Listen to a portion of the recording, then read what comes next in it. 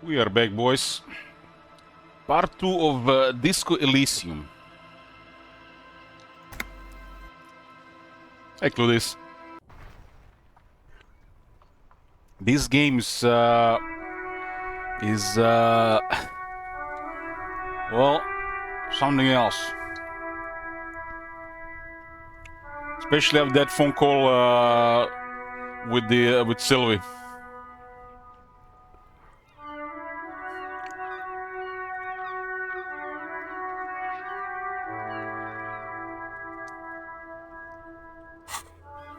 Call her again.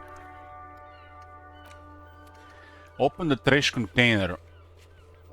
You can use the brute force, pry bar, pissing competition. After the initial inspection, dead body is done. Okay. This is also end of day debrief with Kim.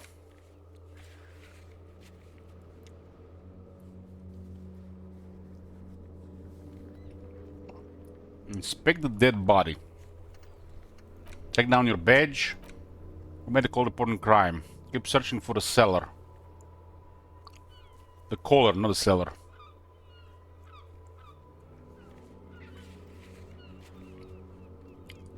Did you ever try to open the container shipping yard again? No.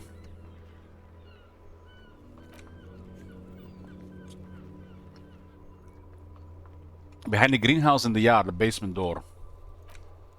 Get that reality lowdown. There's a lot of stuff. Okay. Who this again? Street side reads, fuck the police. You're back. The gardener. What do you mean she says you're back? What the hell did I talk with her? I think I clicked her by mistake once and I just said latterly or something. You sound surprised. We don't see a lot of police around here. That's all. I have some questions for you. Of course. What can I help you with? What is this fuck the police business? Excuse me? The street sign says fuck the police. Point to it. Oh. Well, I didn't write it there. I'm just sitting here. Hey, Nyara, welcome back. What about the other sign? Pigs go home? Who are these pigs? I don't know anything about that either. As I said, I didn't write it. Smells like union. Pig is a widely used term for members of the police. It's not loving. No need to worry. We are not saying you did. Okay. Well, I didn't. Who are you exactly? Me? I am just a gardener. She hides it well, but behind the sweat and dirt there is something else in her rigid posture. There's something else.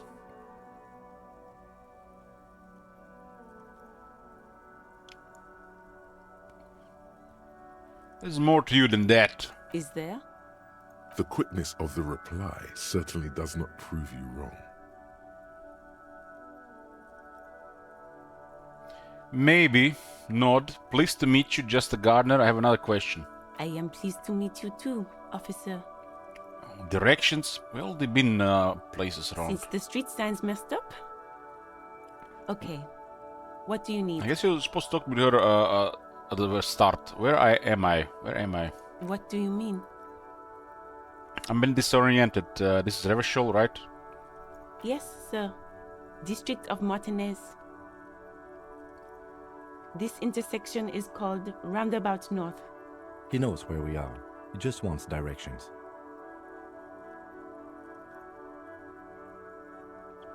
What is up in the north? There's the pier, the Cape Side apartment buildings, some more tenements. Not a lot, really. East? The harbor gates. Some kind of commotion, I think.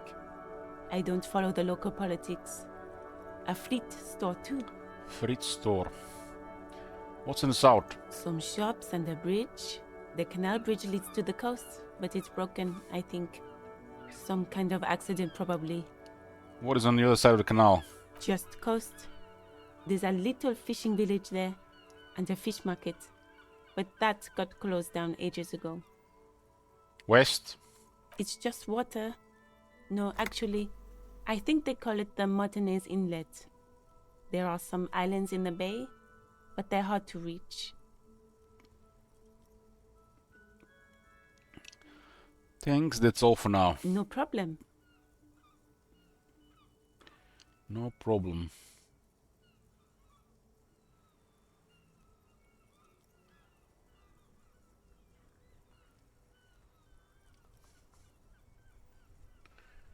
She's very well composed. Back straight. Of course. I won't hold you back. If there's a corpse, then you're going to need those gloves for the autopsy. Maybe we get a +1 roll if we get the gloves on. One more thing, can I borrow your gloves? Sure, keep them. I have another pair. Rubber gloves.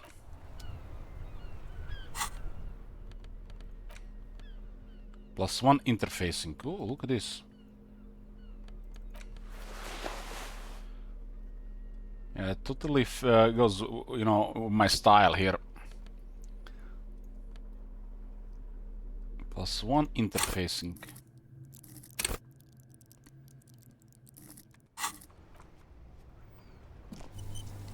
Let's go interact with that corpse.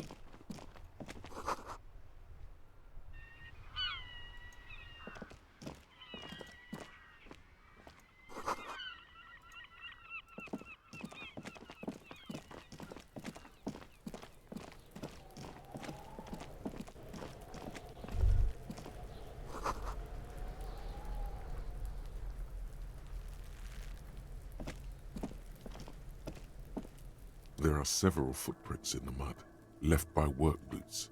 Anywhere from 6 to 12 pairs have walked here. Visual calculus, huh? What kind of boots? Heavy workers' boots with reinforced toes and hobnails, all over the yard. Isn't this something an industrial worker would wear?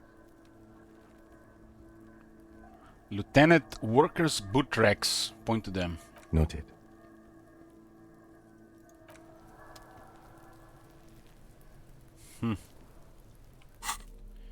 Don't I have something to increase the calculus thingy? Oh, visual calculus +1. As you know, every crime scene investigator need the sunglasses to investigate the scene. I learned that on the TV shows. There are several footprints in the mud, left by work boots. Anywhere from 6 to 12 pairs have walked here. 83% chance to succeed. Get an exact count. What do you think you are? A super detective? You're hungover. These are just dents in the mud. No pattern emerges for the time being.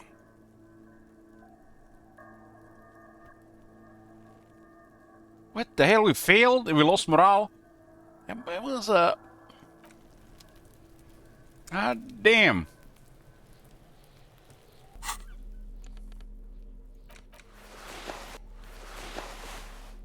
So much for the glasses, huh?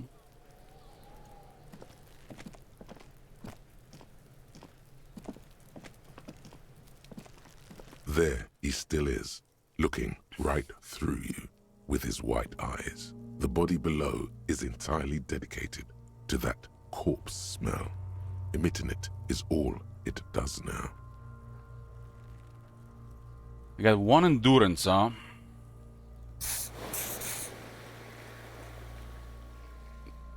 Legendary endurance check. Let go of your nose without throwing up. The smell is repulsive. It pushes in from your mouth, more instant and more familiar than anything you'd expected. More fever than odor. It fills your mind, flushing you from within. Let it out.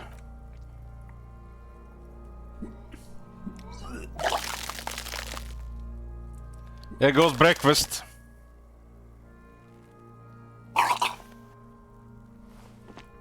You You feel a great force ringing from your stomach.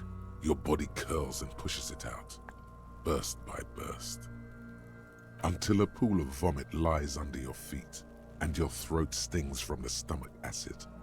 The smell of Commodore Red rises from the pool. Among it, distilled spirit and bits of shish kebab. So we were drinking too much and we were eating kebab. Man, this feels all too familiar.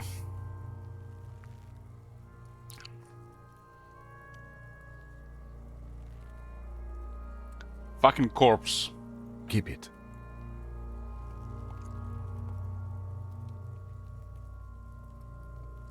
Thanks. Wipe your mouth. The hangover is clearly making this worse for you. You could use some ammonia to clear your head.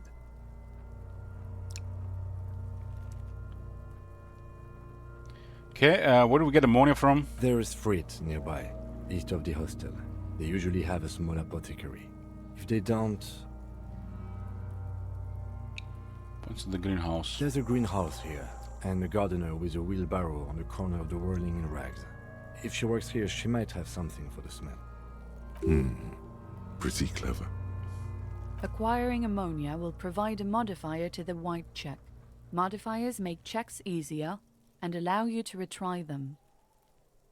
This is still part of the tutorial, huh?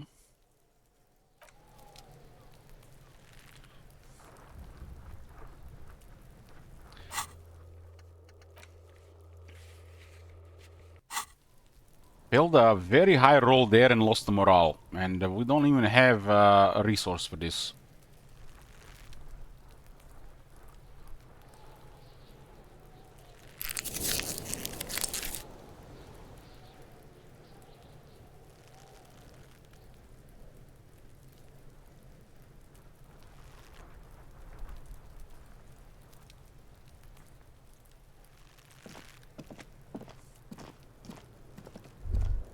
This trash container is locked. The sliding lid has a padlock that says, whirling in rags.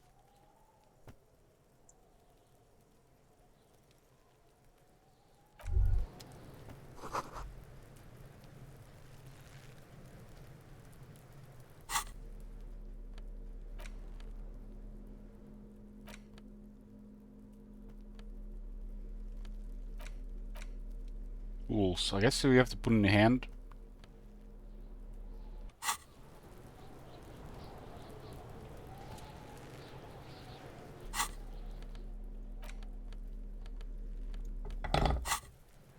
This trash container is locked. The sliding lid has a padlock that says, whirling in rags.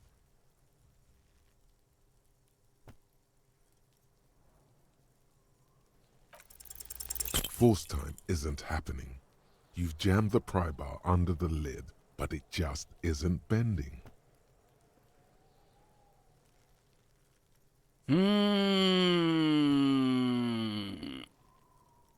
Let's say the camp right open. Let's ask the manager for the key. This is clearly not working.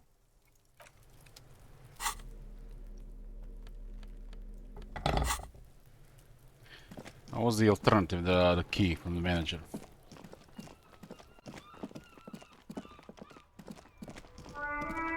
Let's go to the fridge shop and see this ammonia thing.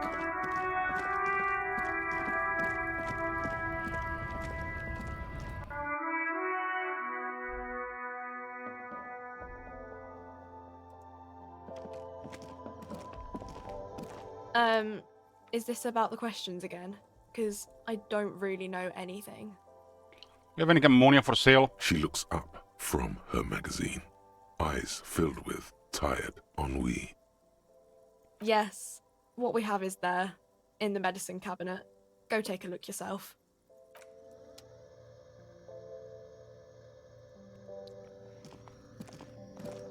The tear machine stands in the corner. A sign says, 1 bottle equals 10 cents. What is in this machine?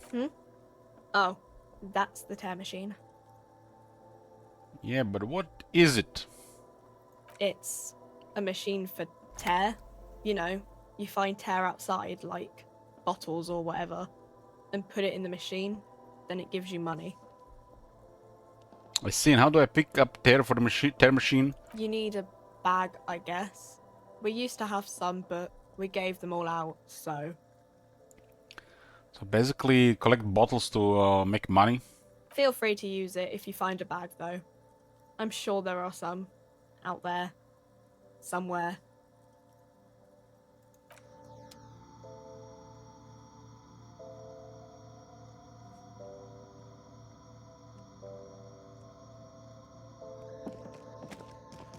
You see several packaged raincoats fill a low shelf beneath a display of croissants and juice bottles. The raincoats are transparent, except for the big Fritta slogan on the back.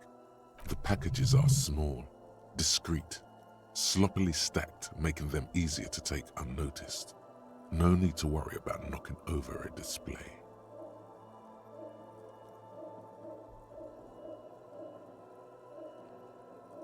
So warfare, still a raincoat, valve. It's a 1 endurance, and endurance is required for corpse, huh? What's that? Point the red coat. What is what? It's a raincoat. If you want to buy one, then it's only 4 real. Her attention is drawn to the raincoats. Stealing one undetected will now be more difficult. I want to buy a raincoat. Here you go. Plastic raincoat. 4 real. So 25 real is like nothing really. It's like... That was a good money, but... A small cabinet on the wall is filled with various medicine bottles, nasal sprays, and blister packs. They all bear the Saint Baptiste Pharmaceutics logo. Their logo is the bloodless rose, pure white, untouched by harm. Just ask me if you need anything from Saint Baptiste. We don't stock prescription meds, but we do have Nosafed, Duramine, Magnesium, and Hypnogamma. Damn, they got all drugs! Okay, okay. Those products do. I don't know. Let's see. Nosafed is a nasal spray. Duramine is a really good painkiller. Magnesium is a dietary supplement. Hypnogamma is... I don't really know what Hypnogamma is. I guess it makes you feel less shit. It's recommended to use after lots of partying, studying, or exercising. You think we would drink some alcohol for morale? Can you be a little bit more drug specific? No. Sorry. I'm not like a doctor or anything. Nosafed heals +1 health. Duramine heals +3 health. Magnesium heals +1 morale. Hypnogamma heals +3 morale. Basically, top manager, brace yourself. We've went way ahead of the game, and we skipped a good part of the tutorial. And now we are finishing the tutorial. We are investigating the corpse, and we are learning more about the basic stuff in the game.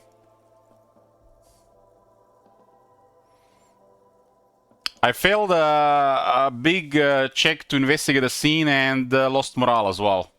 And I threw up what seemed to be wine and kebab.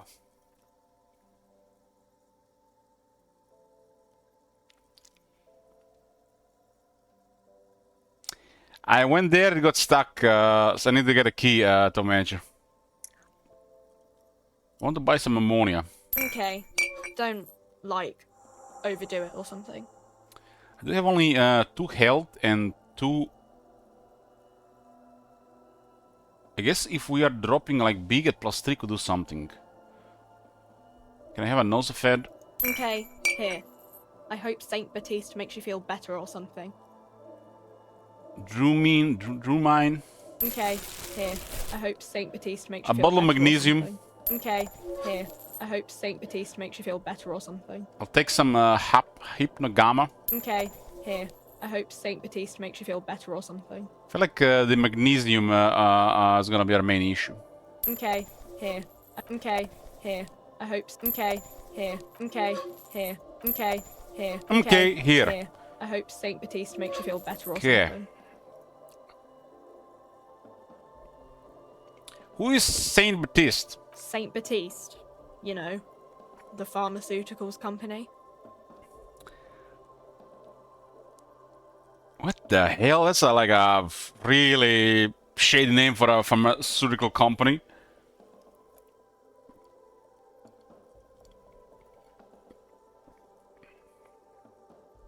Saint Baptiste Pharmaceuticals, the one that sells meds out of Saint Baptiste.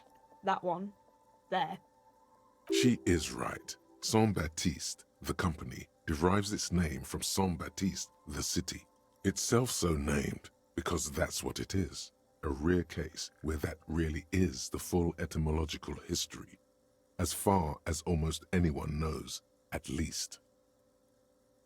Mm-hmm. So here we buy drugs, okay. And supplements, of course. What this goes? Huh.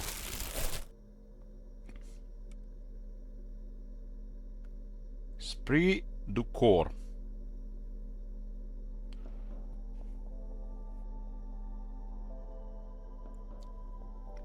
Hey, Scorn. Ampoule of ammonia. So I don't feel sick, huh? Endurance does increase health. All this situational.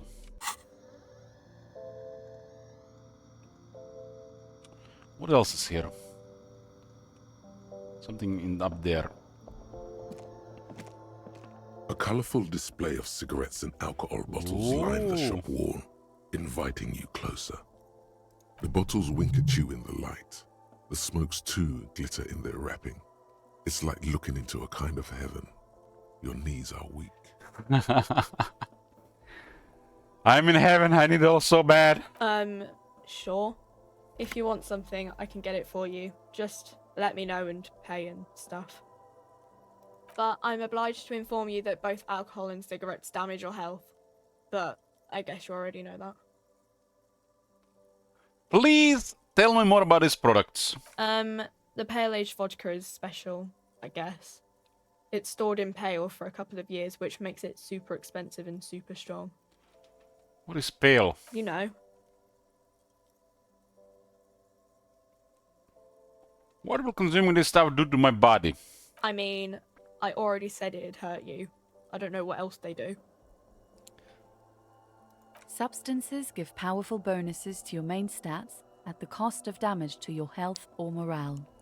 Cigarettes raise your intellect while damaging your health. Alcohol raises physique while damaging your morale. What the hell?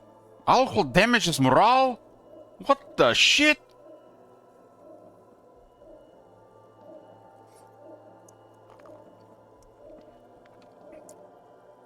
I guess if you're in a really shitty situation, sure, but if you're like in a good spot, it can boost morale. Cigarettes raise your intellect, huh? I should start smoking. Use medication, like Nosafed and magnesium, to counteract the negative effects of substances. Note: consuming substances can have unforeseen consequences for you. So we use drugs to mitigate the substances.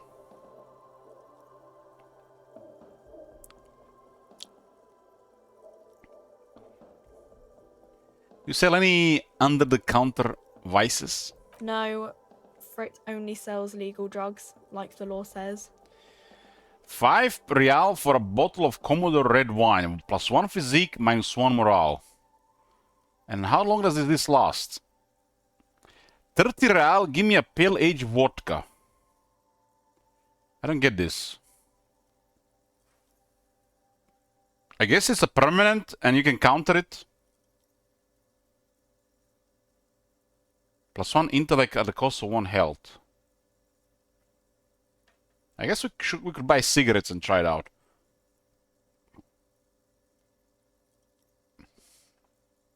Potent Pilsner. I like strong beer. Let's get a Astra cigarettes. Here you go, mister.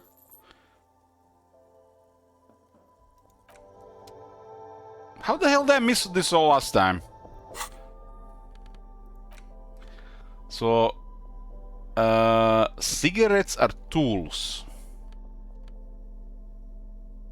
+1 intellect, -1 health.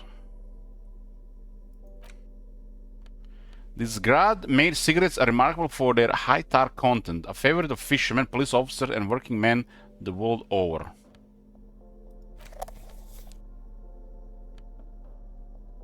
Okay, I have it in the hands. There it is, a brave little army in your pocket. The 1st Smokes platoon.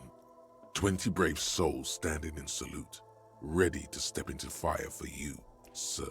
Damn, man, if only it was this much fun in the real world. Pull one out of the pack. You picked the best one.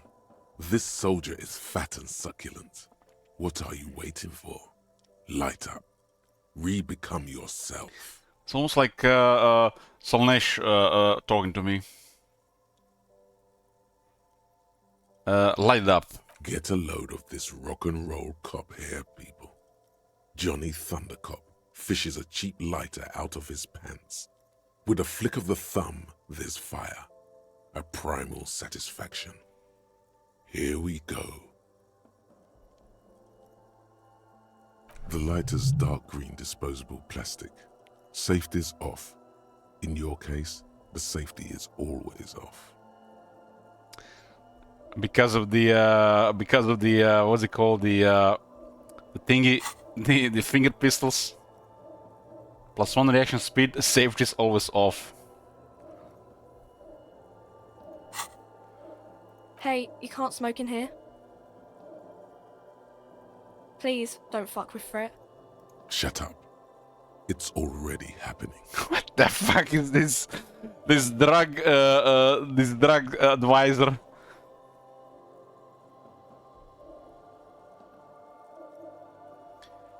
What are the repercussions if I do this? Repercussions? There's a high risk of glory, with a mild chance, cool genius. Smoking makes you into an intellectual. Everybody knows that. It will help you concentrate a bit. That much is true. Dip the bad boy in the flame and breathe in. Thick, warm smoke gets sucked down into your lungs. Immediately, you feel a warm nostalgia fill your head, body, and soul. A nostalgia for yourself.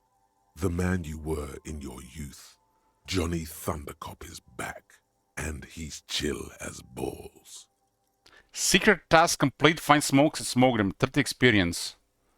Damn, man. This is what I'm talking about. This is what I'm talking about. They have to do this in Fallout games as well. Smoking and drinking and drugs. Should all ground experience.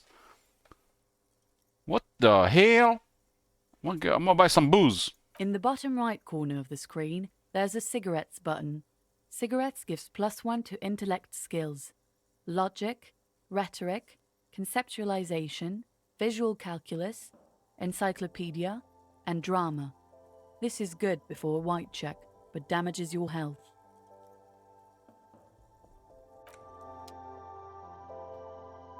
And how long does it last? 60 minutes, okay.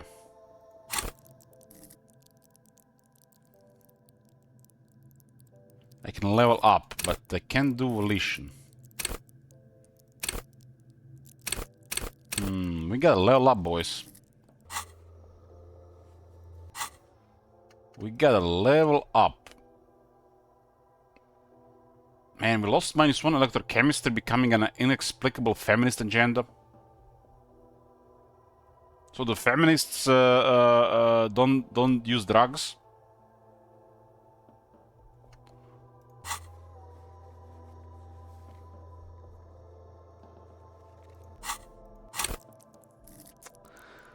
I think, guys, the choice is clear. We gotta increase our endurance so we can smoke more.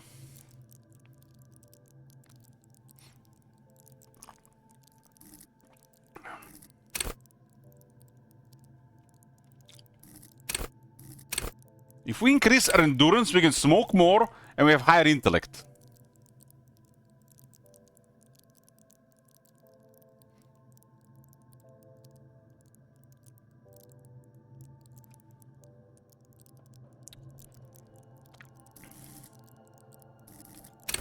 I really like the drama skill. The drama skill.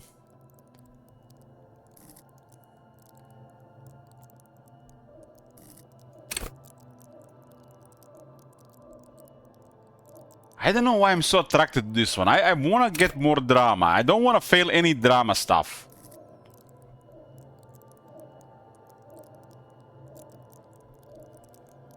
Play the actor lie and detect lies. Undercover cops, thespians of the stage, psychopaths. That's a perfect fit. Hey, Judge.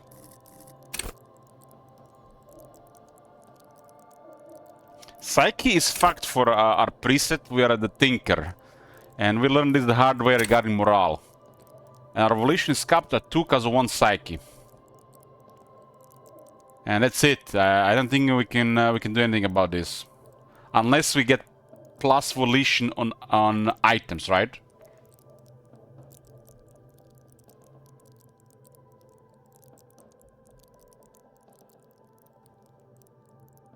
I mean, if we are good at something, we should get even better at something, not try to... this is like... interlink stuff.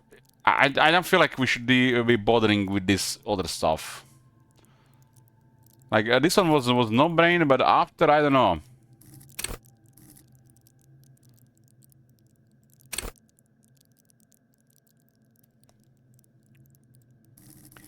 There's a legendary impossible rolls, and they're already at the very start.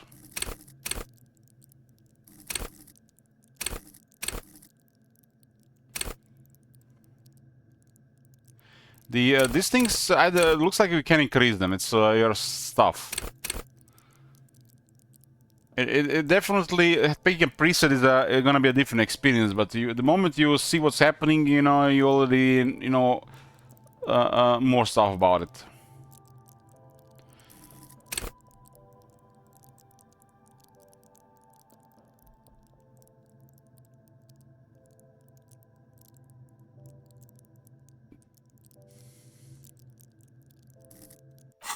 Why does this one have experience?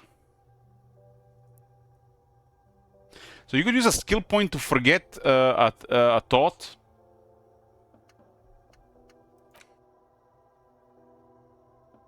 If you like don't like it.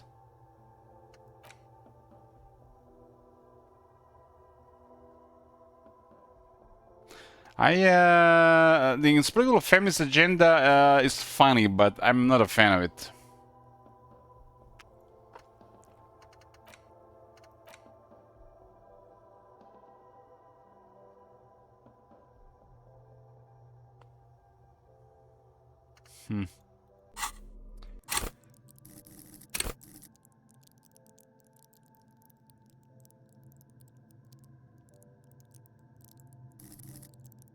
I like the idea of more drama.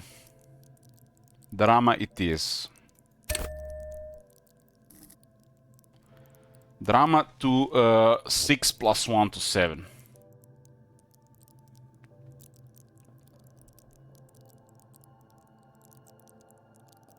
Yeah, that's exactly that, Judge. Yeah, it's a no-brainer.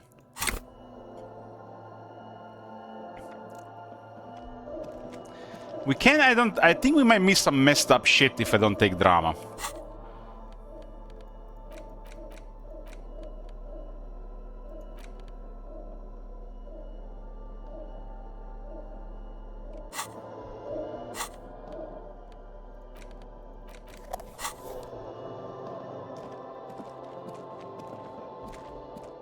Can't believe we missed this part early on.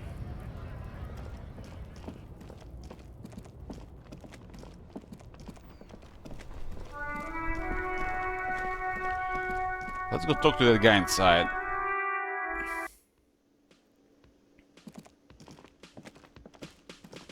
Hello again, sweetie. In this one, she looks so young. She looks so old in this one.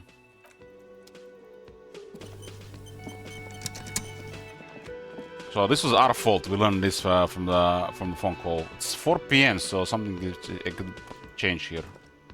Real mature, man. What exactly were you trying to accomplish? You do understand you still owe me money, right? Damn, your feet thought we got away. So warfare.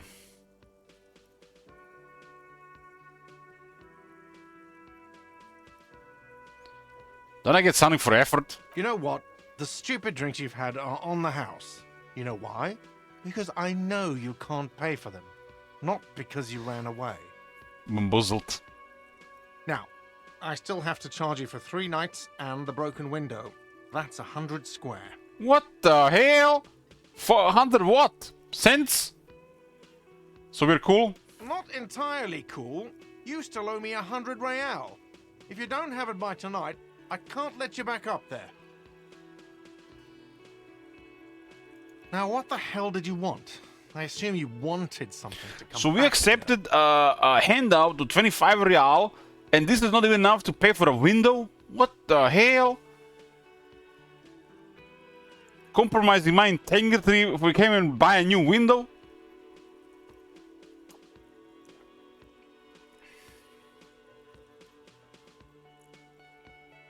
Is the trash container out back yours? Mine? No, it belongs to the Whirling in Rags.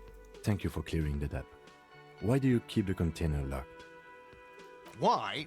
To keep the hobos and drunks out. That's why. And the neighbors too. They put their trash there and they don't pay for the garbage company.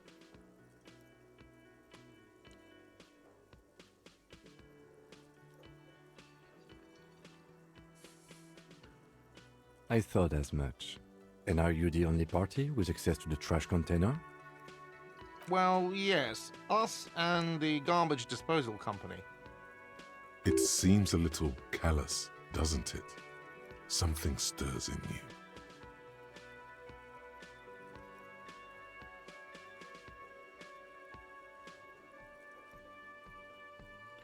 I wonder what this feeling is. Prod at him and find out. Doesn't it seem callous to you, guarding even your leftovers from the poor? Callous? What are you? Kras Mazov? Almost all establishments in Revachol keep their trash locked. The Whirling in Rags is not special in that regard. You know, guys, people in Croatia sometimes also lock their trash. And you know why? The only reason? So those people that are walking the streets, collecting bottles, don't go through your trash to try find bottles, which are almost never in the dead trash. But while doing so, they create a mess.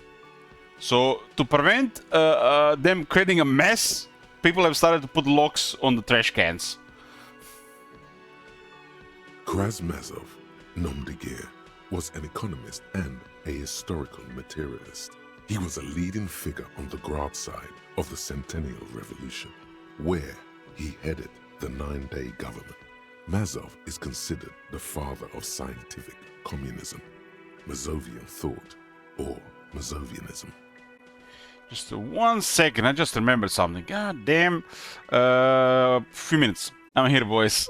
Alcohol in the freezer, I bet. You know, top manager, think about this. Going back, I was such a pleb for putting rum, whiskey in the freezer.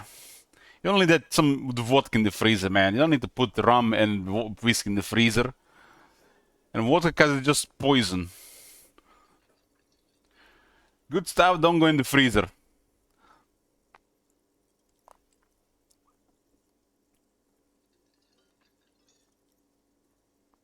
Okay.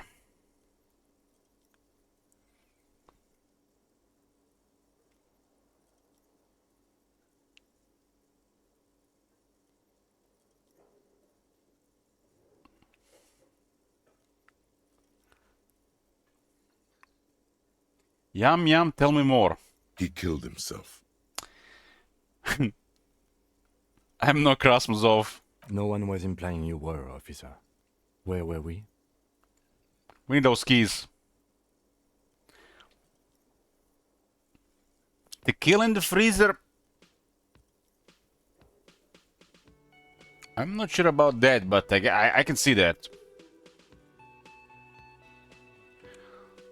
Most vodka has a really foul taste, and other than the alcohol content, usually just to get drunk or used in cocktails.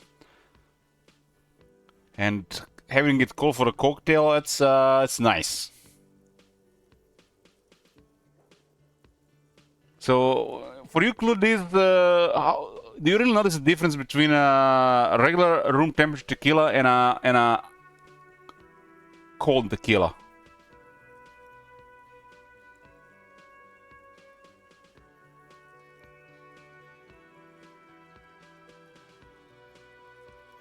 It's smoother cold, I feel. Yeah. I used to put the rum and the whiskey in the fridge, but over time I learned that just it's not a good thing to do. It tastes better on the room temperature. I have not much experience with tequila, but vodka has to be cold.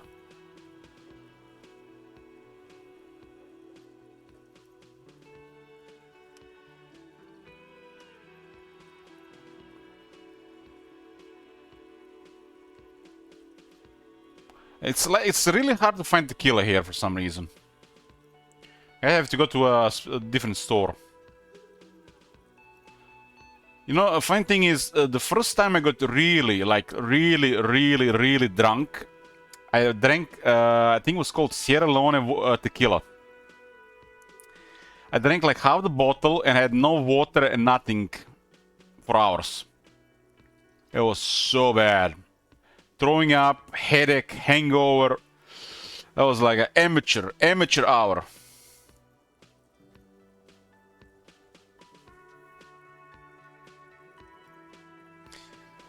Youngins, when they don't know about pacing yourself, because the effects come in with a delay.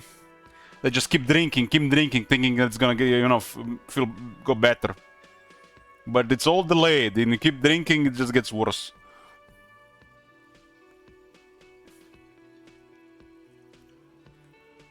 I wonder if that main liquor store has any tequila. I think I've actually drank tequila in the recent years. I just forgot.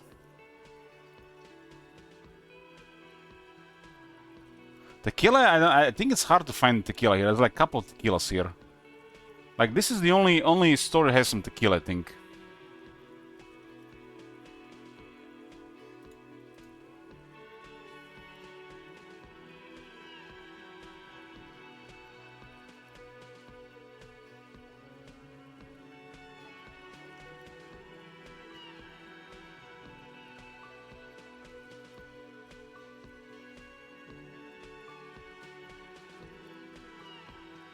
So there's definitely pricey tequila as well.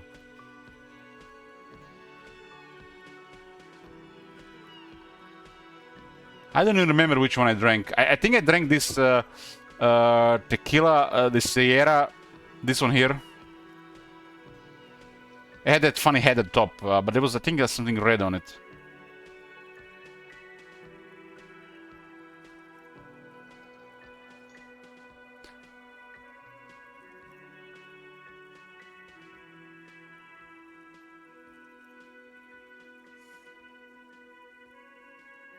Didn't know there was that much tequila here. What the hell? This is the one I drank. This is the one I drank. This is the one I drank. This is the one. That was a terrible experience.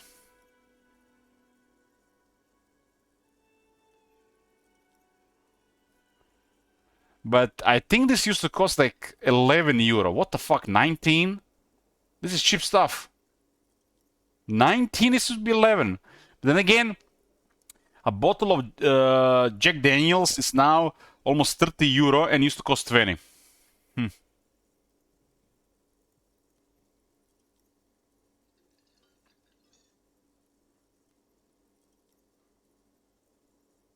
Every time you drink any strong alcohol, 35% or higher, you need to drink water with it. Not immediately, but like for every drinks, you need some water in yourself. So it's the key.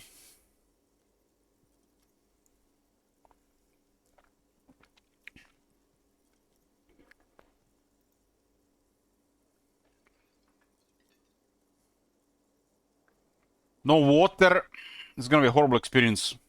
Especially if you keep on drinking more than like a couple shots.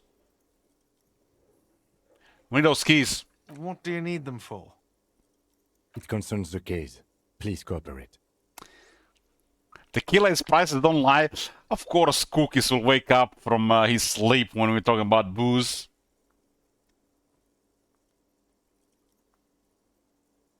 Just bring them back once you're done, please.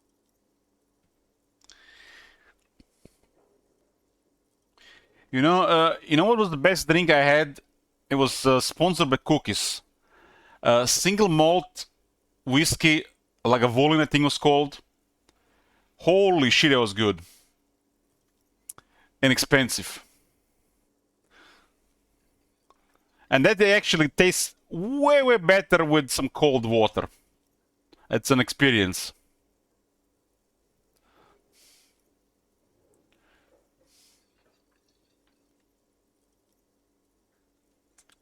That was something else. That was something else.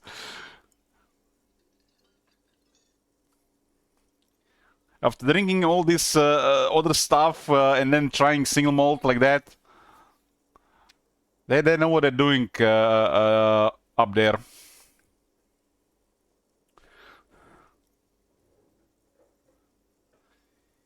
I've seen something here at the Whirling Guard I think I need to talk about. What thing? I saw a sign that said the mess hall is reserved for the Union. Yes, not the whole damn Union, thank God. Just the nastiest and loudest faction. They come here in the evenings. Dumb, unruly types. Think they're big shit. But they're good customers. They place big orders and always pay on time. We should find out who this Lord faction is, occupying the booth. Loudness means talkative, and we need info. How do we find them? We don't. We have to wait. They'll show up sooner or later. Men get hungry, even men on strike. You glance at the clock on the wall behind the manager. Huh. It's after the 1600. 1600? The sign said reserved starting 1600. Why isn't anyone in the mess hall? Good question. They're probably getting drunk or protesting something somewhere. Or laying low after the, lynching. They probably fucking killed that guy or something, and that's why. I have a feeling we'll make their acquaintance sooner or later. There's something else I want to ask about. What? By the way, you should come back to this thing-based questionnaire if you see anything interesting in the whirling later.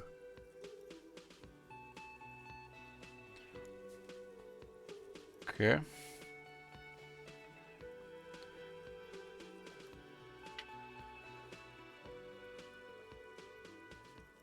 So about that money I owe. Yes. Have you got it? Actually, let's talk about something else. Like what? Like I was goodbye. rare- Hey, Psst. Who, me? yes, you. Word on the street is you're ready to start building communism again. How come there's a word on the street? You keep saying things like, down with the bourgeoisie, eat the rich, sodomize the landowners, impale all people who have more than 25 real in their pockets, literally murder all human beings regardless of their political beliefs. That kind of stuff. What? When did I say this shit?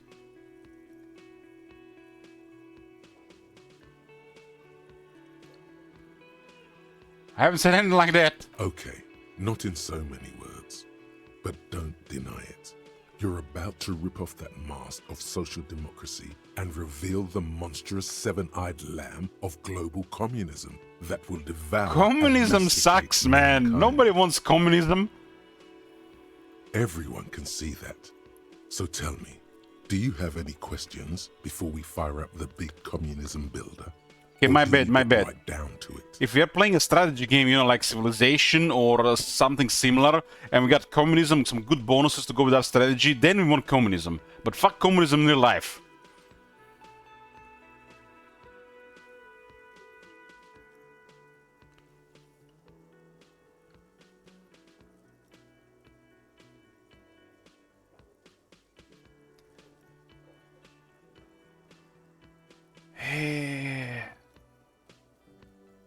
But wait first, but what is communism even about?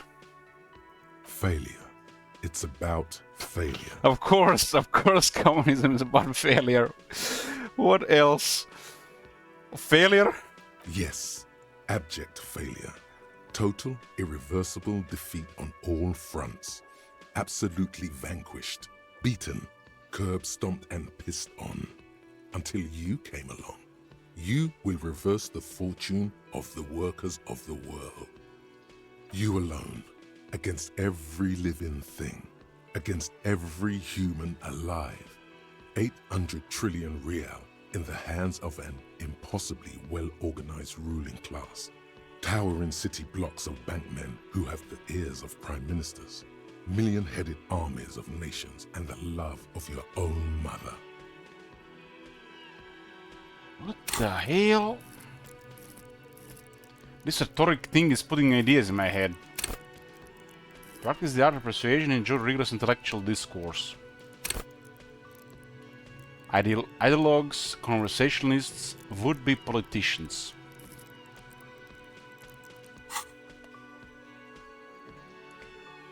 You against the atom, the charm and the spin, where the whole world failed. Matter failed to bend to human will. Human will failed to get out of bed and tie its laces. You alone, single-handedly, will rebuild the dreams of the working class. You are the last communist. The hell? Now get to work, comrade. This feels like a plot line. Like what the hell? What the? It's too tiring. I don't have it in me. I'm beat down and broken. Opt out, and pour me another drink. Very well. I guess no one will build communism then. Tell the working man it's over, unless anyone has objections. No objections. It's mathematically impossible to achieve a classless society. Everyone knows this. Class society, really? Fucking hell, you have to brainwash on a epic scale. Anyone? Anyone else? There's no one? There's no one. Okay then, lie down and let the water carry you downstream. Goodbye, communism. I guess we might have gotten a thought about communism. Let's try to find out.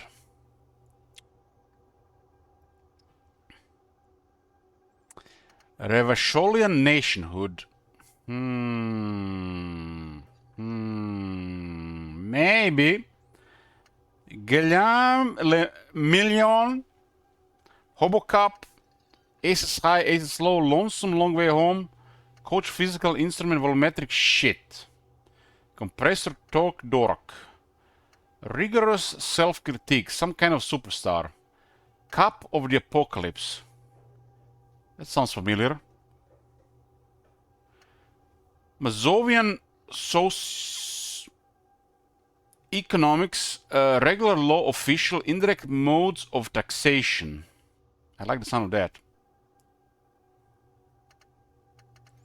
Kingdom of Conscience, the Bow Collector, White Morning, Apricot Chewing Gum, Scented One, Caustic Echo, Detective Cousteau, Boyadero. I guess the Boyadero could have started if we commented that one the other guy. Actual art degree. Overproductive honor glands. A magnesium-based life form. What? Bringer of the law, jaw. Advanced race theory. Anti-object task force. The Gemrock Shuffle. Remote viewers division. Motorway south. Opioid receptor antagonist. Date of birth generator. Homosexual underground. They're just making words up. Arno van Eyck. Fairweather T500.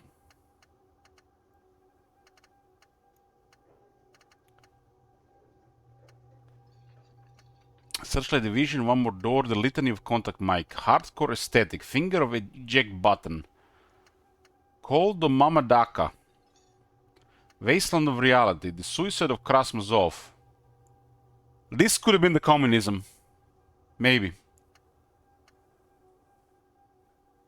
The precarious world, cleaning out the rooms. Jamaivu, the realization. Vomti Domti Dom Center. Bankruptcy sequence, the Insulidian miracle and the 15 Indopteria tribe in the tribe. I don't know, man.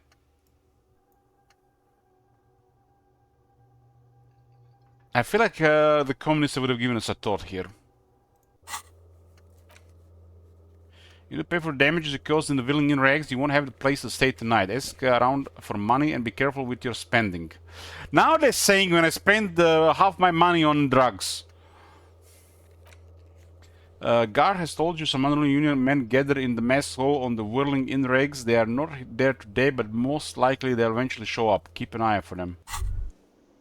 So I need what, 71 real. 71, what the hell? 77. By the way, where is home? The address is coming up blank, and this place sure isn't it. I have no idea. But you've been at this hostel cafeteria for only 3 nights. Where were you before? You had to be somewhere.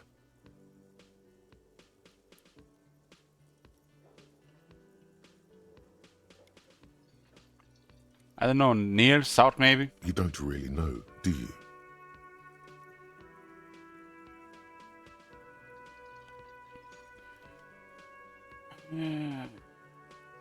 I don't know, does this mean I'm homeless? South, maybe. Doesn't sound like somewhere you can stay if you run out of money. This is a curious thought. So if you guys are living in like a motel or a hostel or a hotel, does this mean you're homeless?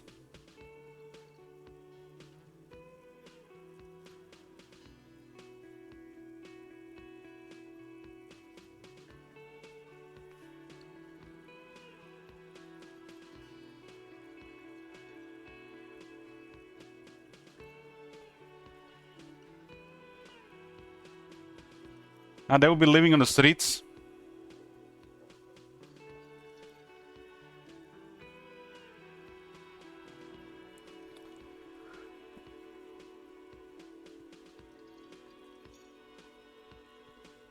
What about those people that have no place to live, but they travel the world? They sleep when they can, where they can. Are they considered homeless? I feel like a homeless is a person that lives in an area without a home.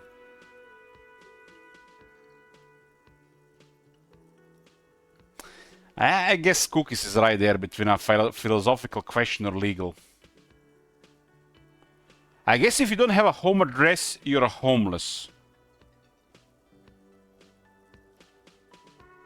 So let's say, regarding legal, Cookies, you don't have a house, you don't have an apartment, so you live in like a motel. You have to register your ID and report to the local police that you're living at that motel, so they know where you are. Because like in Croatia here, if you change where you live, you have to report this shit. So what do you report to the police if you don't have anywhere to live? That's what I'm curious about.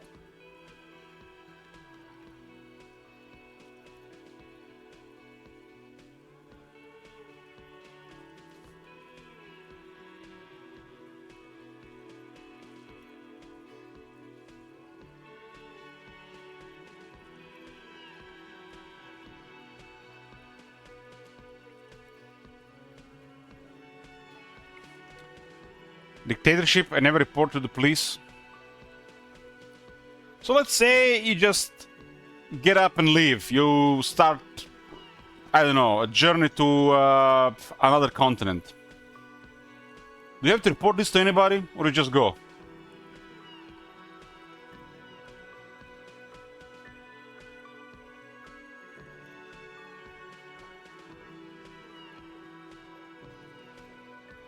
I don't know, it's so strange. It feels like the police only stops the foreigners here. I'm like in the middle of the night.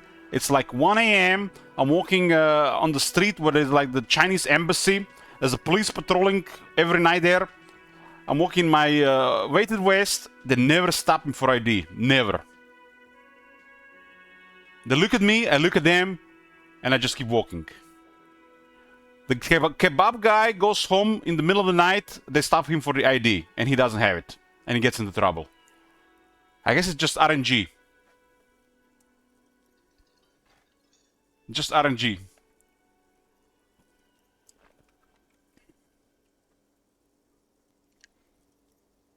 Maybe because I've passed that street many times and they know I'm like live around.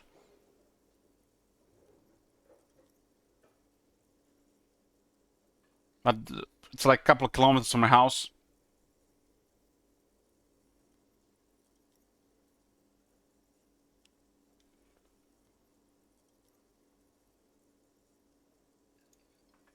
They don't need to ID you're that guy in the West.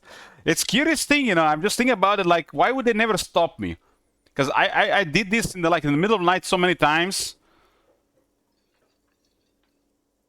I guess they just figured out, you know, that they could want to bother it. You know, he can't sleep.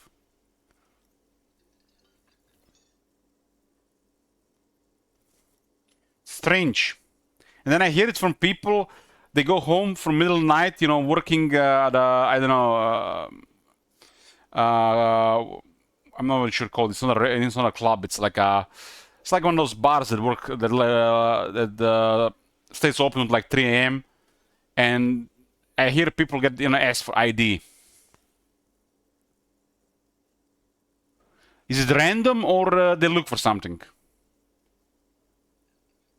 But I think like they just bother foreigners because we are overrun by the the Asian immigrants.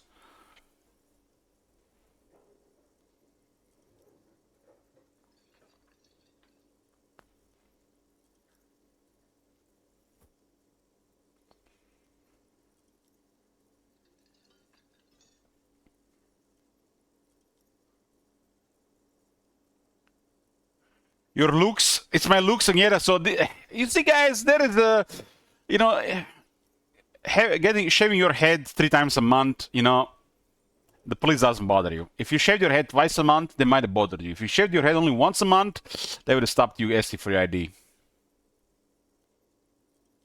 But I'm pretty sure on this street, Judge, this is a street literally, they have, there's like so much on this street. It's like a street that connects like 3 streets, and it's like, from top of my head,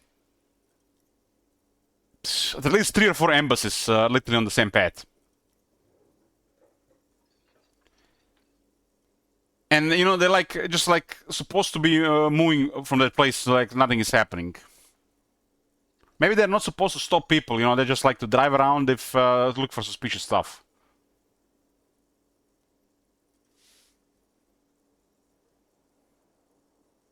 I don't know, I've never really been bothered by police now I think about it. And I did hear the people getting bothered. I guess if they see somebody drunk or irrational, I guess they would stop those people.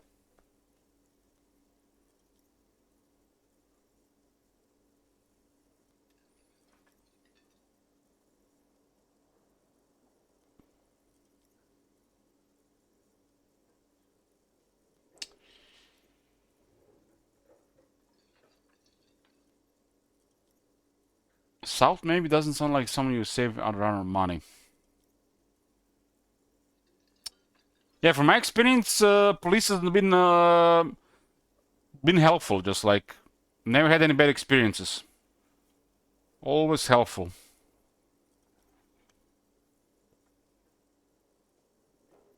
just regular people.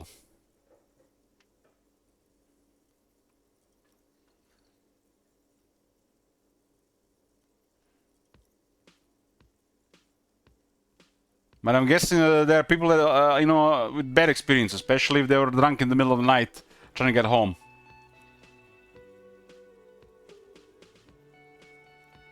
One time, it was a Saturday late night. I think it was like 2 or 3 in the morning. I was doing a long walk, and literally every few minutes, every like 300 meters, there will be somebody throwing up. I was like, this is one of those days. And you know what's the bizarre part? Like when I started moving, somebody was throwing up there, and everybody was just laughing. Fucking hell, man! What's funny about person throwing up? They must have all been drunk as well. It's messed up.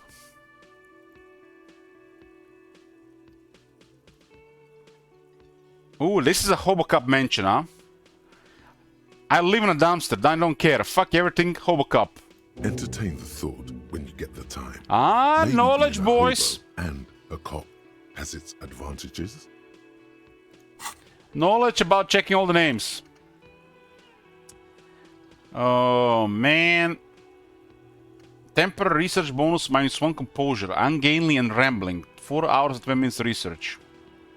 A cop and a hobo. Hobo means homeless, right? What is exactly hobo means? Hobo meaning. A homeless and usually penniless wanderer. Tramp.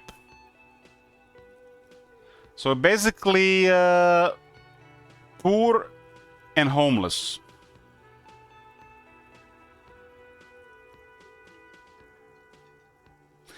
Puff throwing up, nice orderly country. What about bums shitting on a crowded platform or just walking, jerking off on the train? What the hell? Where? I have never seen or heard something like that. But like, fucking mental. That's mental.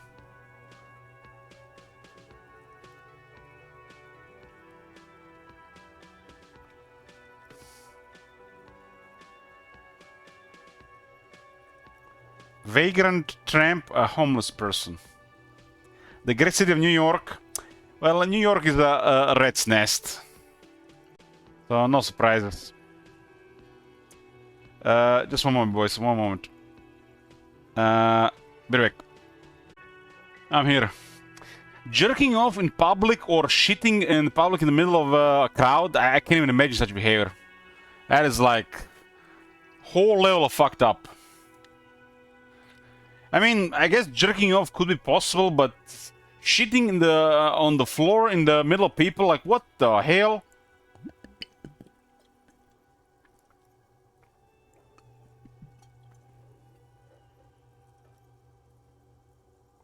That's like messed up. It's just a Tuesday. I was just pointing out. Oh So where you live again, Cookies? Have you seen that shit? What state are you in? Shit. What the hell? Don't tell me you're in New York. Hey, Daka. You're in New York? Oh, man. Oh, man. You're living in the city, or at least you're living outside the city. One of the people I played Pedro with lived in New York, but he was outside the city. They were actually, I think the government was offering him money to move, live elsewhere in the US, because it was crowded, or something like that.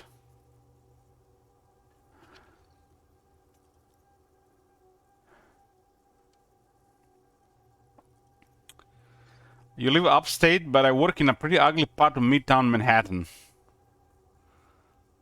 So, and you see this stuff like every week?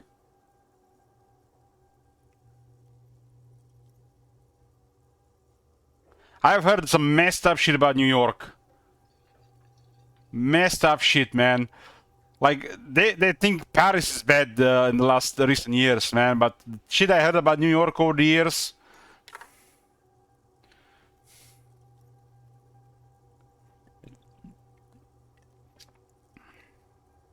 I used to see it regularly, but I don't write Subway regularly anymore.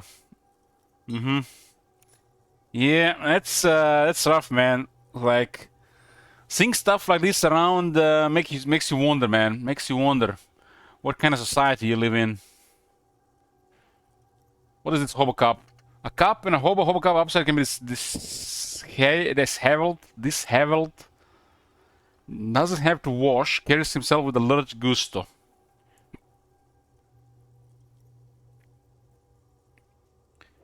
Hobo cup doesn't need anyone or anything. No one can kick you out.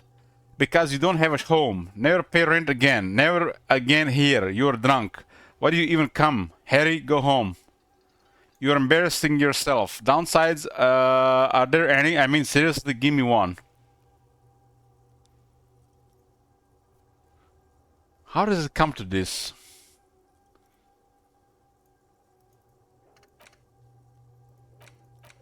So we're gonna lose composure for over 4 hours. Ah, fuck it. Must be something positive on the other side. It can't be all bad.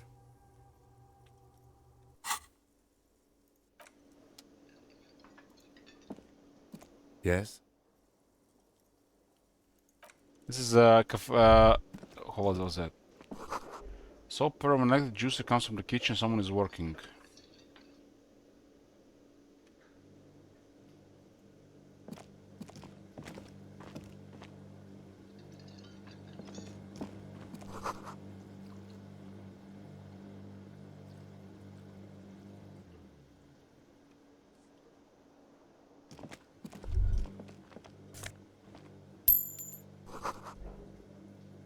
Aroma of spices, alcohol, and tomato hangs in the air. Smells like good smells. Tomato and spices. A thin man is smoking below an exhaust hood, occasionally sipping from his mug. This must be the Whirling's cook. So if he has a cigarette in one hand and booze in the other, who's cooking? As you step in, he nods toward the table and says something in a completely foreign language. The only words you can make out are Garancy and Kubek. How many movies? Not like this, Greg. Yeah, this is like recent times. I'm talking about like over the last 15 years. Because I spent some time with Americans.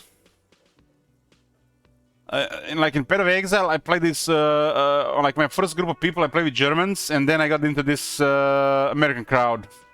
And you know, I heard some old messed up shit.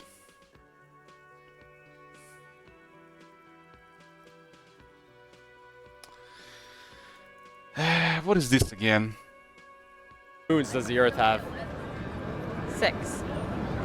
Yes. Do you know how many people are in the USA? 3 billion? Yes. Do you know who fought in the Civil War? Who fought in the Civil War? Yeah. It was us against the Soviets. Jesus. Jesus Christ. How they can let these people out of schools? Which did you prefer? I prefer the Americans. They were a much more chill crowd. The Germans are very arrogant, at least from my experience on the internet. Playing a couple of games. They're probably, at the time, I'm not sure who were more arrogant, the Germans or the Russians.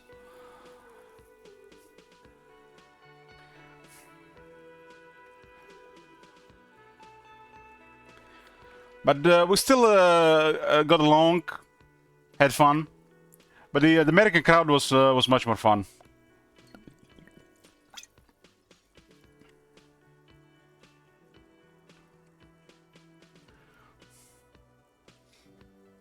Yeah, where we are. Continue. Okay, it's definitely not his name. Whatever you do, please don't call him Garancy Quebec. Guranski, Please, Quebec. Where is the end it's there? not funny.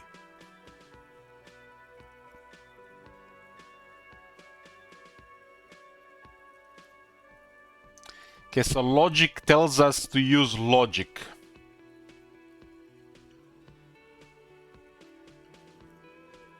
We're a smart person, so we're gonna use logic. Hello, sir. Got some time for a few questions?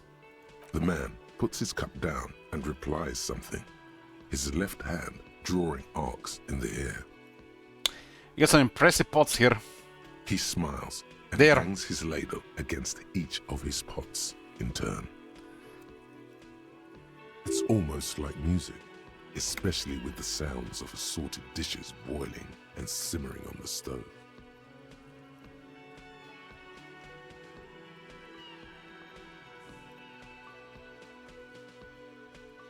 Uh-huh.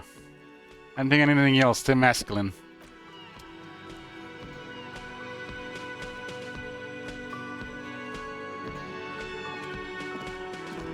You see a heavy steel door with a prominent dimpled lock. It's painted blue. Touch door. The cobalt blue surface feels rough to touch. The stainless steel door is flush with its frame on every side.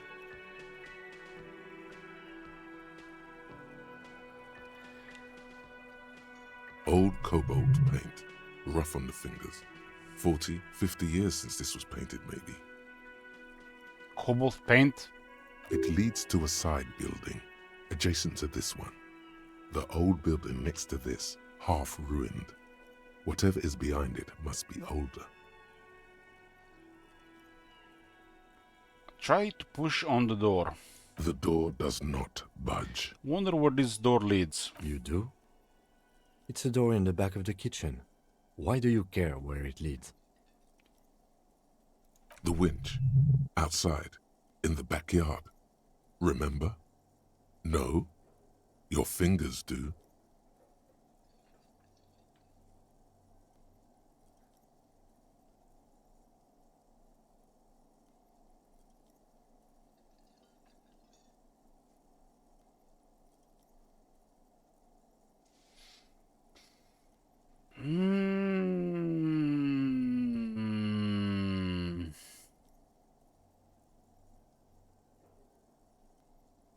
There was a winch outside on the roof like that of a small elevator. Well, if there was a winch, I suppose we could look into it. As a side investigation. It's hardly a side investigation. You already have a name for it. No, the door is a mega investigation. I'm calling it Behind the Blue Door. It's hardly worth a title. Anyway, Gart is the person to ask about this. The cafeteria manager. Like, I hoped we get some answers here, but there's like more questions. So let's talk to the bird guy. Can I help you? Guard, I saw another thing at the whirling. Another thing. Great. I love those. What is that girl seeing this guy? He sounds like such a douchebag. There's a mysterious blue steel door in the back of the kitchen. Oh, yes, that door, sure. There's nothing mysterious about it. It's just a door. Do you know what's behind it? Do you have the... No, I don't have a key. I don't know how to get there. And I don't care either. It's not like I've been wondering about it for 10 years. It's just the frit warehouse, probably. Wondering about it is, of course, exactly what he's been doing for 10 years. I just succeeded in a drama check, which was challenging. I rolled 13, I did 12, so that +1 skill did nothing.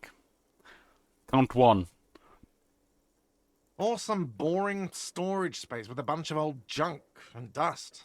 He's lying. Junk and dust. He's attempting to maintain an air of indifference. It's absolutely not convincing.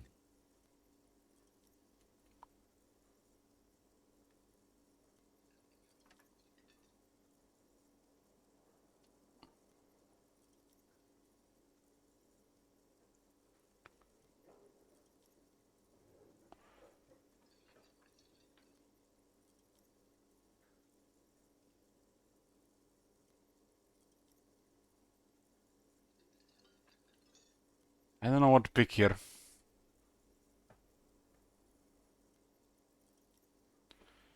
I think you like to know what's back there, or let him get to pretend he's indifferent.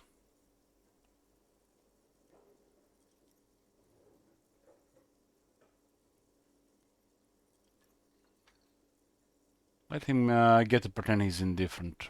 He looks at the dust on his finger and wipes it off.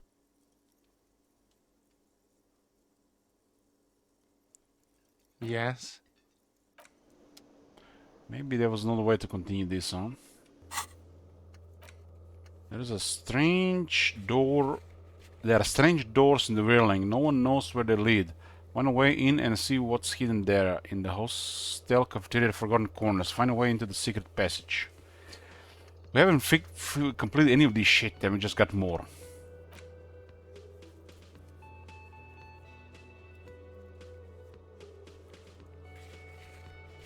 Legendary empathy with Kuno. Do we even have anything for empathy?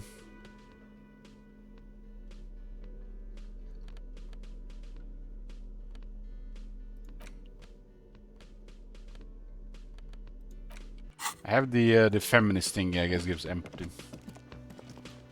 We got a key for the trash plate thingy.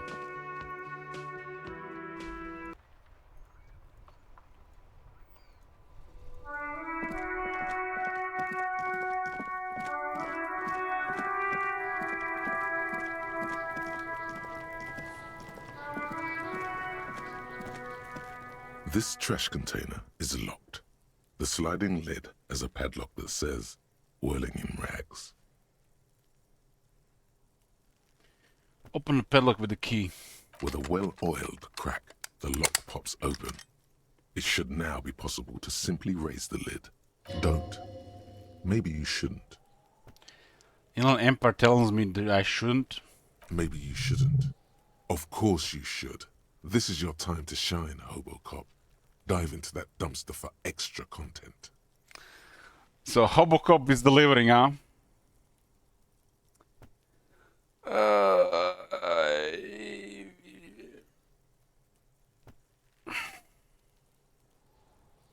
What's this? Just a feeling.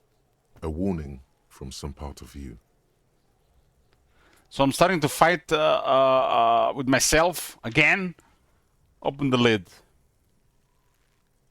The smell of rotten food rises to greet you. You see soggy cartons, dirty rags, and organic waste. Nurgle corruption has increased. We're just in time. This hasn't been emptied for over a week.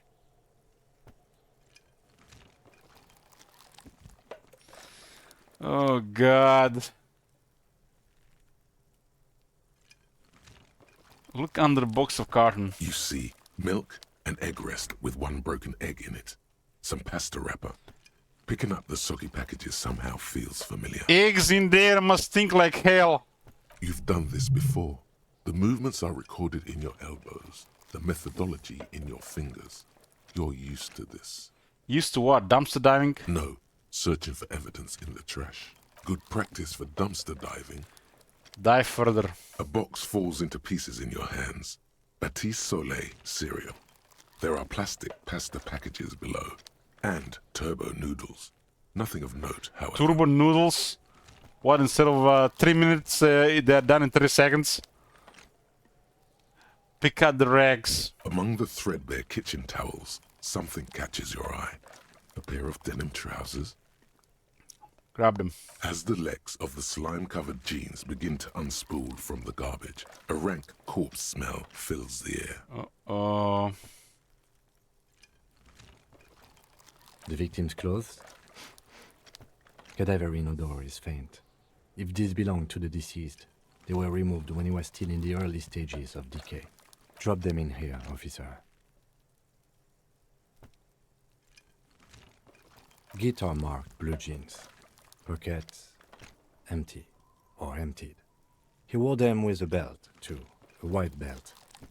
The loops appear stretched, but the belt is missing. That's it. Do you see anything else in there? I have another bag here. Something slimy catches your eye. Reach for it. A drab, long-sleeved shirt, olive-colored, appears from the food waste, dripping with pus. Nurgle corruption increased. This is a military type overgarment. No label or serial number. This is the kind of rib-knit shirt that's worn over light armor to conceal it in an urban scenario. Anything more? You know, guys, what I heard about Nurgle? So basically, the Nurgle followers, they're all in really bad shape. The corruption has literally muted their bodies, and if at any point they lose connection to Nurgle, they would be in incredible suffering and pain. So they're basically decomposing, full of disease, like impossible to even function, yet somehow they're functioning, just because they're connected to Nurgle. But if somehow they would lose connection to the Nurgle, even just for a couple of seconds, they would experience all that's actually happening to them. I don't remember when I heard this, but I'm wondering if there's actually a story like this they've written where the Nurgle followers actually lose connection to Nurgle.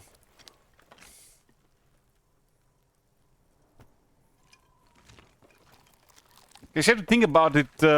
You know, they look like shit. They're like spreading disease, but they're themselves still diseased. They're still those people under the influence of Nurgle. Or are they not? Are they still themselves? Or are they influenced by the Nurgle?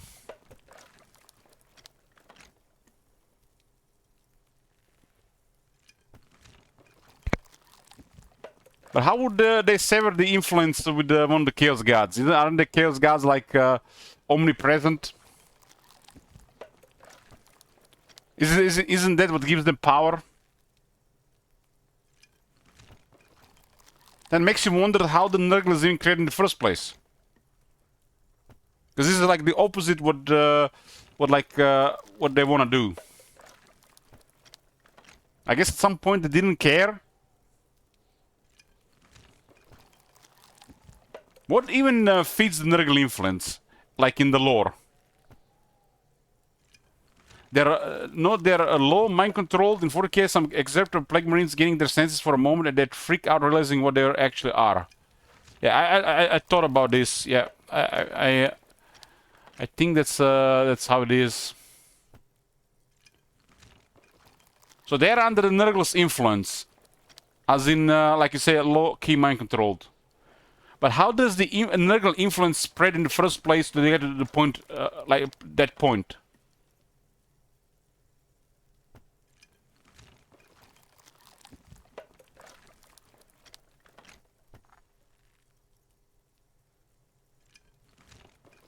He's the oldest one, and he was created by the fear of death.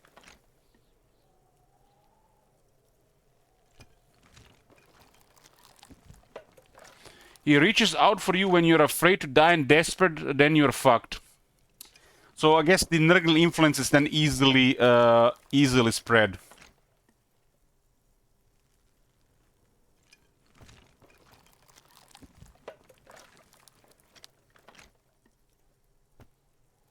But Space Marines corrupted by Nurgle, that's something else.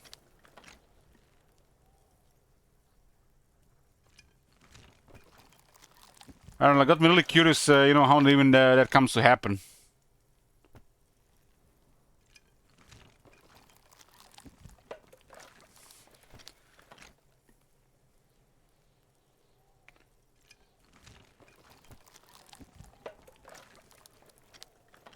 Because I can see Zinch, I can see Slaanesh, and I can see Khorne, but Nurgle, I need more information. The rest of the rags are just kitchen variety waste. Just garbage.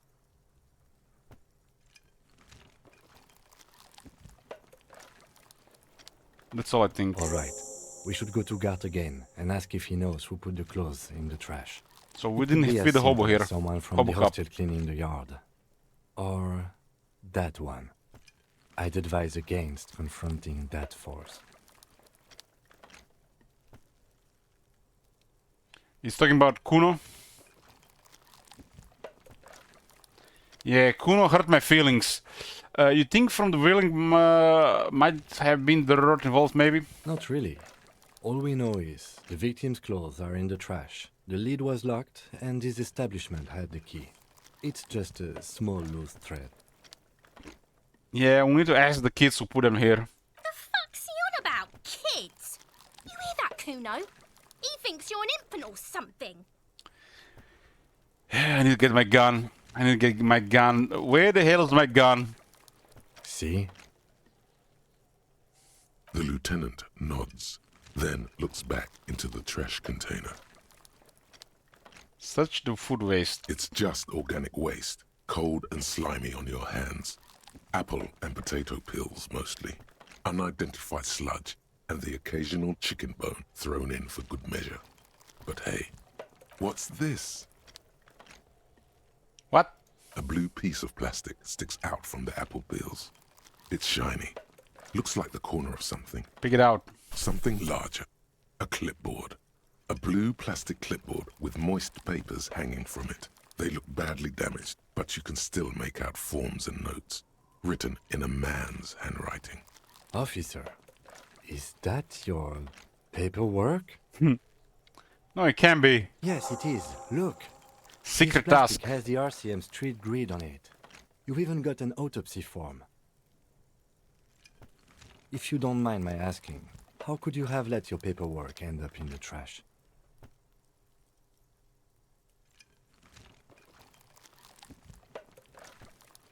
What is all this great bloodletting?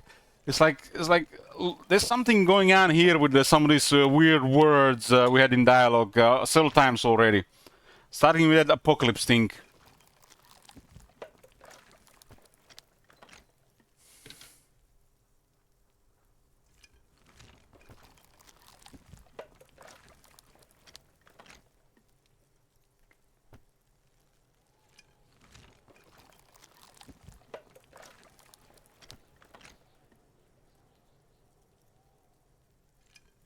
Why would we even click number 2?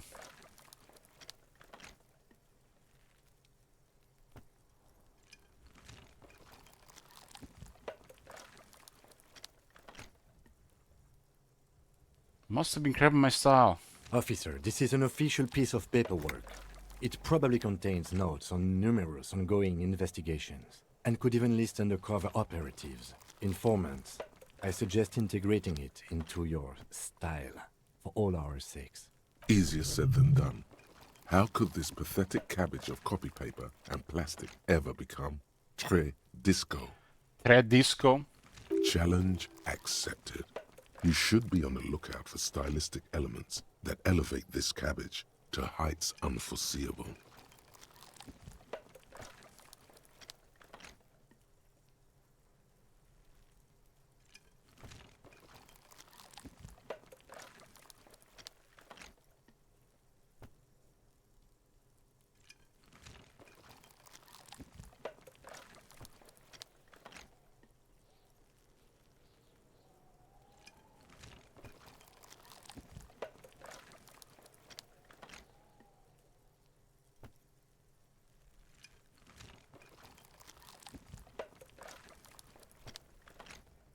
Alright then, seems like a good idea. Right after the garbage, of course.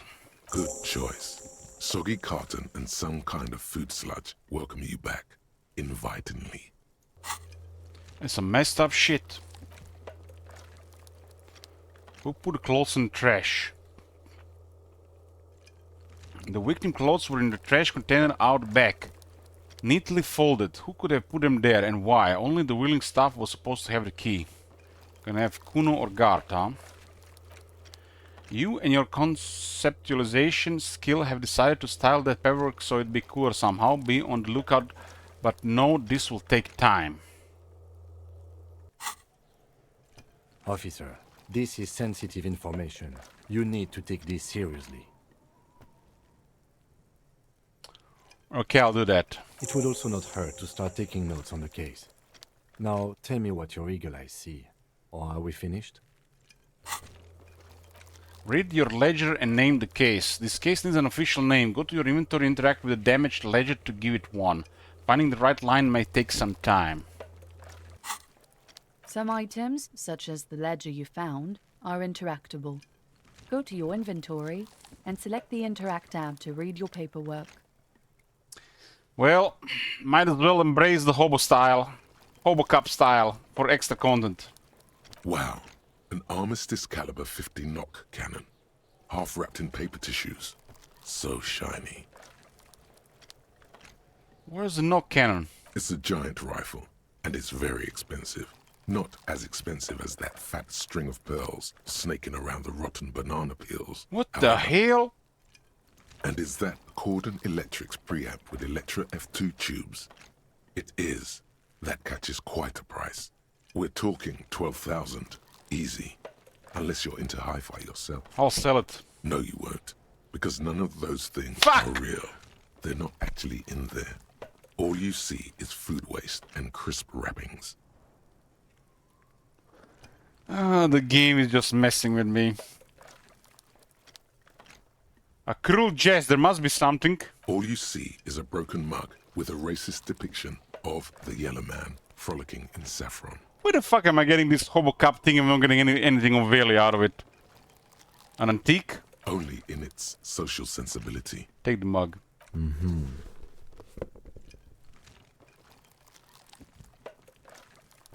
You've acquired an interactable item. Investigate. The container sounds a muffled gong. Okay, what do we get there? That's one thing off the list. I think we got it all. The smell of rotten food rises to greet you. You see soggy cartons, dirty rags, and organic waste. The container sounds a muffled gong. Here lives. Picking through the garbage.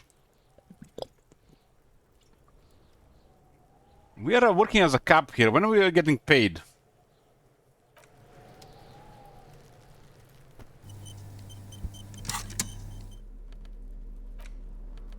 We got a damaged letter and a yellow man mug.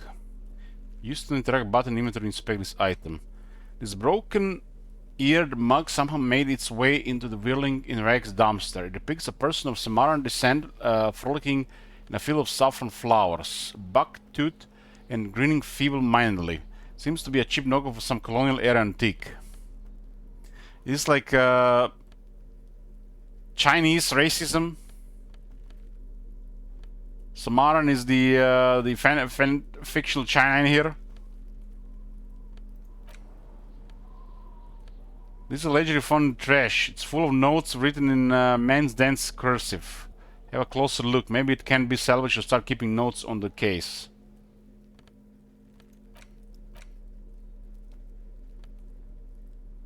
Use the button in inventory to inspect the item.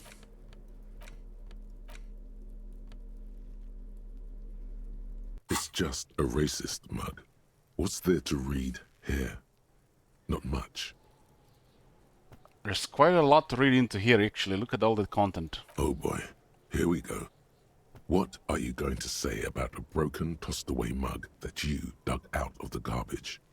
Oh boy.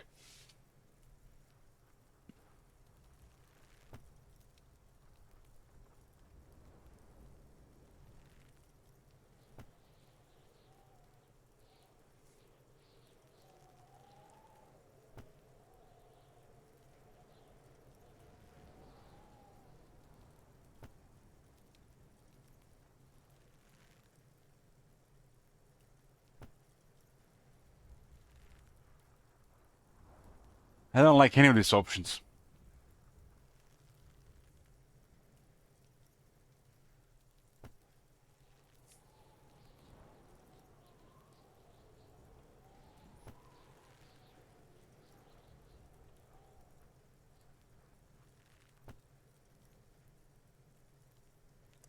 The mug didn't belong in the trash, it was just a funny mug. Can anyone laugh anymore? Understood.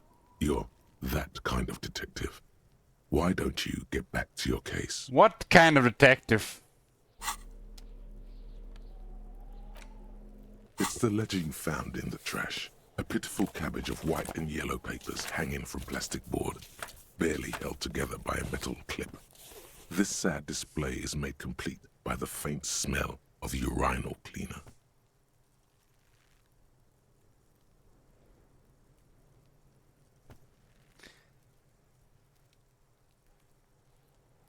A faint smell of urinal cleaner. Anything else? There's a piece of toilet paper, or is it cleaning tissue? No, it's toilet paper, desperately sticking to the back of the blue plastic clipboard. It's a metaphor for you.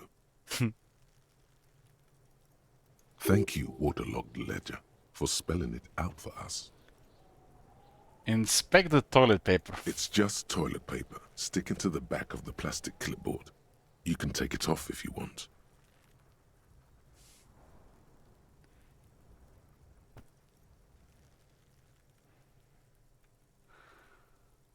Oh man, this shit is getting bizarre. Take it off. Still wet, the toilet paper peels off the plastic easily. All you have to do is shake it off with your finger and voila! The ledger now looks marginally better. Inspect the clip. An aluminium block runs the width of the board, biting down on the paperwork. Its crocodile teeth are the only thing keeping the papers together. A regular pencil, the tip worn down to nothing, has been attached to the clip. Run your finger across the aluminum. Aluminium! The surface is interrupted by a silvery sticker. It's rectangular, sparkling with iridescence. You don't know how you didn't notice it before. Looks like an official mark, made to be low visibility outside the right circumstances. Hey, Lieutenant, what is this? What? That thing. It's a halogen watermark. We use it for adding information to RCM property. Interesting. What kind of information? It depends. Aside from an anti-counterfeiting stamp, mine has my station number and address. The information varies by date of issue.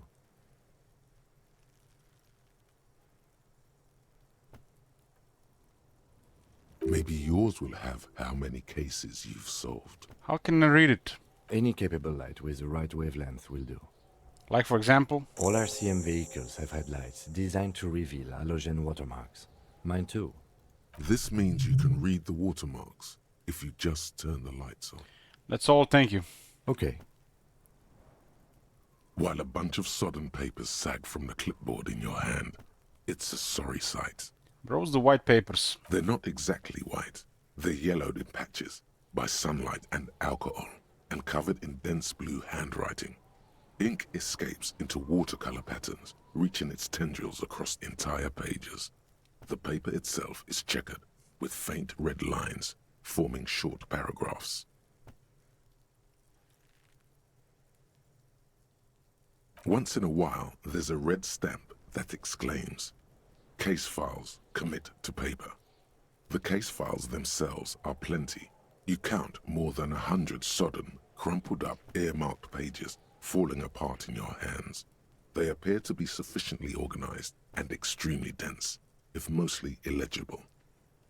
What is in there? What are they about? Work, strife, poverty, the Jamrock Quarter. These are handwritten logs of investigations dating back to January 51, this year. The exact number is hard to estimate due to missing pages and an odd naming convention. But there are at least 20, maybe 30 cases undertaken, not completed, mind you. It's the middle of March. You have attempted 2 cases a week on average. So we haven't closed any cases? What do you mean? Is that all?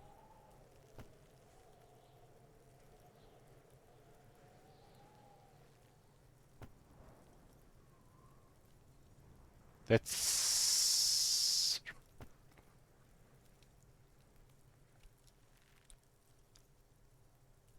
There was a mention of a naming convention here. Yes, it appears you employ a, shall we say, robust yet literary system. Each investigation has its case number written on the margins. Yet, still more tellingly, most are accompanied by a name. A title, one might say even. One that draws inspiration from snoop fiction and vespertine cop show staples. Oh my, and they're written in capital letters too. Dorot. Yes, all caps. One is called The Next World Mural. Another, The Square Bullet Hole Murders. Another yet, The Unsolvable Case.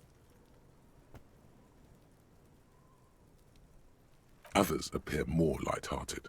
The guys on a couch in an unexpected location, and the murder at the Ukar parlor. Even the rare article-free collapsing tenement. Murder features prominently throughout. It's going to take an effort to piece these case files together, but it can be done. Once you're done inspecting them up close. Is 2 cases a week a good caseload, Lieutenant? Huh? 2 complex cases to undertake is a lot, yes. You really have to push yourself. I would not suggest it, lest you start making mistakes. 2 cases a week appears to have been my load, Lieutenant. I'm not sure I completed them though. 2? That's a lot. I didn't mean to say you are making mistakes, by the way. That was presumptuous of me. A nice brisk pace. The way I like it. I prefer a normal caseload. It's a matter of method. Like a fan of gills, the checkered papers dry in your hand. The handwriting is extremely dense, if mostly illegible. That's it? The notebook is annual. It says 51 on what remains of its cover. A molten strap of cardboard. Everything prior to this must have belonged to a previous volume. In short, there was more. Kim, my cases appear to employ some kind of naming convention. You mean the alphanumeric? Officer, precinct, time of arrival at the scene? That's the one. Good. That's a good one. He understands you're concealing something, sire. But do you also use the titular?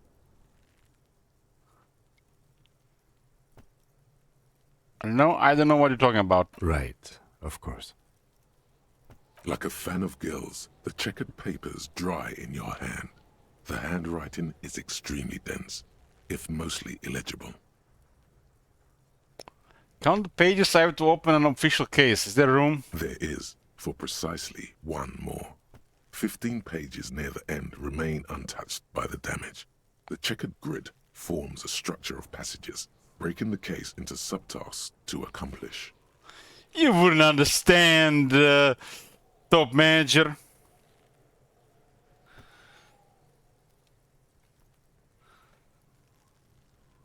Once all the tasks are accomplished, the case is complete. Commit to paper. Sadly, the ledger only comes with an old, worn-down lead pencil. It's unfitting of this monumental event. The ledger only comes with an old, worn-down lead pencil.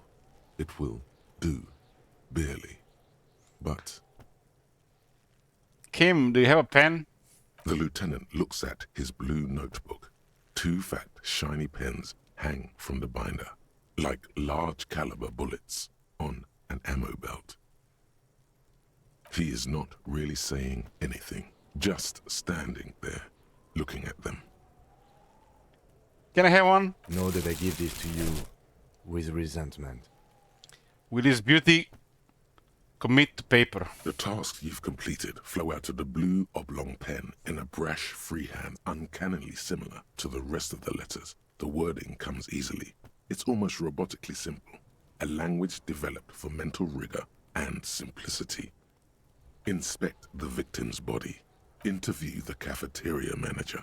It's not exactly poetry, but poetry would be out of place. Cross out the ones you've already finished. A satisfying slash sounds across the paper. You're done, it seems to say. And you, and you. You're a swashbuckler with that pen, Harry, and it feels good. Feels like completion. What is this? We can actually heal morale? Nobody told me we can heal morale. They were just taking damage so far. This is the first time we actually done something positive in this game in like, I don't know, 10 hours of playing it. Things to be done and things already done. The composition of reality. This is an extremely useful tool for a detective of the citizens' militia. Now all that remains is to name the case.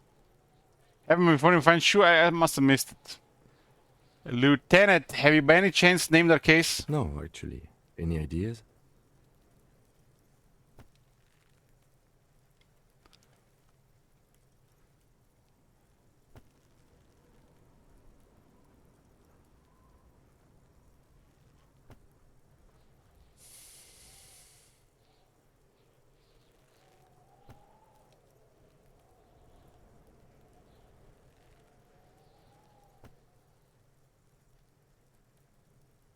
Shit on a stick. Ah, yes. I have to tell you, officer, I don't appreciate ironic titles. Other officers will have to use this as reference. If it's idiot or cockfinger, they're not going to get it. They're going to think an idiot and a cockfinger were on this case. So, do you have something less funny? The setting sun. Okay. It's a good name, but it has one problem. This case has nothing to do with the setting sun. At all. It has nothing to do with that, so... something more concrete, perhaps? Do you have something concrete? Mundane, usual? Mundane, like the Furies are at home in the mirror. Furies? Yes, well, I don't know.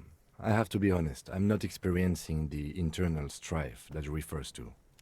And also... Kim is such a boring green name. Kim is not even a green name. He's a former CIA employee. Could you make it less poetic somehow?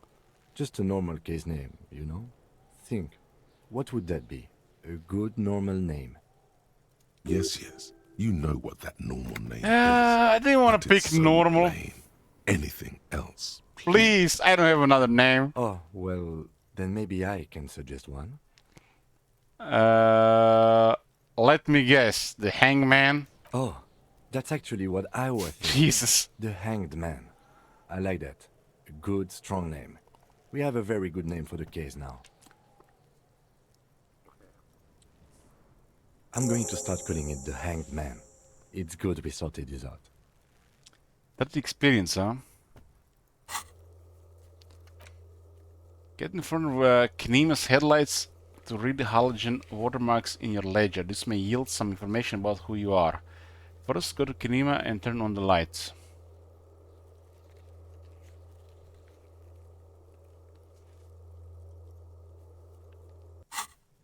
I'm done inspecting these. Close the case files. You don't exactly close them, so much as distance yourself from the smelly papers.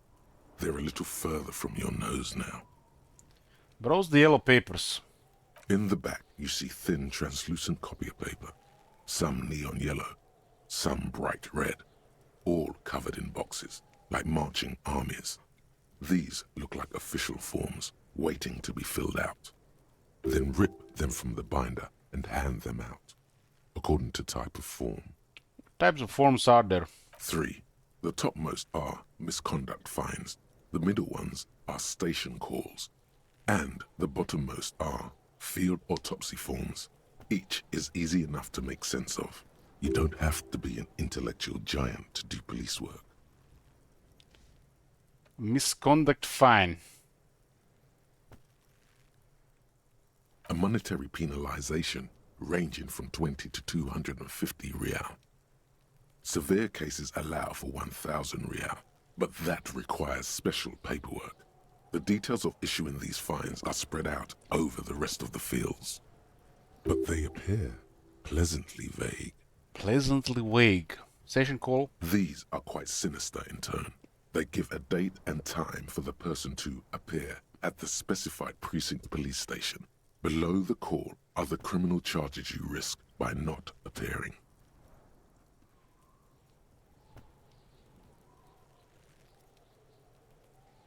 All in a print so small it could be considered downright cute. Field autopsy. A dozen pages of thin copy paper, bright red in color. You see the parameters of a deceased human form waiting to be filled in.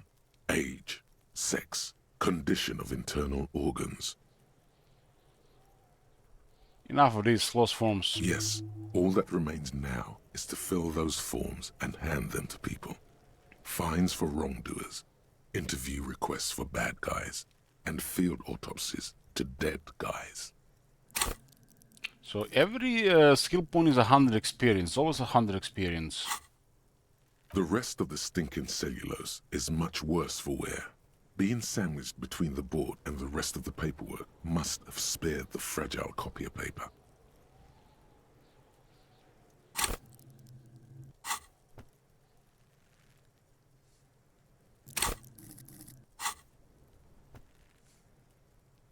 '83. Can I read the case files now? Yes, you can piece them together using the alphanumeric code on the margin.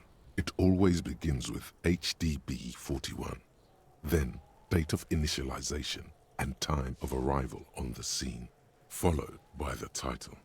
For example, HDB 41120111700, the next world mural.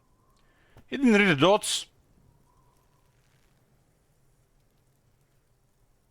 I don't even know how the dots are called in between numbers.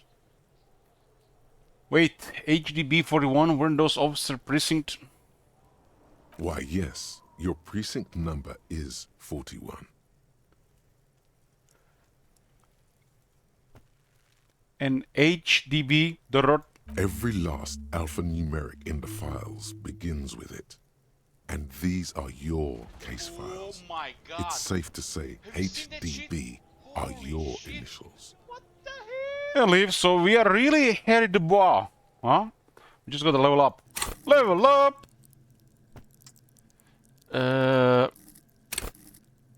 Drama.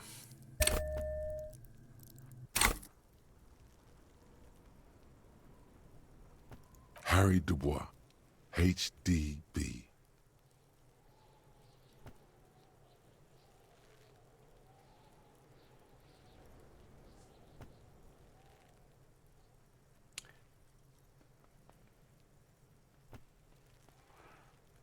You bet, man. I'm maxing this shit. And I'm gonna smoke. The next world mural. This one is relatively easy to reconstruct. Overnight on 1202, a graffito, nay, a mural, appears on an 8-story tenement overlooking central Jamrock. The building is a sparsely inhabited ghost tower, part of a failed real estate development called Grand Couronne. Grand Couronne. Cause of failure, rent too high. Rent too high. The mural is enormous. 2 silhouettes, a man and a woman, are kissing. The text cut into their form reads, "True love is possible, only in the next world. For new people, it is too late for us. Wreak havoc on the middle class. People call it that thing and that fucking thing. It's visible for miles. In 2 days, the station's complaints desk gets clogged with requests to remove the bummer. You and your partner are assigned to the case. The graffito crew is easy to track down. Only the bell lectures have the literage of industrial paint to cover the surface. One of the graffito artists is rumored to be rich. They take responsibility for the execution, but not the design. The ideologue of the next world mural, as the crew calls it, remains an unknown. Wait, do I ever find out who came up with it? The case files do not show you finding the author of the design. Read on. The crew agrees to clean up after themselves. However, your partner, JV, is against the removal, citing public support for conservation. This leads to a debate in Precinct 41, which then spreads to the streets of Jamrock, ending in a rare plebiscite organized by you and the rest of Row 3. Plebiscite?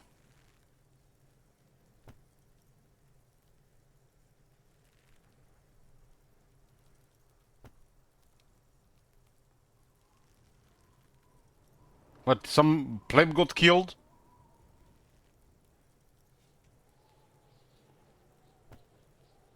9,000 people subjected to the mural's message, all of Lakeside, Central Jamrock, and Villalobos, plus half of the eminent domain, participate in the vote.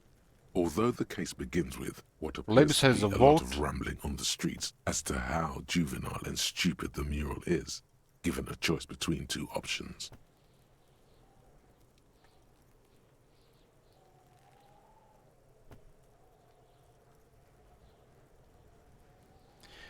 Keep the mural. It is right. A staggering 78% of voters choose to keep it. Turns out the opposition were a loud minority. And that love truly is possible in the next world for new people. And it is too late for us.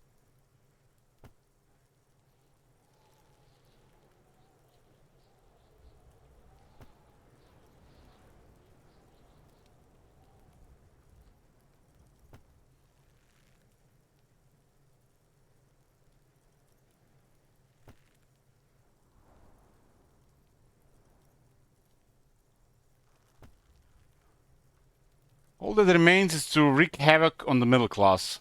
In any case, it appears to have been a rare case of civil activity in the quarter. And agreement as well. What do you want to tackle next? The unsolvable case. AKA Leslie and Burke. AKA the public indecency drunk and the property damage drunk is a cursed case. It has been passed from unsuspecting officer to unsuspecting officer for 10 years. On January 29, the unsolvable case made its way to you. Why you accepted it, it is unclear. Every officer, and indeed most civilians in Jamrock, know it's unsolvable. Why would they fucking spend 10 years on a case? There should be like a time limit. If you solve it or not, move on. Leslie will always take his pants off when he's drunk. Burke will always trash everything. It's just what they do. It is their nature. You cannot change the nature of a man, and you can't lock them away because public indecency and small-scale property damage are not punishable by incarceration. The only way for Leslie to stop displaying his genitals and for Burke to stop attacking things would be for them to stop drinking He's not wearing any underwear? Which, in their 40s or 50s, it's hard to tell because of their distorted features, is a medical improbability.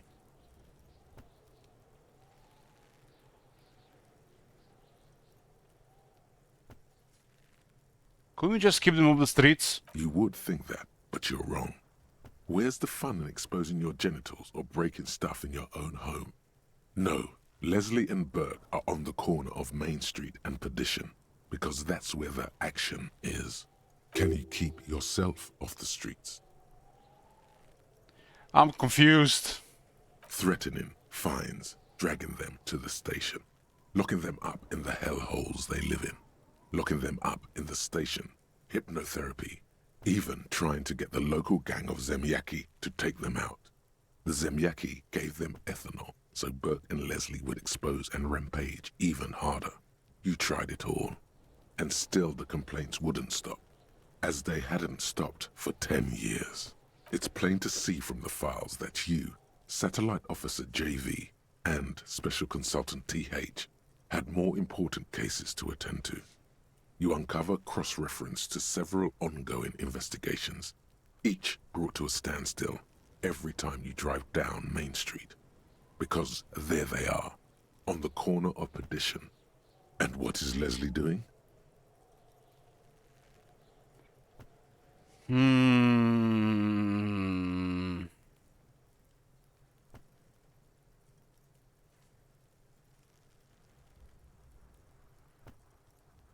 Public indecency.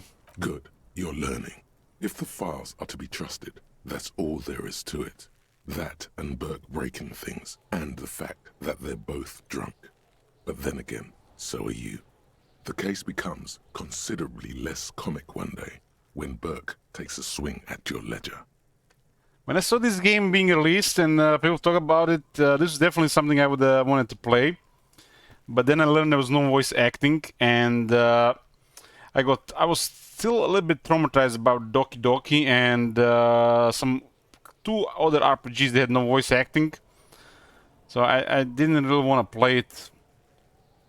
And then I released the voice acting, and I was like, Yeah.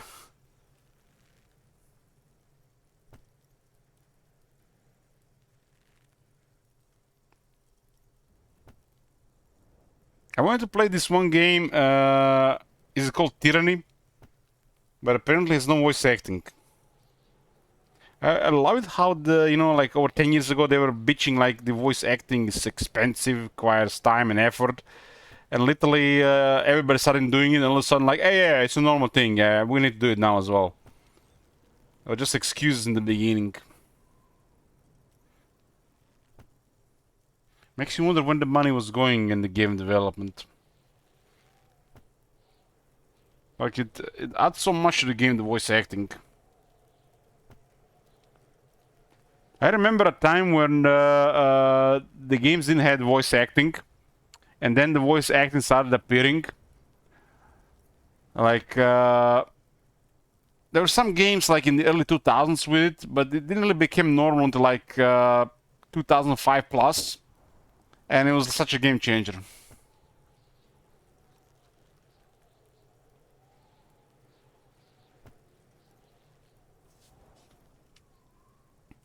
Well, Oblivion, I consider it a lazy done, the voice acting judge. Bethesda was putting minimal effort into it. It got a little bit better Fallout 3, but it was still almost as bad. I think when it comes to Bethesda games, the Fallout New Vegas was the first one with good voice acting.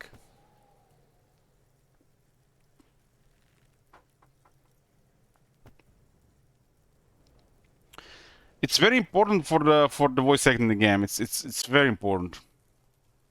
Hold on, guys. We're back. We're back, boys. The first game that I remember that I was really amazed by the voice acting, I think it was Diablo 2. I just couldn't believe how much effort they put into the characters in the towns. Like a lot of the games didn't take it seriously. I got more serious over time. Like some games, even nowadays, many years later, their voice acting is like bordering on meme levels, and they just kept the same style.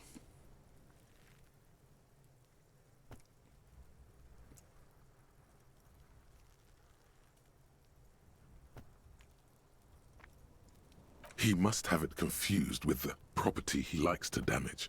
But the joke's on him. You're drunk out of your mind on potent Pilsner. You slam the hardened plastic board in his face. Then you proceed to beat him unconscious with it.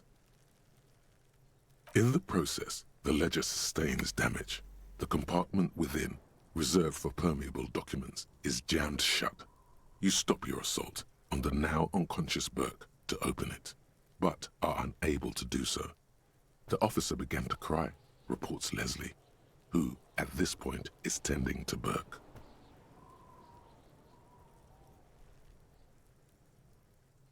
He came at us, and at us. I think he was trying to kill Burko. While trying to kill Burko, you slowly come around. The permeables compartment is open. You've smashed it open on poor Burko's kneecaps. The good news is, Burke can't walk anymore. Can't get out of his apartment, an invalid. With Burke to tend to, Leslie cuts back on the indecent exposure. Maybe he flashes his genitals to Burke. Who knows? But both drunks are off the street. The complaints stop. The unsolvable case is solved. Just like that. Which is also why the officer responsible narrowly escapes a disciplinary hearing. The end. Do you want to read another one? Man, I'm starting to wonder how much dialogue they recorded for this game. The square bullet hole murders. It would be very interesting to read about these, wouldn't it? I mean, there seems to be a square-shaped entry wound in the victim's forehead. She's been sitting there for weeks, on her rocking chair, with a square hole in her skull, staring at the wall, her mouth agape. That's all you got. From the half hour you've spent piecing it together, all you know is The entry wound was square-shaped. You never found the bullet. And then another body showed up, also with a square hole in his forehead. Who knows? Those pages are missing. What next? One day you may still catch the man with the square gun.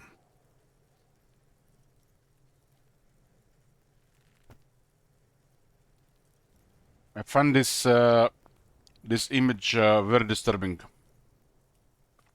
Very, very, very disturbing.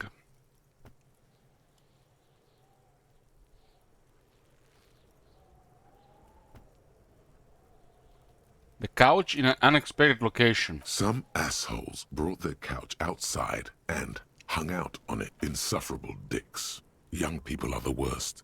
So anyway, you got a complaint about the damn sofa, or couch, or whatever it is. What the hell, man? I jumped. They were leaving it out in all these unexpected and whimsical locations. They took it to where they also took photos of themselves on it, and smoked cigarettes and drank coffee because they felt it's intellectual. Cigarette butts, coffee cups, stupid couch. You had to clean it all up, and you did. So congratulations to you. Case solved. Did I ever catch those guys? No, you didn't have time for that. These notes show that you have what is called a real goddamn job. You don't have time to be chasing down the couch assholes. You have a real job to do. What next? What is even a real job? Murder at a hookah parlor. Murder. Tum at the hookah parlor was a case originally assigned to an officer called Joseph Mills, who is now dead, of circumstances completely unconnected to murder at the hookah parlor.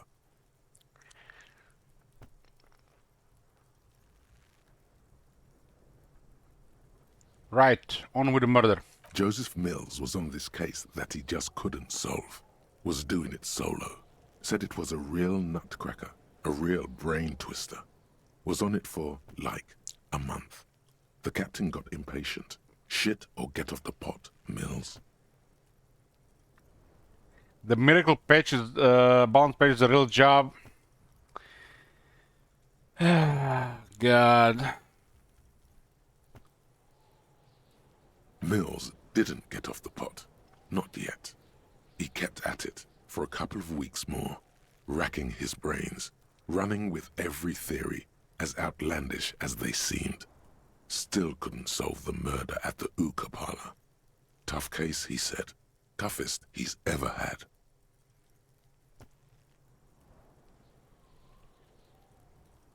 Wait, was Joseph Mills a good cop? No, he was awful.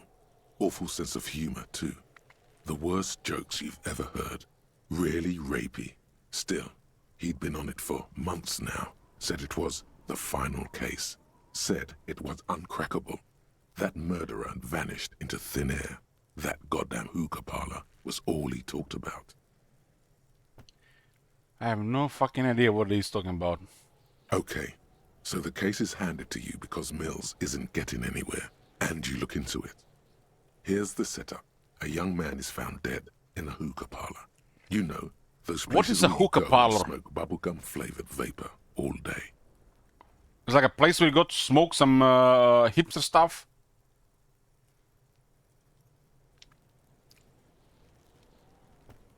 Hookah pipe. Smoking. Water pipe place. Uh-huh.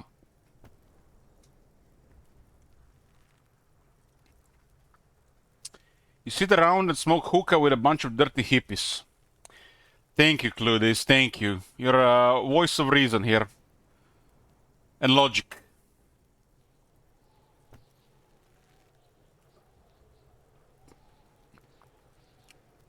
The shit the caterpillar smokes in the Alice in Wonderland. Guys, let me be honest with you about Alice in Wonderland. At least I think this is it. The only experience I have with Alice in Wonderland is the theater play, theater boss in Karazhan.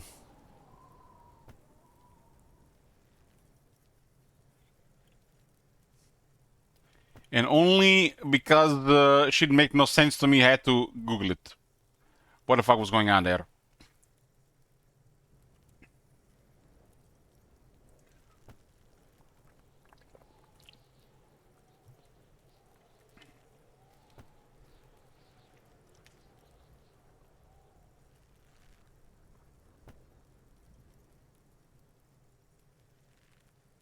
You're just an uncultured man.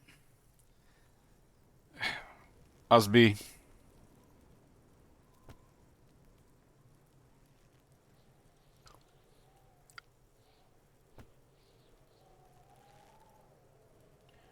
Can you get high of it? No, it's soot and water vapor. It doesn't do anything. Doesn't do anything, so what's the point of it? Yeah. So anyway, young man in his 20s found with his skull busted open, right on the floor of the hookah parlor, in the middle of the day. No one else is in there. Only client that day. In perfect health, too. Some kind of movie producer. No one enters. No one exits. He's just sucking on his watermelon hookah all morning, all noon, like he usually does. He's a regular. No calls, nothing. Just sucking on the hookah. So what's the point of this hookah? 15:45. Then bam, he's dead on the floor with his skull busted open. Blood everywhere. What happened? How can it be? Mills has no idea. Invisible assassin. Movie deal gone sour. Girl at the counter did it. Nothing fits. Eerie. Man just dropped dead. So you go to the parlor. You see cushions around the table. Table's low, heavy, really sharp edge. What is it? I don't know what's the point of it. It's like relaxing. It's makes you excited. It's stimulating.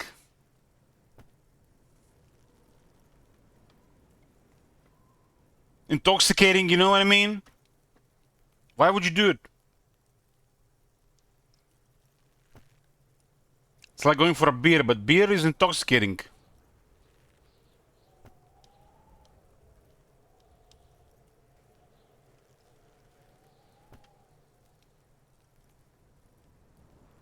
Beer with smokers.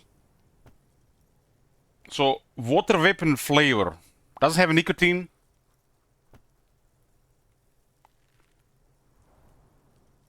It's a social experience.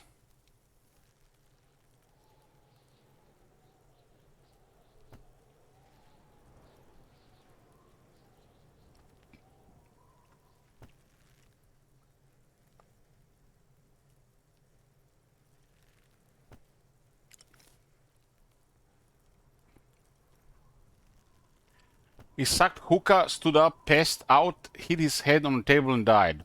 See? You can't even read the thing without solving it. Yeah, it was that. Turns out hookah does do something. It turns off your brain's oxygen supply. And you don't notice it until you get up to go to the bathroom. Oh, he heard me. You know, I was asking what hookah does and it tells me here. Damn, so hookah can kill you. Hi, St. Isaac, good morning.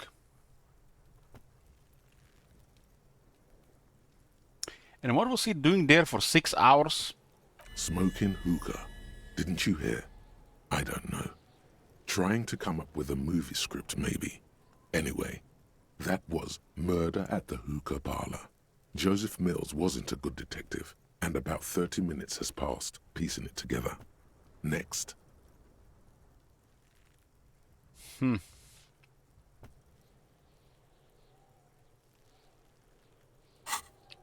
Okay, we got a hobo cop.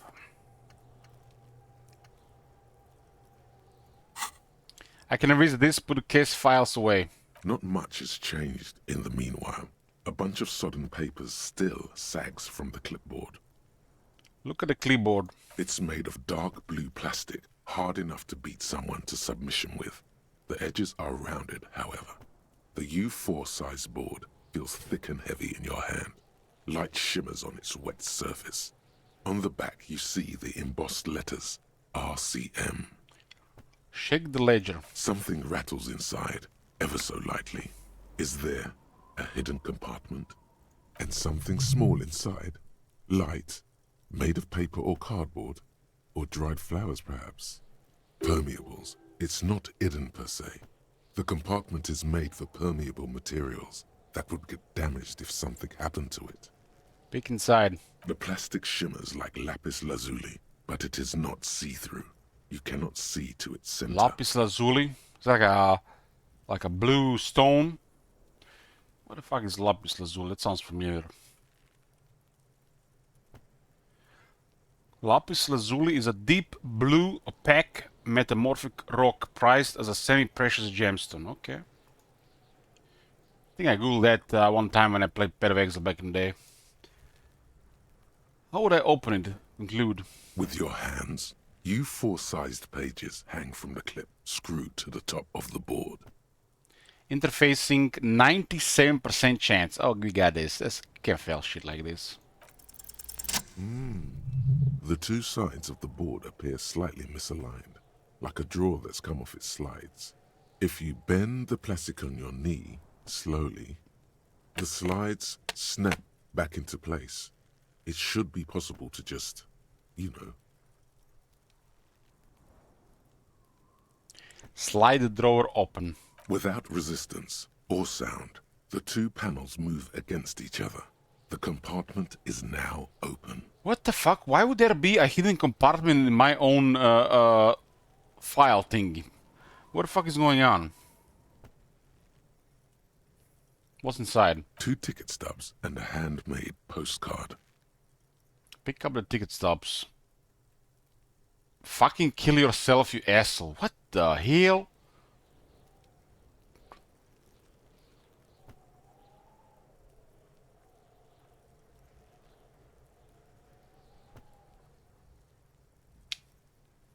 Like, what the fuck is this option?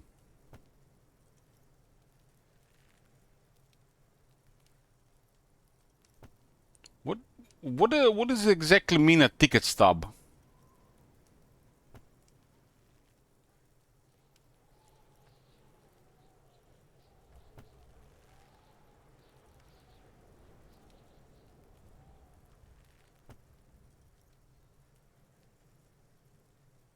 The ticket you keep getting from getting going to ticket event.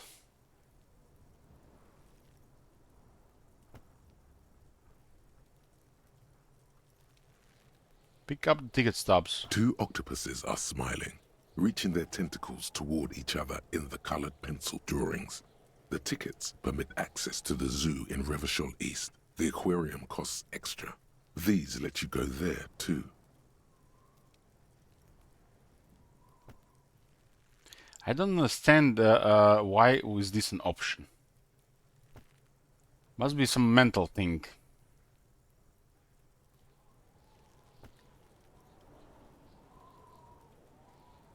Like it's just like feel like so random.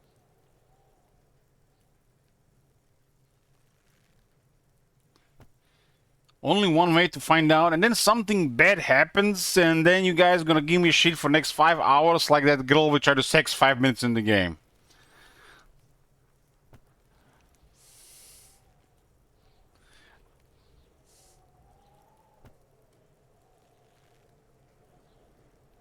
This makes no sense to me. Sexing a girl in a video game, that makes a lot of sense to me. I use the logic.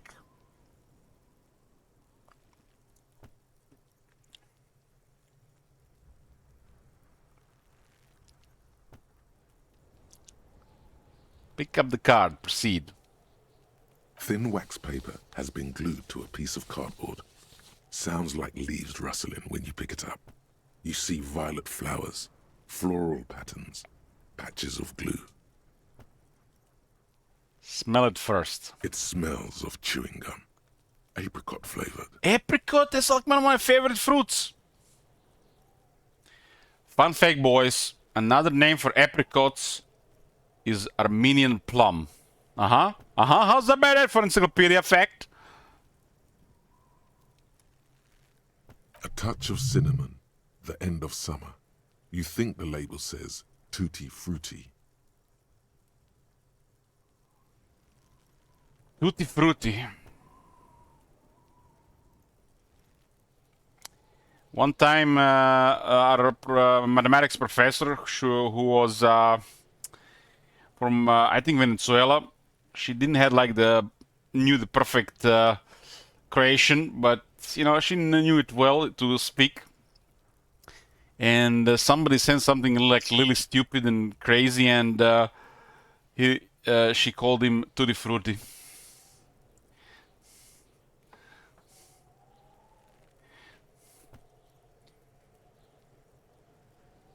Was she thick? She was in like late 40s.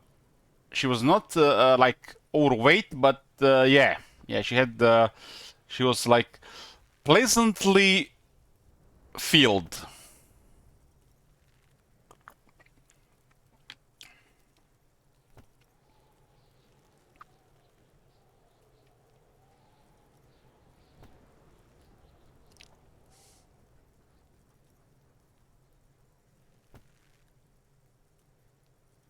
I'm still starting to wonder how the hell does somebody from Venezuela comes here to teach mathematics. I have to tell you guys, I learned shit there. I learned shit.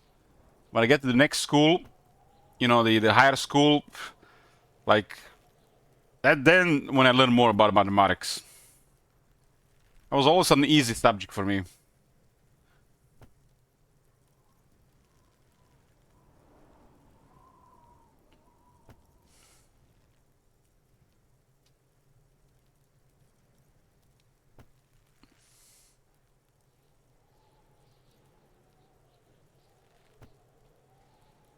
I think she was like a fun person. I just didn't really care about the high school at the time, I think.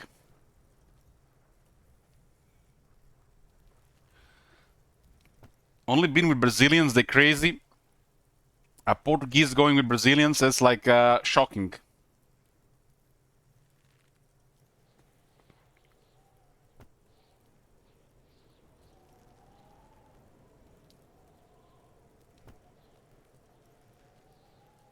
Open it. Familiar handwriting lines the inside of the card. Looped, round letters in a woman's hand. I had a young Spanish teacher actually from Spain. We were 10-10 buddy in big hands in high school. Her accent was hot, good times. My first school, elementary, the teacher that we had for the next 4 years. On the first day of school, 3 of the boys in the school said that they wanted to marry her. She was like perfect figure, blonde, curly hair, just a little bit of makeup on her face. So you can imagine.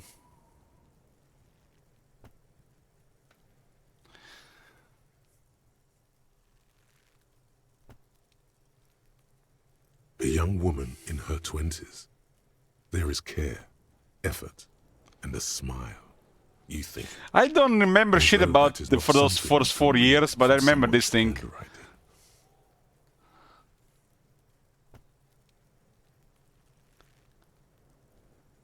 The other teacher we had, these two were like, when she was like not available, the other teacher we had, she was like really cold and with emotionless, but she was still young and attractive.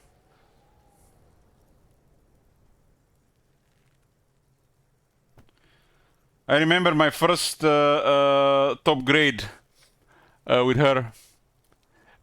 We were getting taught, what do you call it, like not full numbers. Now when you're starting to learn a half, a quarter, a third, stuff like this, like in a very early age. And she was trying to explain a quarter, And I said a half of a half. And she told me to go in front of the whole class to say it out loud. And I got a good grade for it.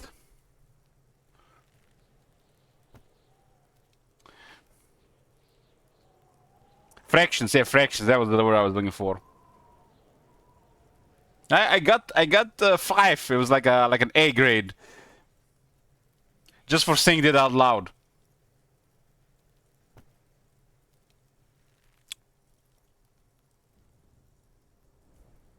Harry, it begins. You're already reading. I wanted to write you a letter so you can read it when you wake up. Maybe it will make you happy. I can imagine, you know, trying to teach a class of 20+ kids, where 1/3 is just there to cause menace, 1/3 don't want to be there, and 1/3 is just, you know, they gotta get a good grade because, you know, parents told them to. Must be hell. What do you mean 1/4 is a half of a half? I think that's a pretty good answer for somebody that's 7 years old.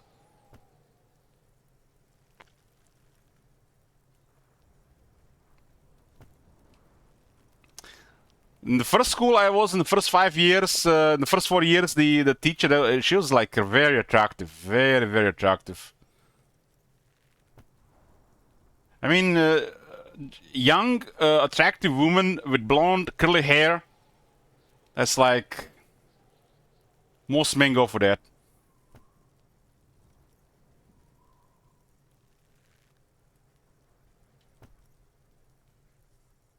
Throw it away, please.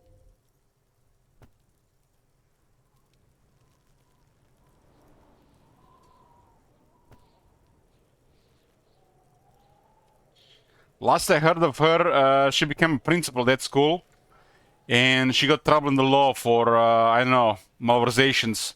Is that the right word? You know, when you're, I guess that happens everywhere. Malversation.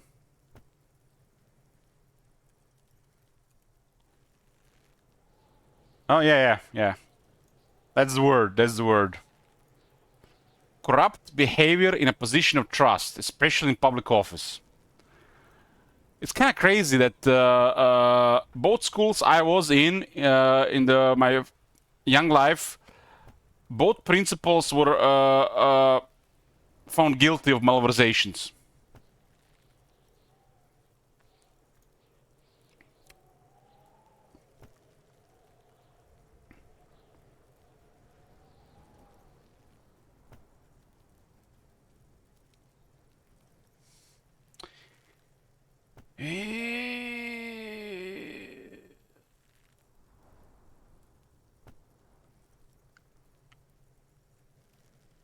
But it'll make me happy. A merciful wind blows in from the Bay of Revachol, dusting the ground at your feet and raising newspapers far away. You feel the card slipping into it.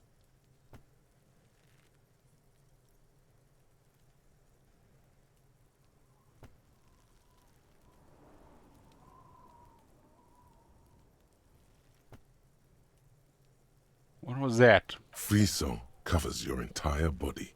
A feeling of cold, a persistent chill. A shivers. Hold on to it. Read the card. Your hands shake, holding on to it. Every morning when I step out and you're asleep behind me, it says, I find a little piece of sadness in me. I carry it in my chest down Voyager Road. Every step I take, it grows. By the time I reach the fuel station, it has filled me entirely. I step onto the light rail and look back. Sparks fall from the bow collector. I know it will be like this until late afternoon, when I get off the 42 and walk back to you. Keep reading. You. Every step I take will get lighter. It almost makes me run. Sometimes I do. I can't believe I met you. I can't believe the happiness I feel with you. You have a vast, vast soul, and I will always, always, always come back to it. Keep reading. Kisses, kisses, kisses. You feel the air sucked out of your lungs and the blood sucked out of your head, everything around you gets dark. Small white dots appear. What the? Sparks fall like snow from the bow collector. A streetcar distancing. Challenging success. And conceptualization. You feel the ledger slip from your hand. No, hold on. Hold on. To what? There's nothing. Our endurance, I think, is in bad shape, but we can still got an 8. Detective, is everything alright? Fall sideways.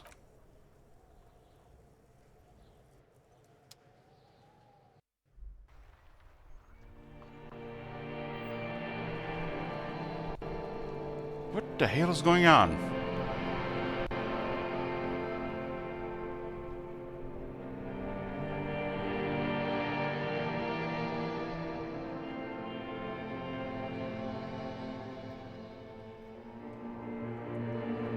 Haven't saved in hours, man. What the shit?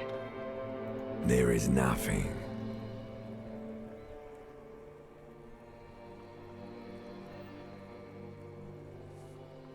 Again.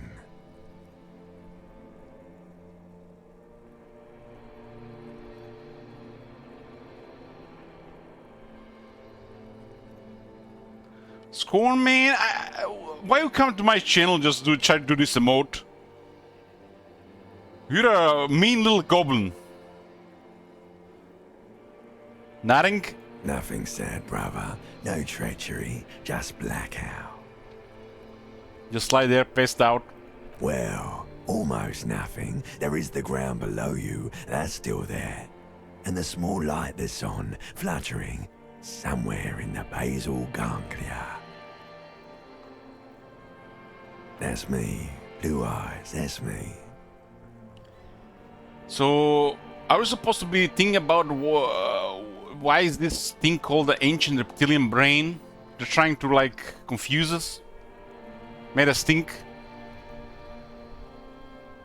Nice and quiet. Is it?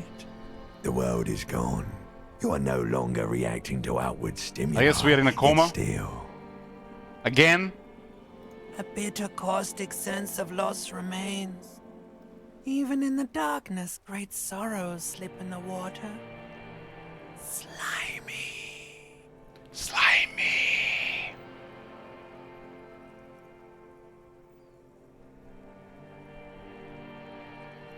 How am I supposed to know this shit, Judge?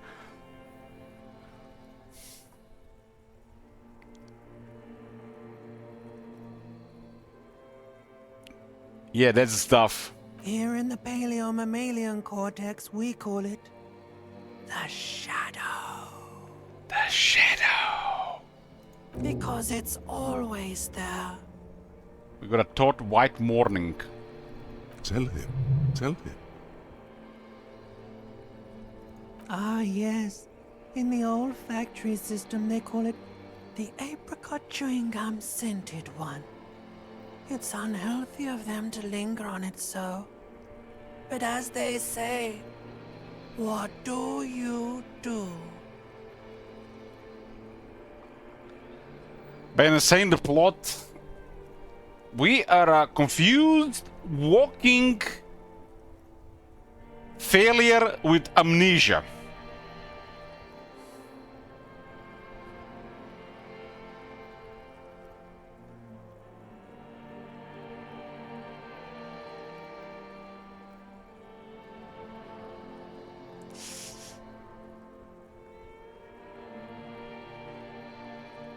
Smelled like betrayal. Smelled so nice. It didn't smell nice. It smelled like betrayal.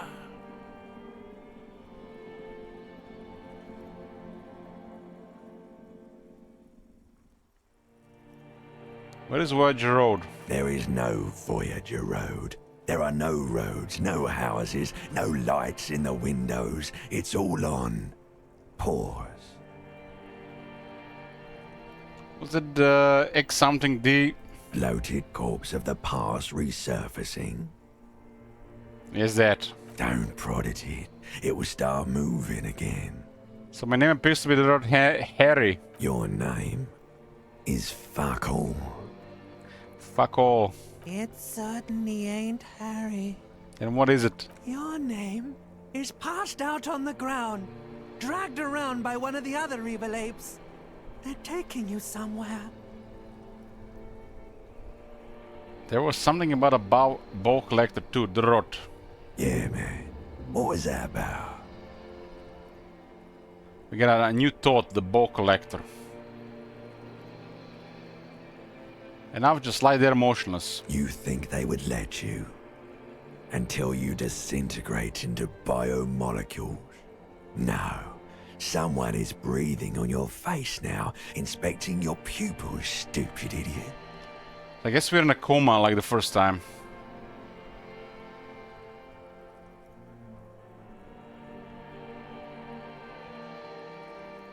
I'm not coming back. The rot. Oh, but you are. They're pouring something on you. Something in you. It's whiskey. It's delicious. Glowing lights on a dashboard emerge out of nothingness. Man, I thought we died again. Where am I? In the upholstered cabin of Lieutenant Kitsuragi's motor carriage, seated in the driver's basket. The air is thick with leatherworks and heavy fuel oil. Cold water runs down your chin.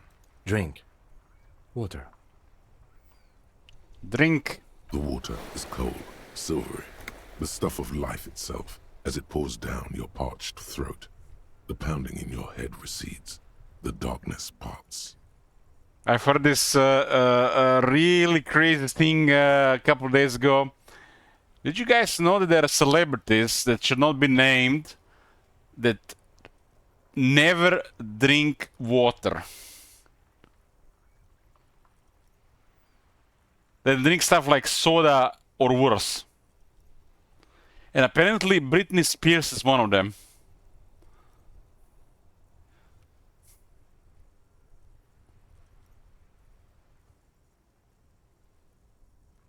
That's like, I feel like that's like exaggeration. Maybe they said like a couple of things in the passing and then like they just take it for granted.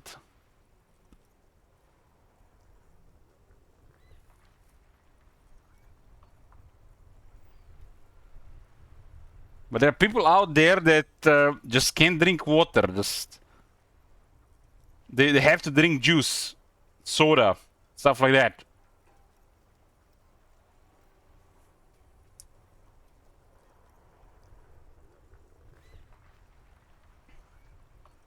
Drink. You haven't drunk water in 2 days. Did you know the human body is not made to survive on alcohol alone? You need a secondary Excuse form of me? hydration. Whiskey is 6% water? With greedy gulps, you down half a liter of cold water. Some of it spills on the driver's seat. The lieutenant pays no heed to it. Soda is about 90% water, Agneta. Unless it's the artificial sweetened, then it's more, I think.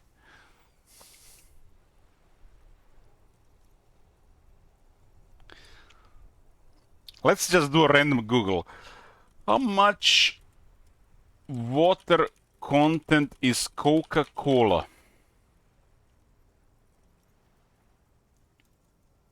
But the thing is, there are ingredients that they dissolve in water. It's still then going to be water mostly, because they just dissolve in the water. Coca-Cola is approximately 90% water by volume. This remaining percentage includes ingredients like carbonated water, which is mostly water, sugar or artificial sweeteners, and diet version carbonate. Oh, yeah. Just you can do this experiment. Just get a glass of water. I don't know, 3 deciliters, and put 20 grams of sugar in it. It will dissolve, and it will still be the same amount of water.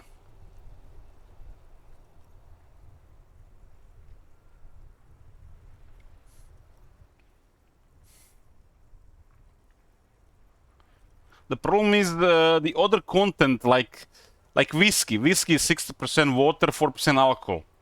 To digest 4% alcohol, you need a lot of water. So the 60% water will not do. It's just it's basically a vessel to just deliver the alcohol into the body. You need to drink a lot of water to make sure that it actually will work. And same with Coca-Cola. Coca-Cola will make you thirsty. So you drink Coca-Cola and it will make you thirsty. So you're gonna have to drink more water. When the body absorbs sugar, it binds it with water, so it makes you even thirstier.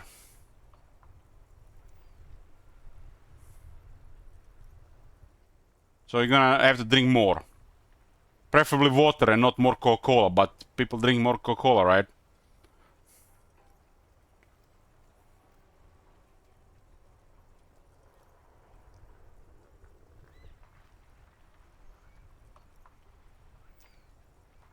The effect of the coffee is like the opposite. The coffee will get rid of some of the minerals out of your body, which will make you thirsty.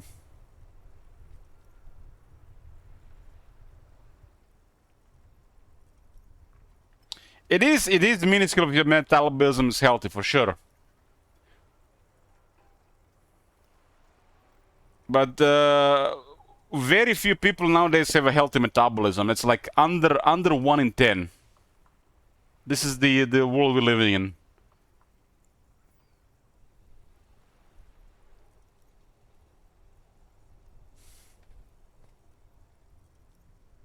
What happened? It's usually just only very young people who haven't broken their metabolism, or people that are conscious about their health.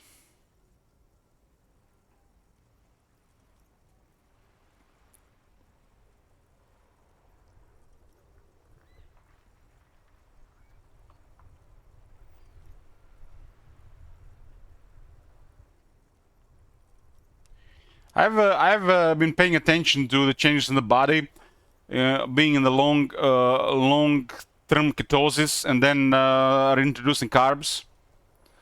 And it's like, as long as it's not big amounts, it's not even noticeable. You still remain in ketosis.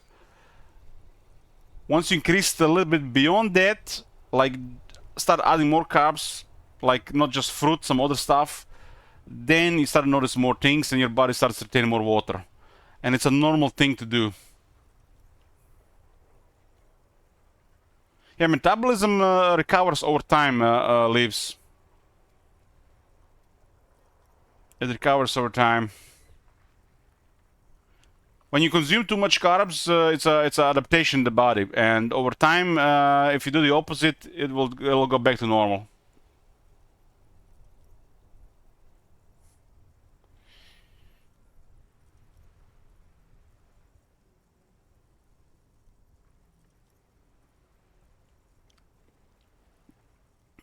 So we passed out. So that was a coma. Again, I'm guessing.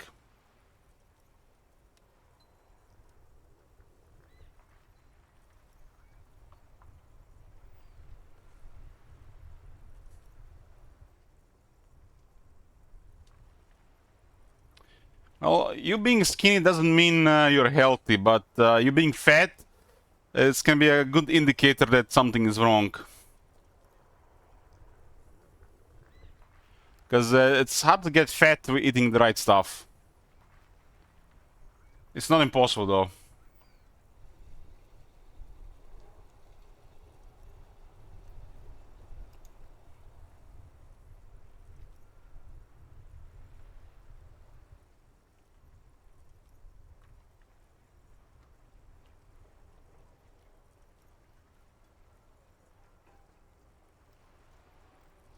The body piling fat stores is just a side effect. It's not the main cause. So they associate overweight people with disease.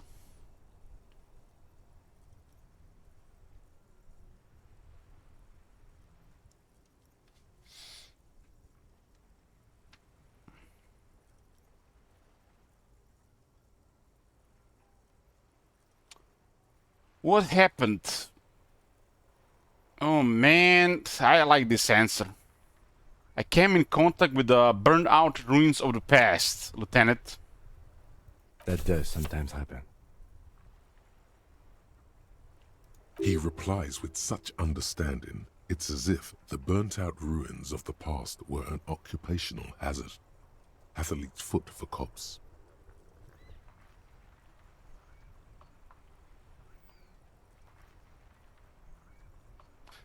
Skinny fat people are basically people that don't look, they're like big or fat, but most of their weight in the body is still fat. Very little muscle.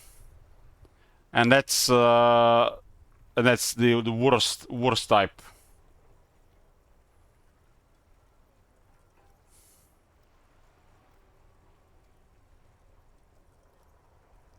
You dropped these.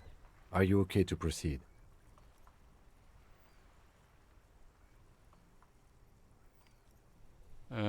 Just nod. Good. The Ledger of Failure and Hatred is a special item that can be used both as an interactable and a tool equipped in your held slot for skill bonuses. Find it under the Tools tab in your inventory. Hobocop. Let's see what this is. Technically, you wouldn't be a cop anymore, but a hobo. That would mean game over for the cop chapter of your adventures. But who knows where the hobo part takes you? To the bar? The old L'Assommoir? To the pier or the sewers? To Le Royaume, where for 300 years they interred the dead. You could plunder royalist crypts for long-forgotten triple malt bourbon, then fight the Aramakan beast that lurks the bottommost sepulchres. The secrets of the city are all yours at last. This is so bizarre. Reveals extra special collector's edition tar bottles on the map. More money from selling tar. Learning cap for shivers raised to 6. Damn, this is all good shit.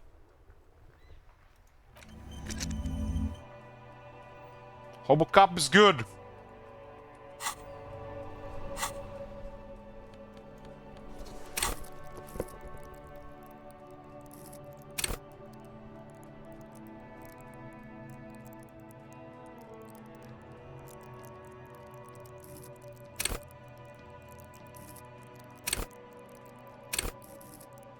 I haven't found a way to collect this on.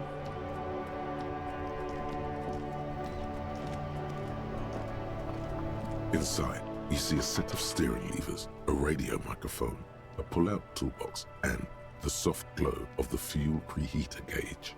Kim, how do I turn on the headlights? All right. Ready? I turn, you press start. It's next to the preheater. Press engine start. The dashboard lights up with orange glow. The rounds per minute gauge jumps, and the engine of the Caprice Canadian comes to life with a whiny growl. Like a leopard waking from its sleep, yawning and roaring at the same time. Press the button labeled headlights. The lights unfold with a little click, casting electrical light onto the ground before the vehicle. There you go. I'll turn them off from the remote once you're done. We just need to stand in front of the machine now. It's 9:35 p.m. What the hell? I don't even have the money. They're gonna kick me out. As you hold your ledger's clip under the headlamp, an iridescent hologram appears. A street grid and the veins of a great river. A familiar sensation washes over you. There she is. Revachol West.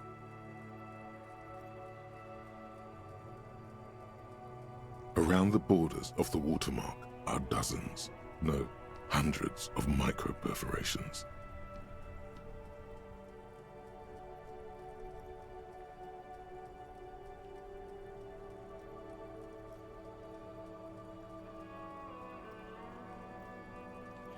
Look at the shimmering street grid. The rectangular watermark is overlaid. Who was the fan of RoboCop when you guys growing up? And yet, the major I used to find RoboCop so cool. All recognizable. They shimmer. The soundtrack especially. Headlights.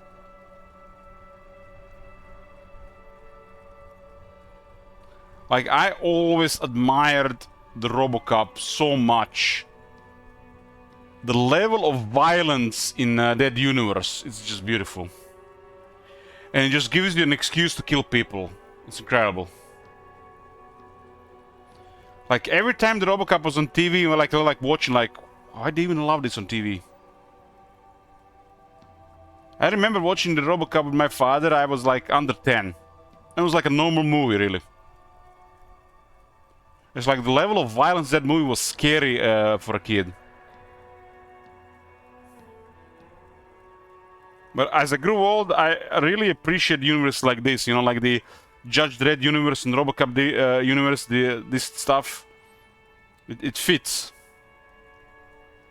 Gives an excuse for the law to kill more people.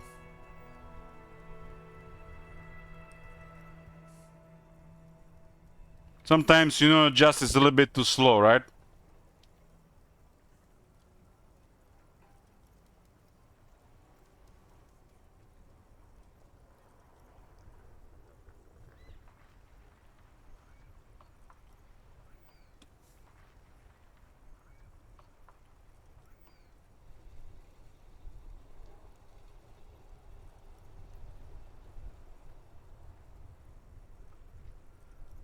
There was also this very violent movie I watched as a kid that was really disturbing.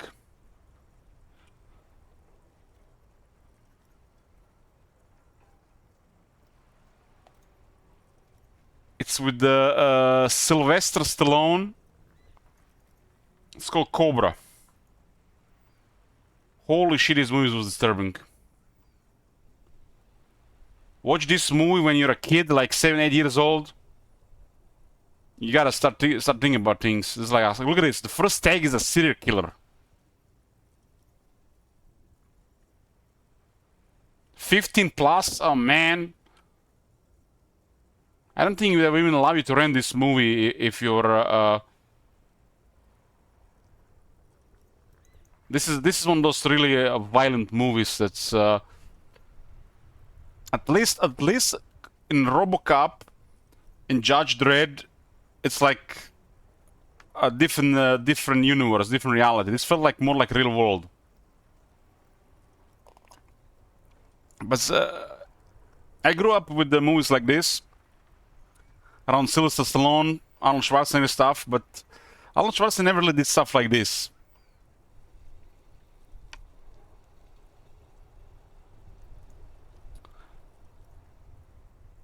Yeah, the remake of Judge Dredd is better than the original. But I was talking more about this older violent movies, Top Manager. This is like what started it. This is a real violent movie. The girl is holding Cobra, of course. Bridget Nelson was really hot. I mean, really hot. Didn't she in Sly Get Married?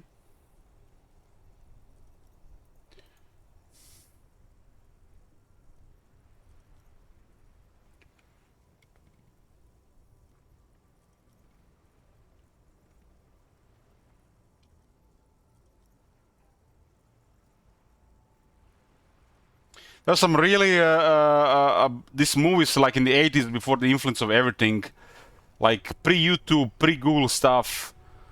This stuff doesn't hit the same anymore. It's literally you're getting shown this literally at a daily basis. Stuff like this was getting released rarely back then,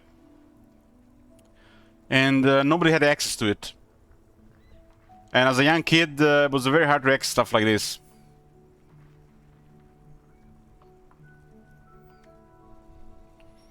It's like you couldn't even rent the Thing or the Alien. But eventually they were playing at like late hours on the TV.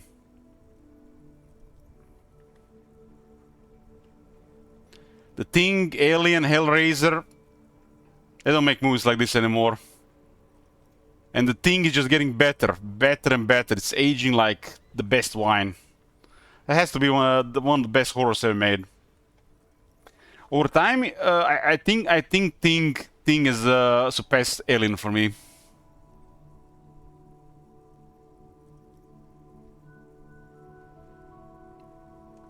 I really hope they create a TV show in the Thing setting. I would love that. I'm probably not gonna be close, nearly as good, but that type of setups are the best. Like when you watch the Thing, the level of fear it creates. You can literally feel it on the people. Judge, back in the 90s, you know why they didn't want to let us watch Hellraiser? Not because of the violence and the killing and the gore, because of the nudity. Now put this to 2025 for the kids.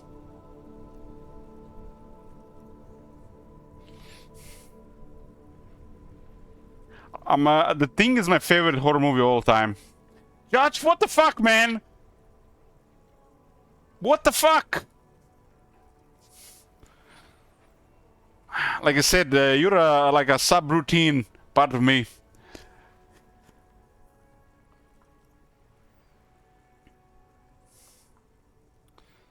The Alien used to be my favorite horror movie, but over time the Thing has surpassed it.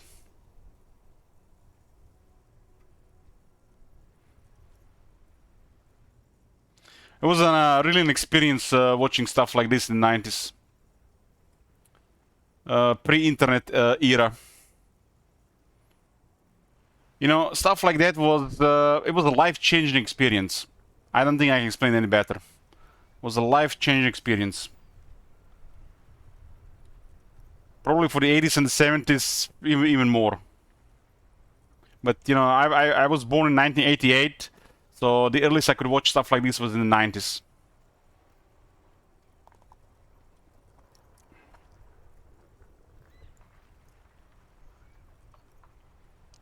Wait, look around you. You catch a faint glimmer from a broken beer bottle in the distance. Sounds. Two men engaged in a drunken argument, followed by the closing of some distant window.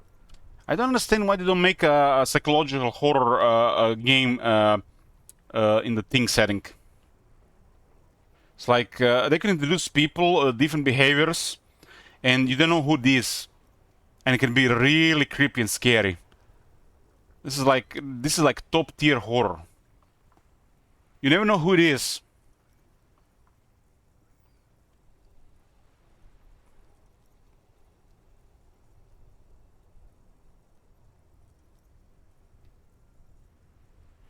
Like in the when you're watching Hellraiser as a kid, at least back then when, you were really scared of these things happening to you. You know, the people, those needleheads finding you and torturing you, right? But in the Thing, you literally just like, you're terrified. You're like, you don't want to be there. You don't want to be there. It's like, you never know what the fuck is going on.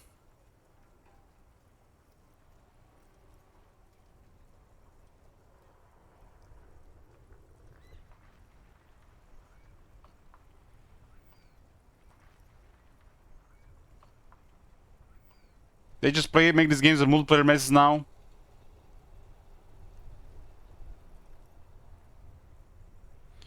I think the horror where they fuck with up your head, you know, psychological stuff, is way worse than threatening you with physical trauma.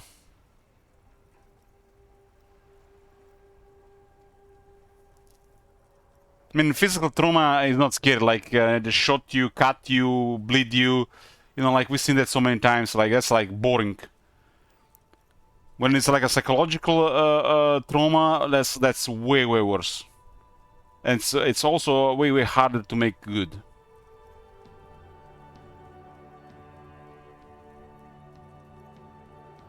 Ah, Martinez at night.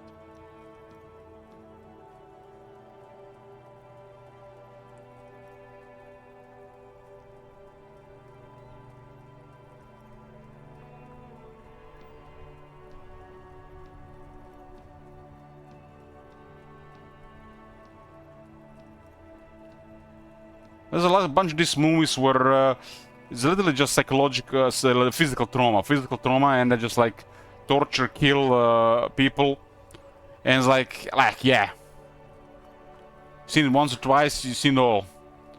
But this the psychological horror slash trauma movies, they just make you think, and they just don't leave you. You just keep thinking about this shit.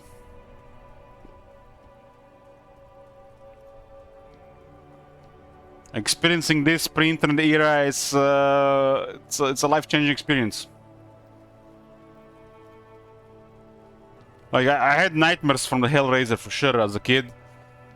Alien 2, but the thing is like stuck with me.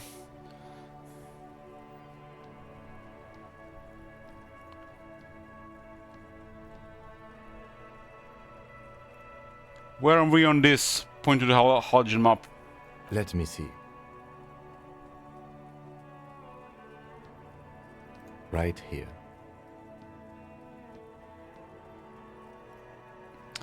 I went with my nephew to watch the Until Dawn movie. It was shite. It was shite. And he was scared shitless. Now imagine he watched The Thing without the internet influence. A fucking snowflake. It's a. I don't know how they even how they even absorb this anymore. I feel like the maturity of people has been delayed by at least 4 to 5 years. So back then, in the 90s, if you're like age 11, now in 2025, you have to be age 15 to just be on the same level of maturity. It's just getting delayed as we go on. Everybody is just living in some kind of shell. Low responsibility. They don't learn for themselves, and they're just getting too sheltered from everything. How are you gonna learn and get better at life if you don't fuck up things a couple times?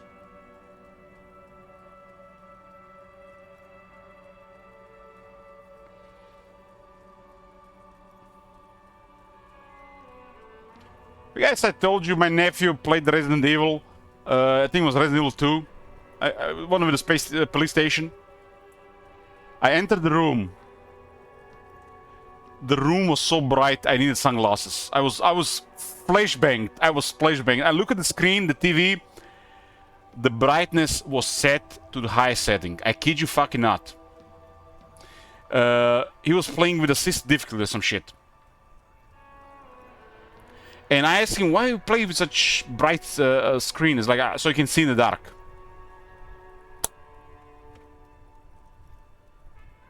You're not supposed to see in the dark? What the fuck?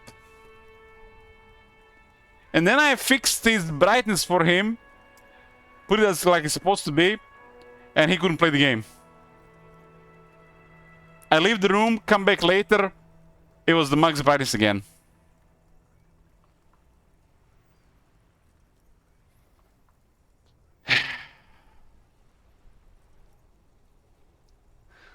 I guess he wanted to play for the story. Resident Evil games are not even scary, man.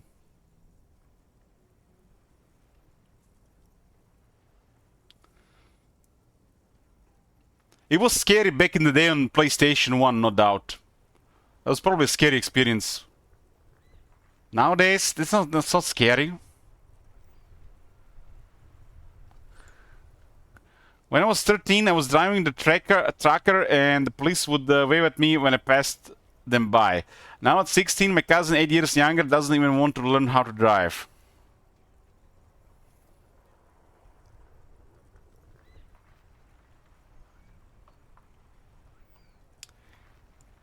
Helicopter parents used to be like a thing.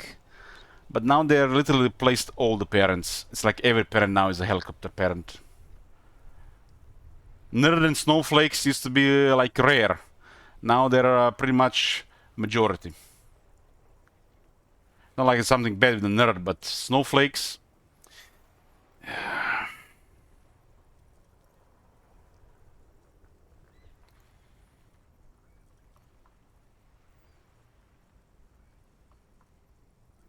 I mean, back in my school, we played games, we watched movies, we played Magic the Gathering, but it was literally like fights and stuff happening almost every week. You learn from these things. Nowadays, a fight happens in the school, it's literally on the local TV.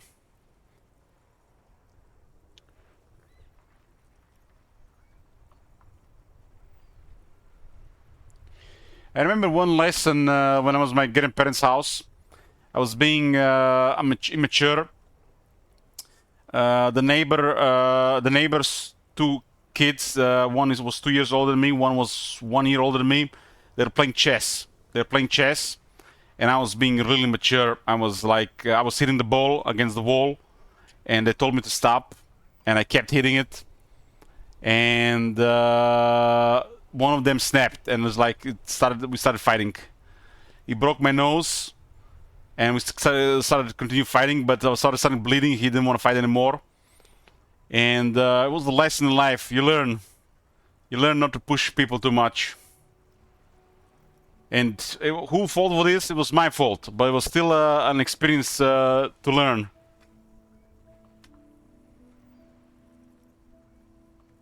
I don't think it was at fault at all, but it is what it is. Kids just do stupid things. You think about these things over time and you learn from the experience.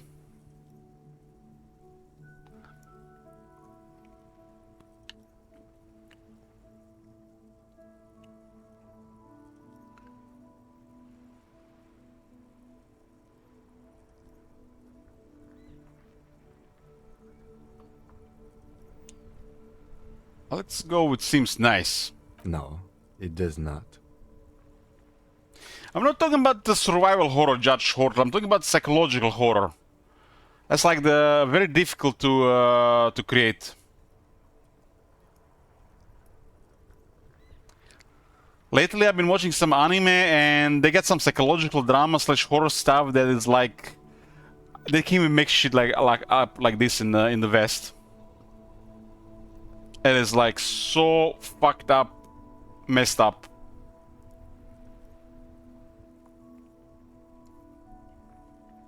You're talking about Resident Evil when you rode the stair? Yeah.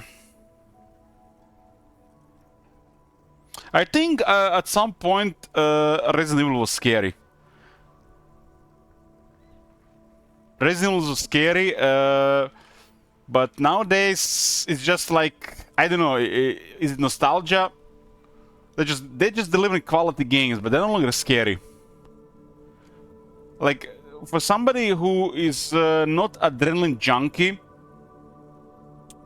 when you start playing the modern Resident Evil games, I can see it being somewhat scary if you played like Resident Evil 7. I think the 7 can be scary. Biohazard. The remake ones are not scary anymore.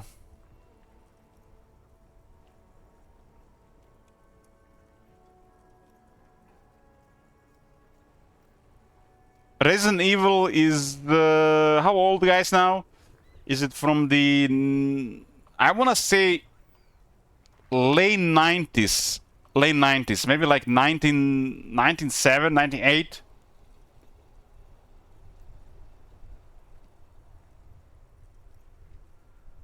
Like, you do get immersed in these things, and they could get scary, especially as the camera changes.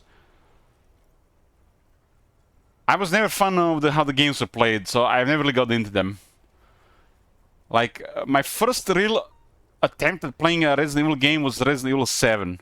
And I found Resident Evil 7 to be scary. But at that point, I was getting really scared of stuff. Nowadays, I'm literally becoming like I want to get jump scared. I want to feel the adrenaline, because I learned to go with the fear. I was scared of the fear of getting overwhelmed, but now I've wanna get scared, but it doesn't happen much anymore.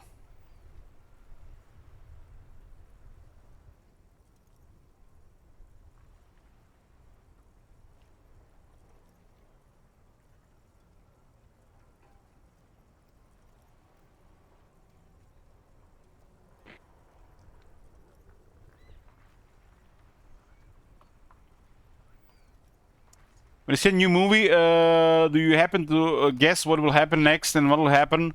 Because so too much stuff, only nothing will surprise anymore. Well, that does happen with some movies for sure, for sure. But recently, in the last couple of years, I watched some horror movies, and ever since I started watching anime, I've started getting surprised again. And it's like in a bizarre way. It's almost like you get it's a really tough psychological stuff that makes you think about things. And it's like you just like that fucked up. That's disturbing. You start feeling about the characters, and then like bad shit happens. It's almost like they know what they're doing with it. And it's like you never see it coming. It's like if you don't see the tag on it saying it's psychological, you definitely gonna get surprised.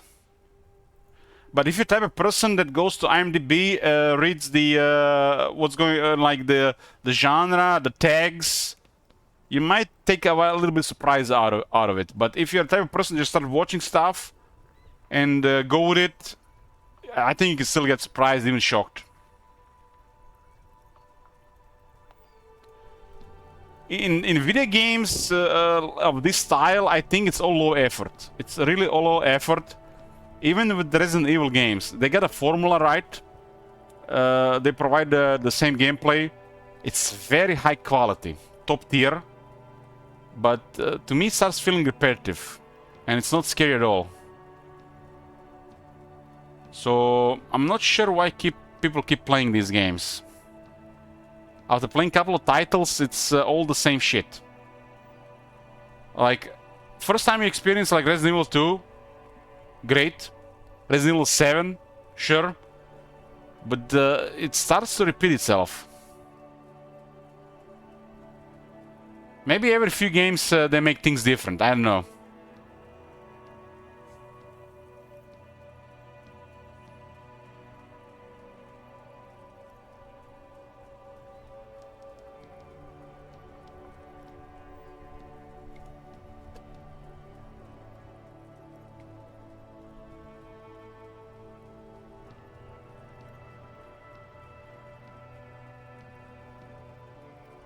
I don't think the Resident Evil was ever emotional. It's just tense, intense. It creates tense situations.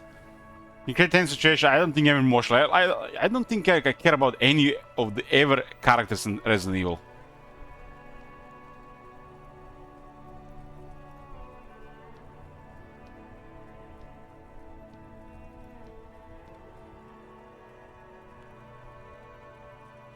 It's very hard to care about the people, because myself, I find myself in that situation where I am the one surviving, not the character. For myself, I don't even see the character. The character is like a skin in an online game. Be the girl, like, you know, Jill or Leon, it's just a skin in an online game. It's more about me.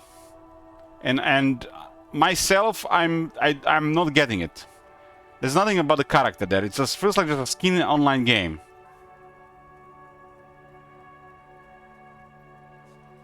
It's not developed enough for me to care about the character.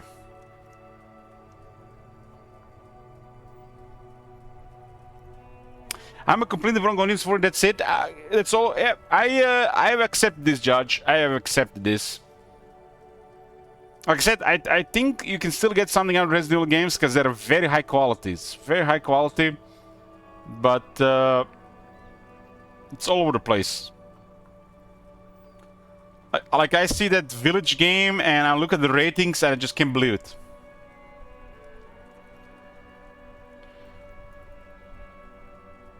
Like, this game, look at this shit. Overwhelmingly positive. The first third of the game is good. It's good stuff. But after that, what the fuck?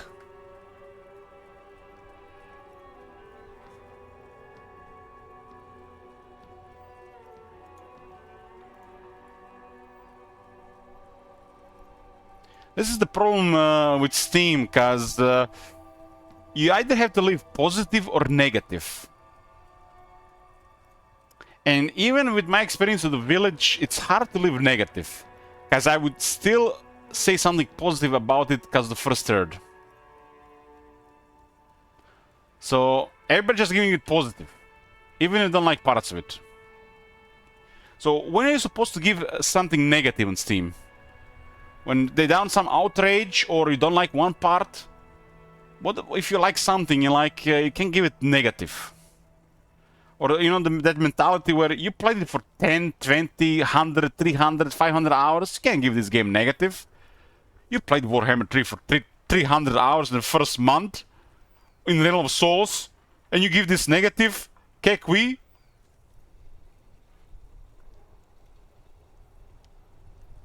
So that game is definitely not overwhelmingly positive, if you ask me. So it deserves a positive rating from the viewers, because it's a high quality. It is such a high quality game. But after the first third, I don't know, man.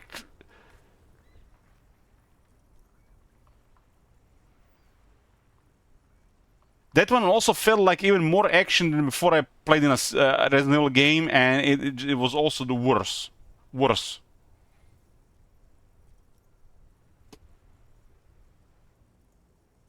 So you play something for 300 hours, and people expect you to give positive. You spend 300 hours of your life on it.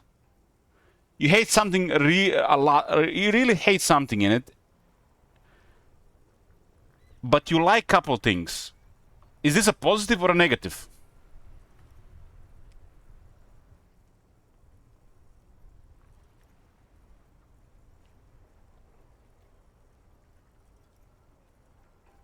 The detail and the quality of the game is very high, Lives, but it just keeps repeating itself. I'm talking about the details, the visuals, the audio.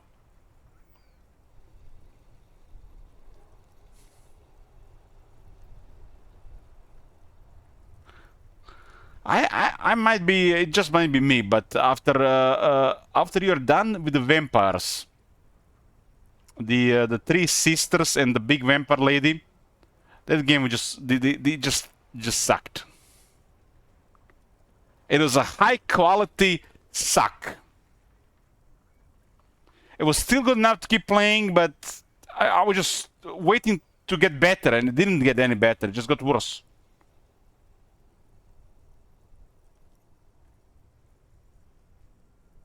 They almost went all the way out in the first third. I think if they put the second third in the first third, and the first third in the second third, and they kept the third third as it is, I think I wouldn't have complained at all.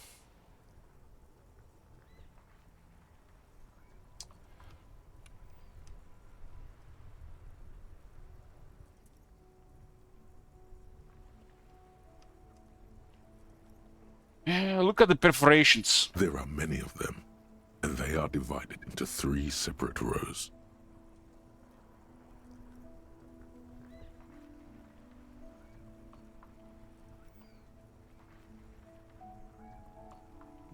Tally up the different rows. The first row has 18 dots.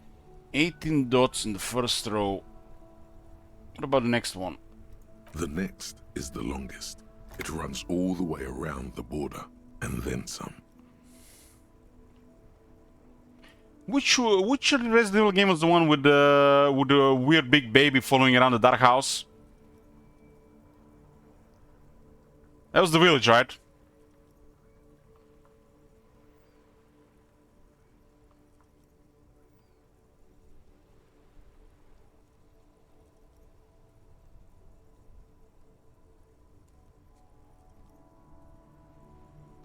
Heretic says, with all the shuffling of the turrets, your math teacher will be proud.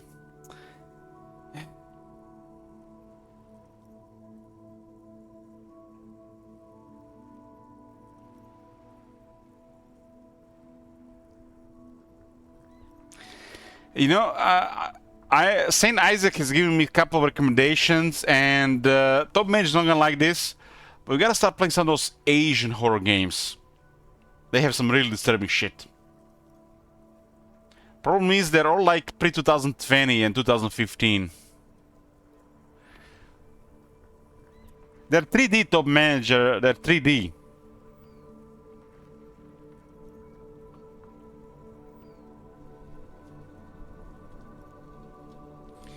Top Manager has he's against anime for some reason.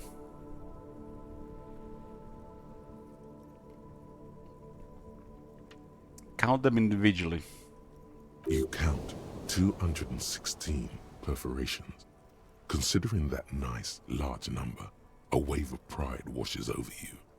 Though you can't say why, precisely. I don't need to know why Top Manager. Everybody has their own preferences. So it doesn't matter why.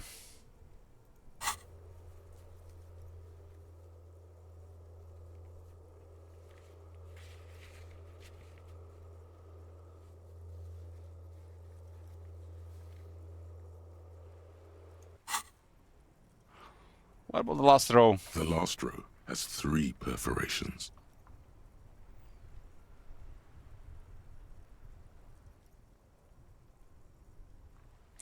Fun enough, I was 2 until 3-4 years ago, and now I can't wait for a new season of anime to start and put together a weekly watch list of everything I like. I always liked anime, Captain Morgan. I just didn't really put effort into really get into it. I did in the last year in December.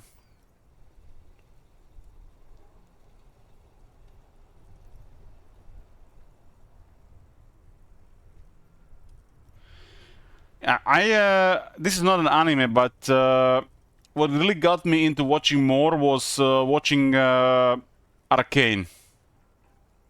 Like season 1 of Arcane has touched me on so many levels.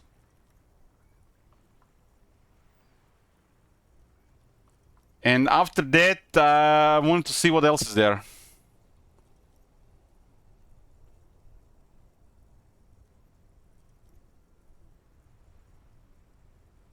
Well, you know, Captain Morgan, One Punch Man was recommended to me when I played Path of Exile back in the day. And I started watching, and I just didn't see anything out of it. And last week, I was watching One Punch Man. And you know what was on my mind? I'm running out of episodes. And the best thing is, I haven't even laughed once. I don't see comedy in it, but I find some parts of it very interesting. I still fail to see the comedy in it. I haven't laughed. I'm a really hard one to make the laugh. I do sometimes laugh at bizarre stuff. I don't find it, you know, to the point so funny where I want to laugh. But I really like the parts of One Punch Man when Saitama is that's the main character. You know, when he's doing impossible things, and all those heroes rated above him are like shocked. Who is this guy? Where did he come from? And he's just like, don't give a shit. This is my favorite parts of One Punch Man. You know, like when he beat the alien, I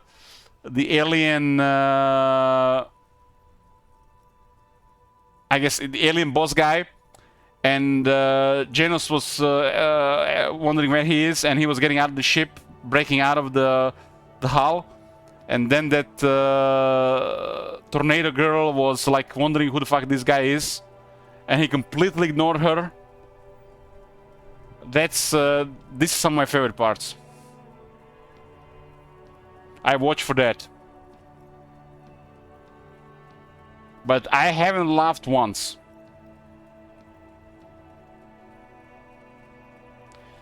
Another favorite part is the sister of the tornado girl, when she was also figuring out who Saitama was, and when she saw he was friends with all the ex-heroes, you know, like the Genos, the King, and the Fang.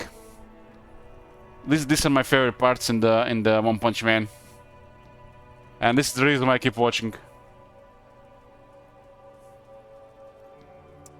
But funny, I don't know. No, I watched. I think I'm very hard to please when it comes to comedy. I watched what's it called? What's it called? That police show from that singer guy.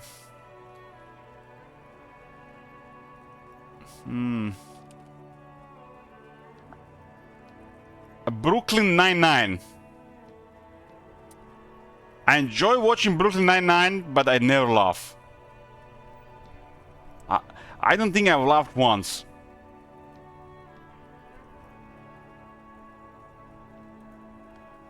It happens, you know, sometimes, but it's all for. It's like I don't know. Really, it has to be the right stuff.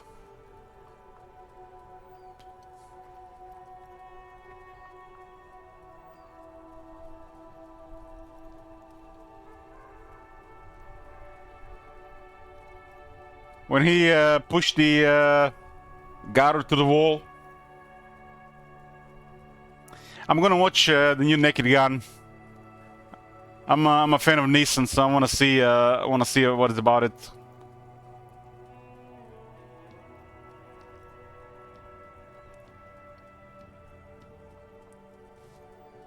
So yeah, I like the part that Saitama is like so powerful, and yet they don't really know about him and they don't really take him seriously.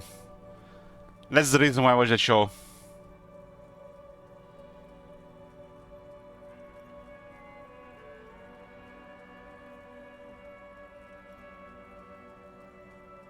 Three, that's it? That's it.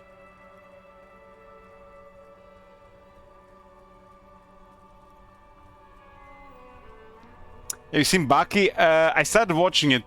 Should I continue? I kinda got bored. I'm on the episode where he's in the prison talking to Iron Mike.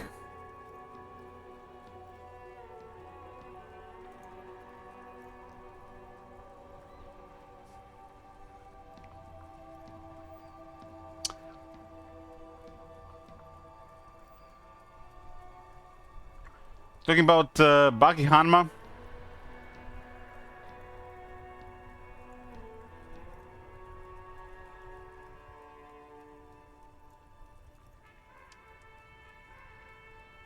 No, I'm watching the one from 2021.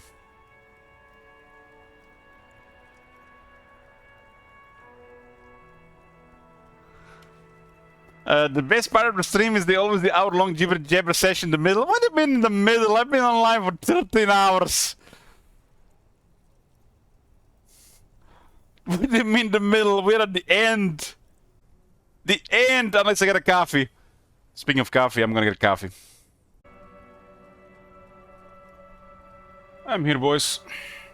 Matt says you have to start back from the old ones to truly enjoy it. I see. Yeah, I guess.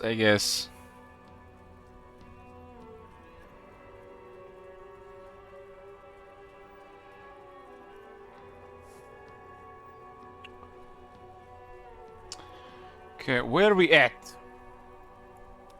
Hey Kim, what do all these holes mean? Point to the dots on the watermark. Those are perforations.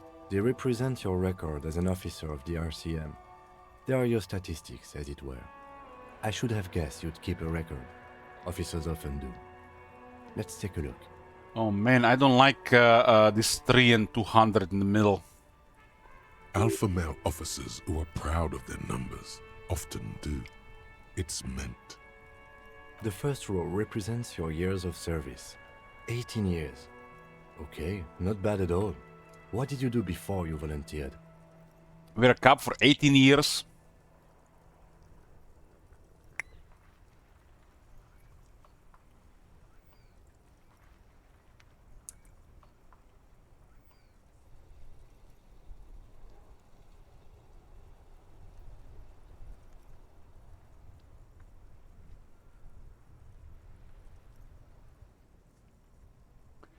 Here more weird stuff.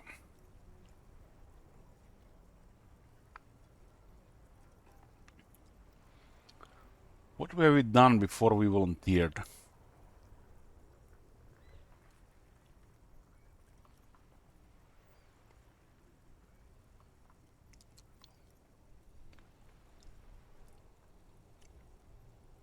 Okay, number 4, I guess, is because of the Hobo Cup.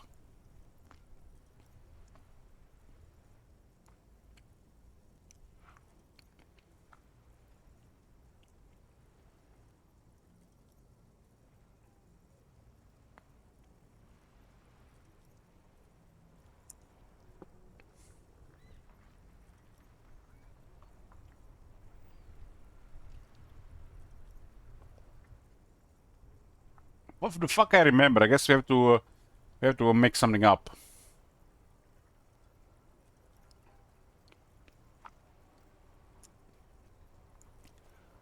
Kinda like 3 in this case. I'm gonna go with 3. I walk the land telling whores and liars of end to come. There are 9,855 days remaining. Cool. I'm glad you joined us. Not a lot of money in doom crying. Let's move on, shall we? This next row, the one that wraps all the way around, is your number of closed cases. Closed is good. It means finished. You've got, let's see.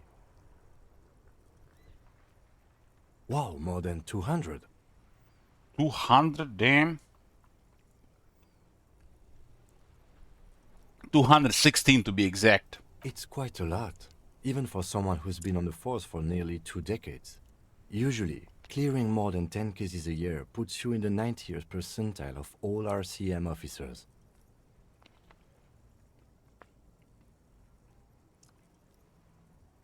Oh man. I used to be good. Had some solace, I guess. What's the last number? Right. Those are your confirmed kills. You've got precisely 3 perforations there. Only 3 kills?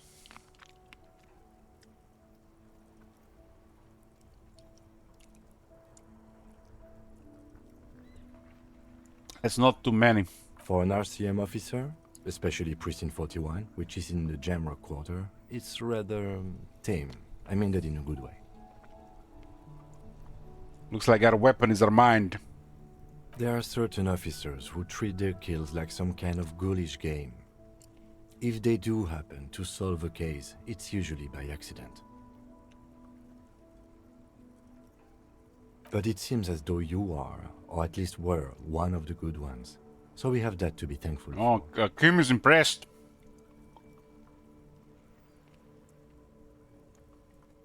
Have you ever killed anyone, Kim? Yes.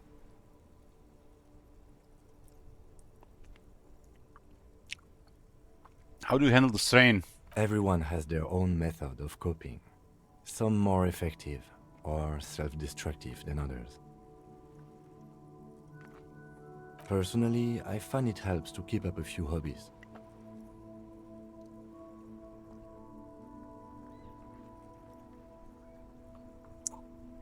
Maybe I should find a hobby. Why not gardening? You've already got the gloves. Thanks for this. The lieutenant nods. Okay, let's go. Right. I'll go turn off the lights. You can now see your statistics on your journal page, to the right of the task description. Statistics. RCM officer profile. Name unknown. Rank unknown. Superstar Cup 2. Apocalypse Cup 2. Sorry Cup 2. Boring Cup 1. Communist 5. What? Fascist 2. Ultra Liberal 0. Thank God. Moralist 0. Thank God. Good Cup, Bad Cup 6. Honor 0. People killed 3. Cases sold to 16. Years in service 18 years. I don't remember doing communist stuff.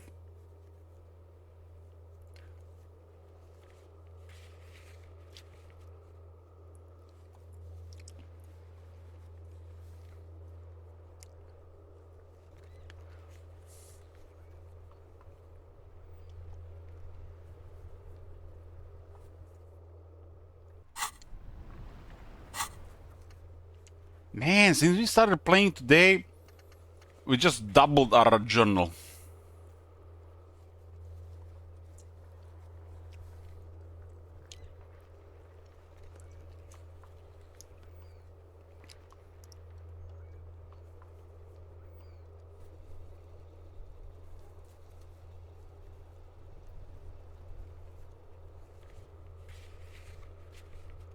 For some reason, don't want let me add this emote.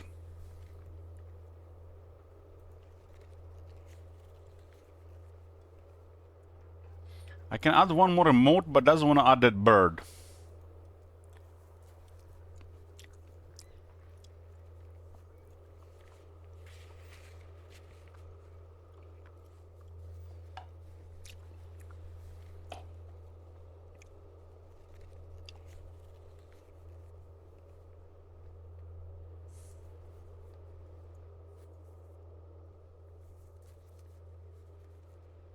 Doesn't want to add the bird. I don't have an option for it. I do have it on 7 TV. Add it.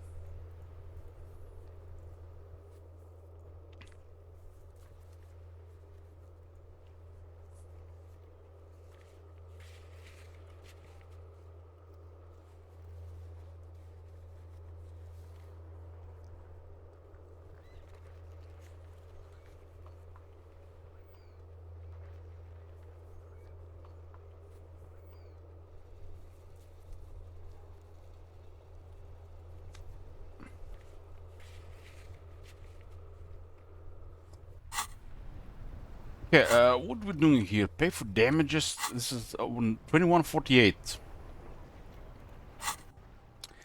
I unlocked the bow collector.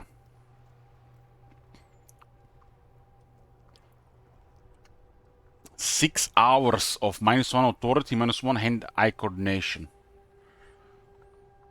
Sparks fall like snow from the bow collector of streetcar number 42, slowly down the slope from Voyager Road and then east on the B206. Cross the river to where there are no closed factories or ruins to study at the academy. Electrical cables run overhead and the bow collector draws across them like a musical instrument. A flash is standing at the rear window holding on the rail in a spring coat waving at you. Don't even remember where the hell we triggered this.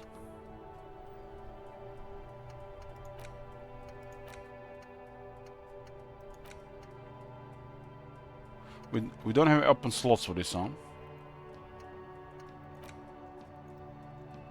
I have to actually unlock it, though. White Morning. Temporary search bonus -1 authority. The little guy gets further and further away. What was the X stuff?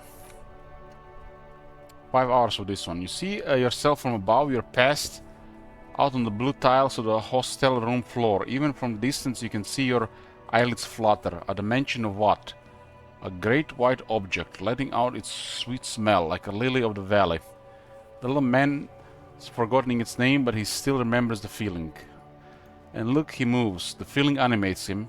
He instinctively reaches out for the feeling's best friend, the bottle of Commodore Red. He puts on his disco clothes and gets smaller and smaller.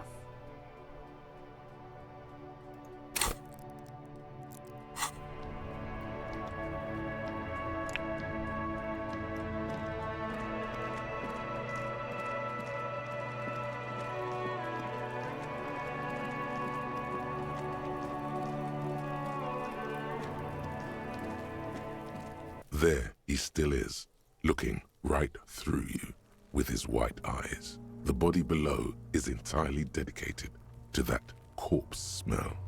Emitting it is all it does now. We got 7% chance now. The ammonia only makes it worse. The combination forces tears out of your ducts. You manage to keep it in once. The second time, not so much. When the vomiting is done, your cheeks are wet with tears.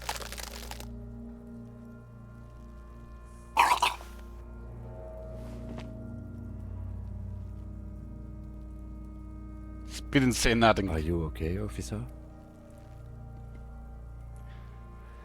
I doubt the Moya did nothing. You're facing tough odds here. It's aggravated further by alcohol withdrawal. I guess we gotta continue drinking.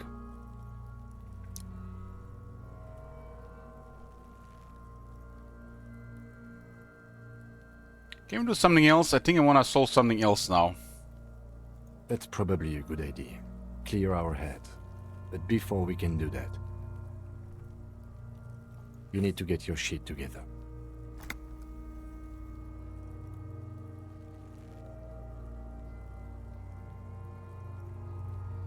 Okay. We should go talk to the locals. Find something else to do while the wind changes. It's pretty bad right now. You've gained a thought.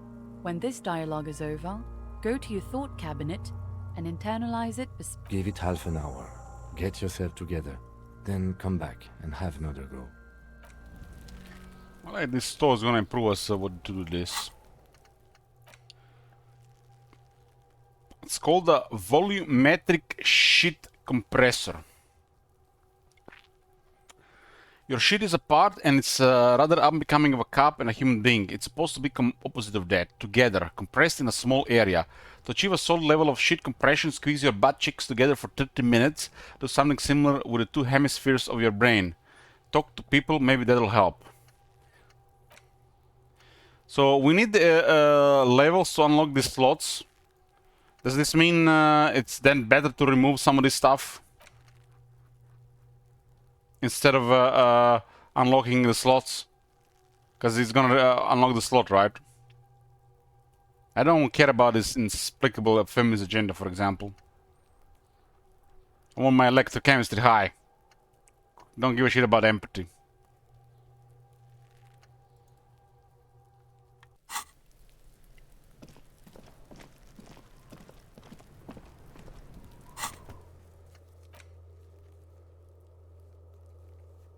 Guess this will help it.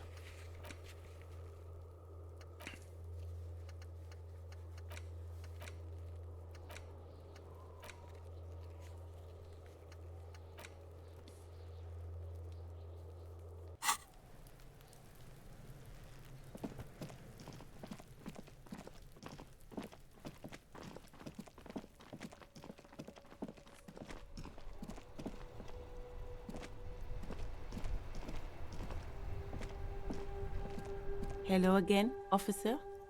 How...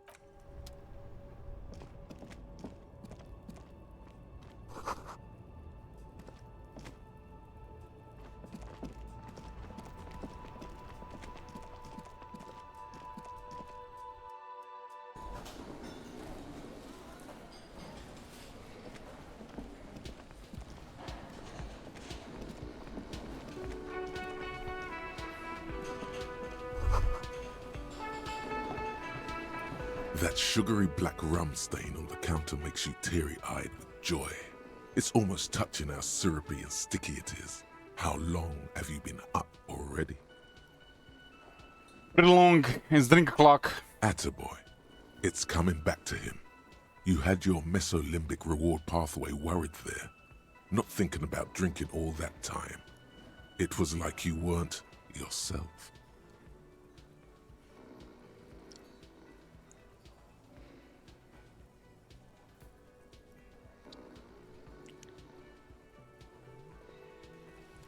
I've been secretly thinking about it all this time. There he is. The old boy, the devil. You rascal, you. Let's celebrate right now by licking that stain off the counter. Oh, licking the stain off the counter. Lick it, but only a little.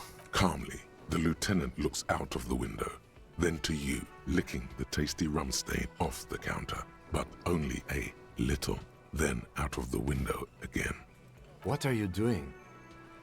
What? What?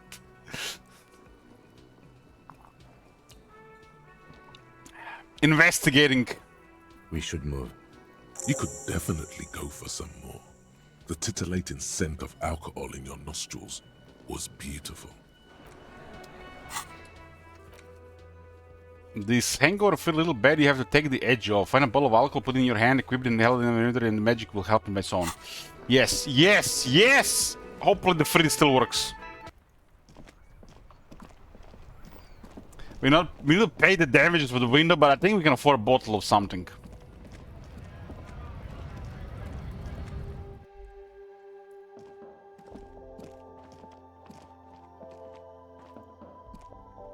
A colorful display of cigarettes and alcohol bottles. Again, I'm obliged to inform you that both alcohol and cigarettes damage your health. Huh. Commodore red wine. Here you go, mister.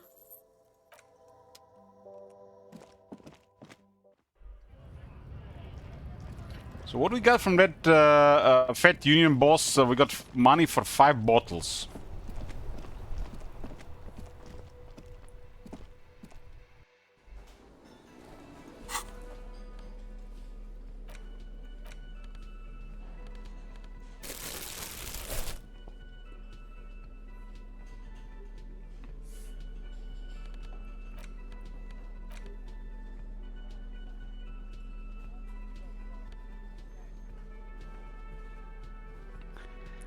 This is the same ledger you found in the trash, only worse somehow. It makes you think about the letter, about the woman's handwriting, about not wanting to get out of bed in the morning. Man, it's like I needed more reasons to not get out of bed in the morning. A large crimson bottle of cheap sugary wine, made of poverty sugar, artificial taste enhancers, and a vague memory of grapes. Why do you need the artificial taste enhancers in a wine? That's a failed wine.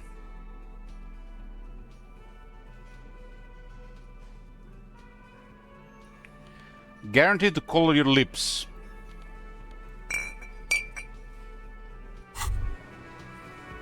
Well, hello. Hello. Someone seems to have found himself a bottle of alcohol. Here's where the magic happens. I love it how we don't even have to get a roll for electrochemist. Electrochemist is on our side. He's their friend. Look at the bottle. Light reflects off the green glass of the Commodore Red. The gods have been generous. Better pop it open before they change their minds. I guess we're done for the day, guys. 9:55 p.m. We can start drinking. Wow, the gods of mass production have made this alcohol container laughably easy to open. A child could have done it. Open the bottle. There's a satisfying pop as the cork jumps out, and the hair on your back rises like an army at attention. You've been here before. Welcome back, detective. You're home now. Take a sip. A golden sun melts down your throat. Its rays filling your nostrils with sunshine. Your stomach melts from it into a happy, gooey mess. So does your mind. All the bad things are melting. You're you again. A real cop. A real detective. Incredibly well done. I knew something was missing, guys. I knew something was missing. Now we can be a real detective. In the bottom right corner of the screen, there's an From the void we came, and to the void we must return.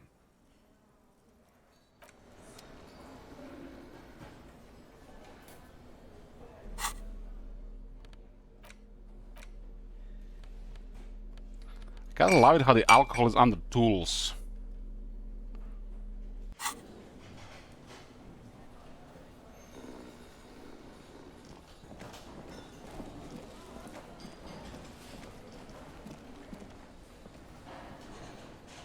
We can actually talk with this person.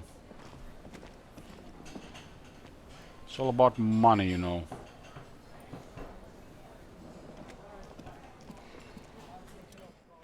Sleeping dog worker. Man is sleeping at a table wearing mud-caked boots and rolled down overalls. The back of his shirt reads Wild Pines encircled by a logo with a tree. A colorful piece of plastic is dangling from his carabiner. Makes your fingers itch. On the counter, rolled out of his open hand, you see a blister pack of headache medicine.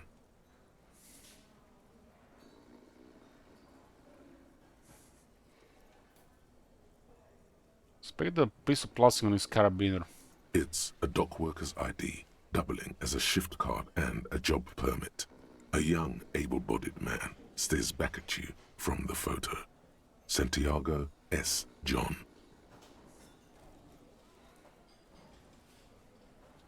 %83 chance to steal the dock worker's ID.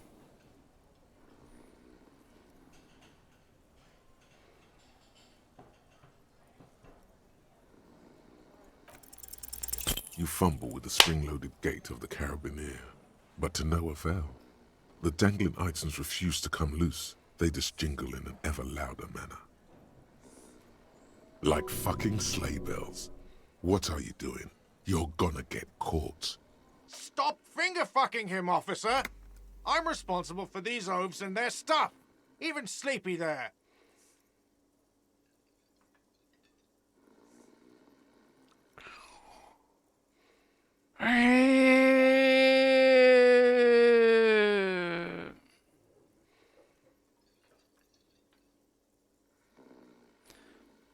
We might be dealing with a criminal here. Let me work. Yes, sure. A criminal. To be honest, he's correct. Police officers generally don't go around appropriating possessions from people. Let's go. It was just an idea. Come on, relax everyone. It didn't turn out well. Doesn't mean it was a bad idea. Or that you shouldn't appropriate stuff. Pick up the pills. The man does not mind. You probably need them more than he does. You've just picked up some magnesium. This item is stored in...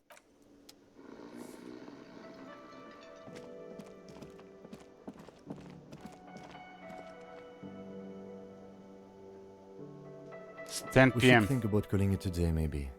The nights are still miserably cold this time of year. I haven't picked up 10 minutes of damages yet. We should take care of that, then. But I don't have the money. Let's talk to him anyway. An officer of the RCM shouldn't be sleeping in the street. We'll figure something out. Can I help you? This is your trash container key. Thanks. I hope you found what you were looking for. I found the victim's clothes. How strange. I certainly didn't put them there.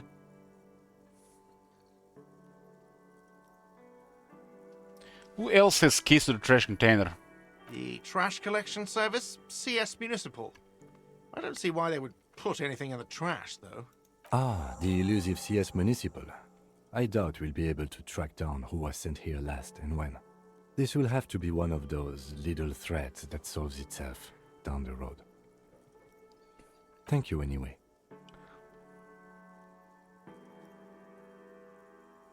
Could someone in your staff have put him there?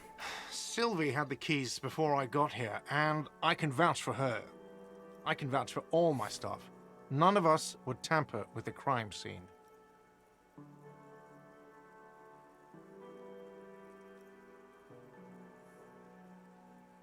Maybe you don't remember putting them there. Maybe you were sleepwalking or in a fugue state.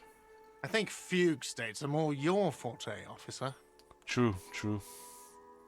Thanks. Let me talk about something else. Yes? I need a drink. Can you pour me one? Do I have a shaker in my hand? Is this a shaker? Shaker? What about a shaker? Just give me something neat. It's not a shaker. It's nothing. He's holding nothing. It is but an imitation.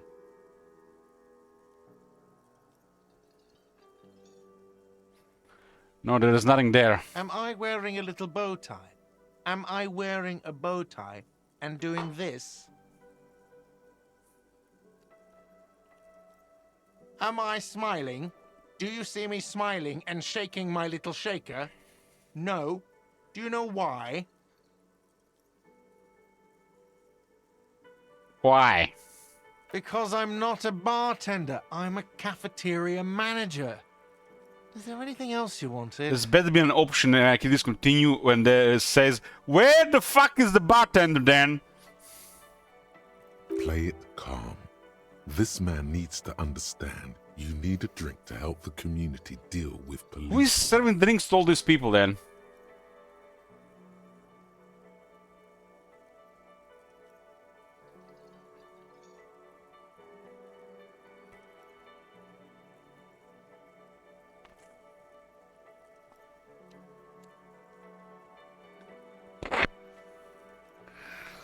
I'm an alcohol-operated detective. If you want me to clean up the dead body and solve the case, then you need to insert alcohol into my mouth. Oh, well, in that case, let me pour you a nice, big, refreshing marinella. Do you want that out of a glass or a pineapple?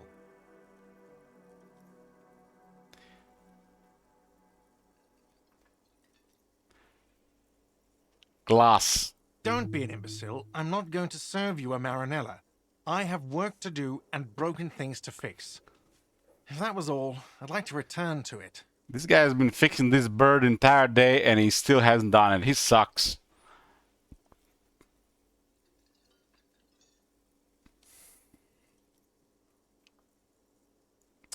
So about the money I owe. Yes, have you got it? How much do I owe you again? A lot. For the room and broken window, 100 real. What the hell, 100? We only got 25 from that handout. I feel like there's supposed to be a zero there. Was wondering if we could come to some sort of arrangement for tonight. Does that arrangement include you paying me what we already agreed you owe me?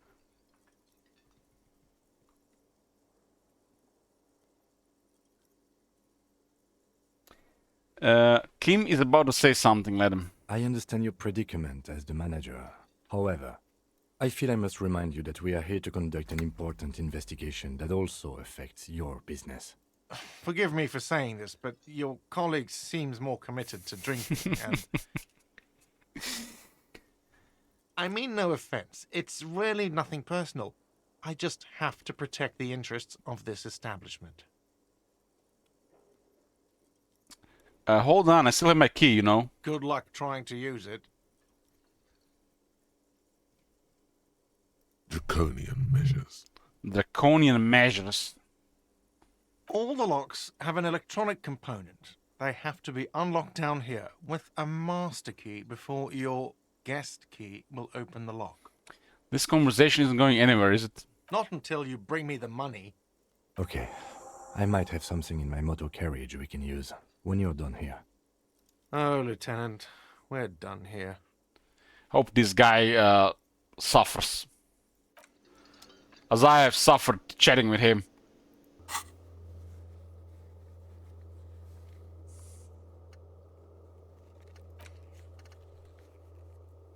Kim is over to help. How the fuck do we get 100 in this day? We had like maybe like 50 before I bought drugs and alcohol and cigarettes.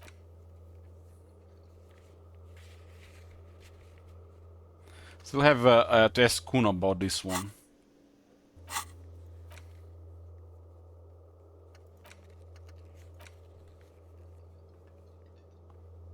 This was the Monday.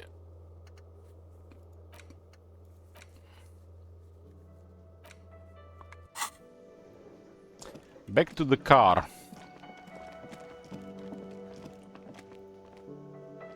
Hello again, sweetie. Sweetie needs money. Do sweeties get money? Oh, sweetie, I heard your conversation with the manager about your financial troubles. When do you get your next paycheck?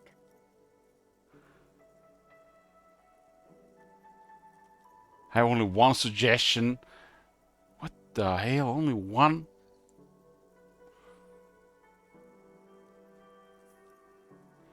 We still got 28% chance we are only one. Tug on her heartstrings. Try to force a tear out of your duct. Really rip into the whole emotional aggression thing.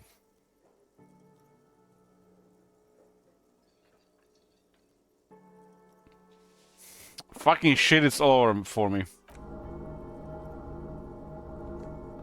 Officer, get a hold of yourself, please.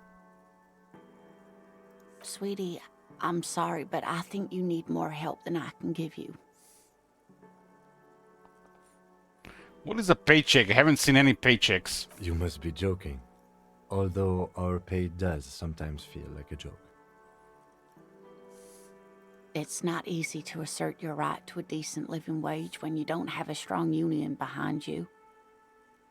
Maybe you should talk to Everard, the union leader. Already did that. Everard's money wasn't gonna last forever. You need more.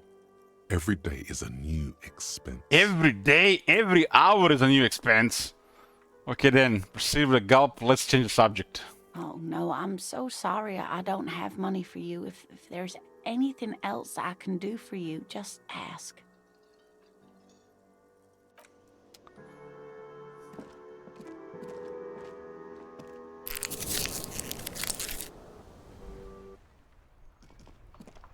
Oh boy. Let's see what's in the car. Are we gonna sleep in the car?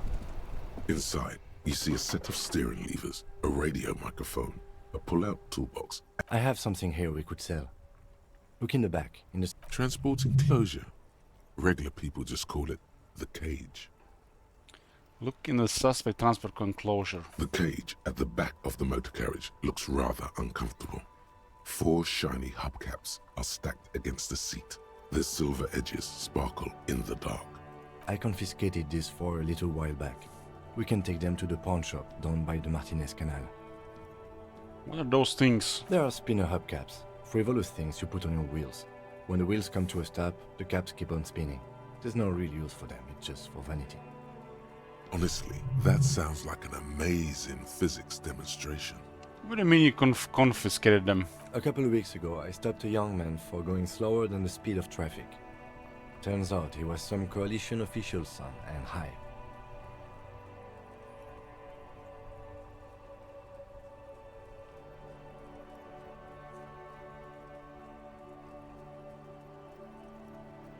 So you took his spinners? Mm-hmm. I took them and arrested him for driving under the influence. Isn't that corruption? I don't know. Is it? I was going to take them into evidence, but they weren't necessary for conviction. He never asked for them back. Didn't you want to put those spinners on your machine? For a kinema? No, that would be silly. I don't know why I kept them. It doesn't matter. I couldn't put them on this MC anyway. A cup with spinners. That would be outrageous. Yes, outrageously cool. He flashes a smile, barely visible in the dark. It's only right that we sell them. Don't make your unpaid hostel bill a moral boon, officer. It won't stick. He said something about a pawn shop? Yes, there's one 100 meters south of here. I think it's called Roy's Nest or something. If I'm not mistaken, it should be open late. Items that can be pawned at Bird's Nest Roy's appear in your inventory under the Items tab. You can pawn these items when talking to Roy. Thanks, appreciate your help. Take the spinners. The lieutenant nods as you take the spinners.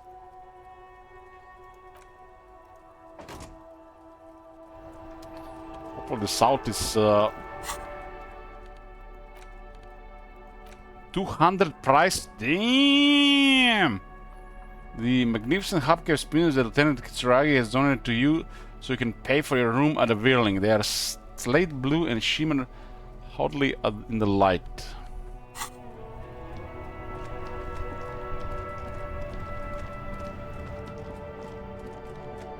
Pawn shop, huh?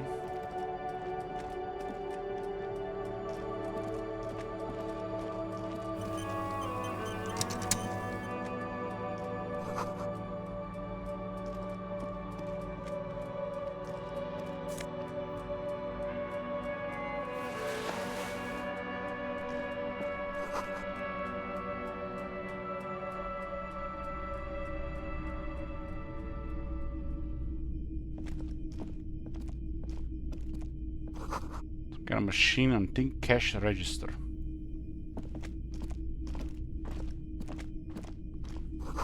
A bust of a woman. The plaque simply says they. Who's they? In the dark, a film projector is whirring away.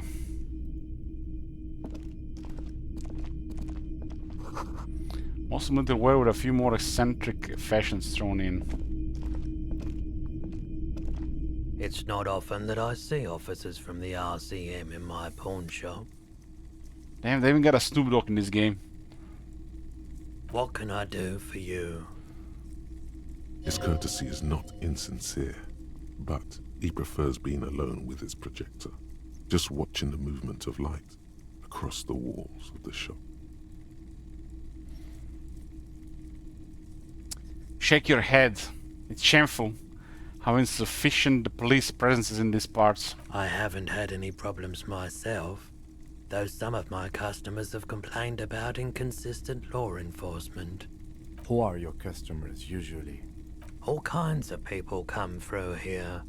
Locals, travelers, people looking for a deal, people looking for a keepsake.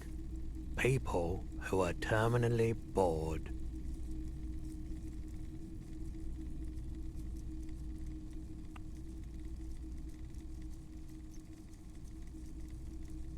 As you can see, I have a wide selection of goods for everyone to choose from.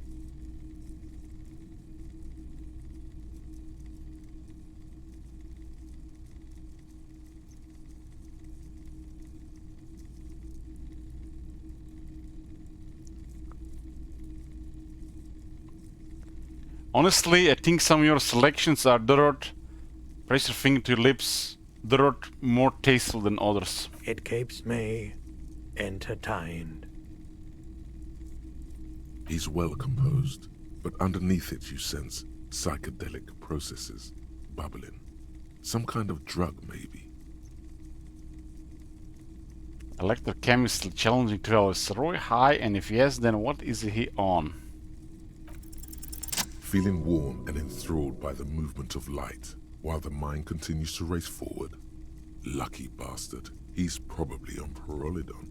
It's tough to come by on the street. Parolidon, what is that? A drug developed by the military to treat and prevent radiation sickness.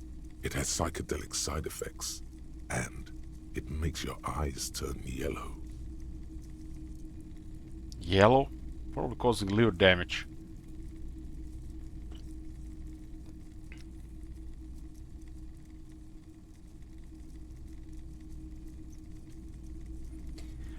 Step closer. Sir, could you please take off your sunglasses? I'd like to check your eyes. Why on earth? These are prescription. I can't really see without them.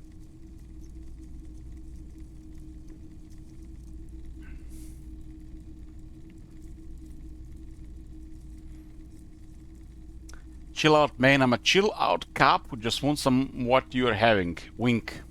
Parolidon is just something since the People's Pile disaster.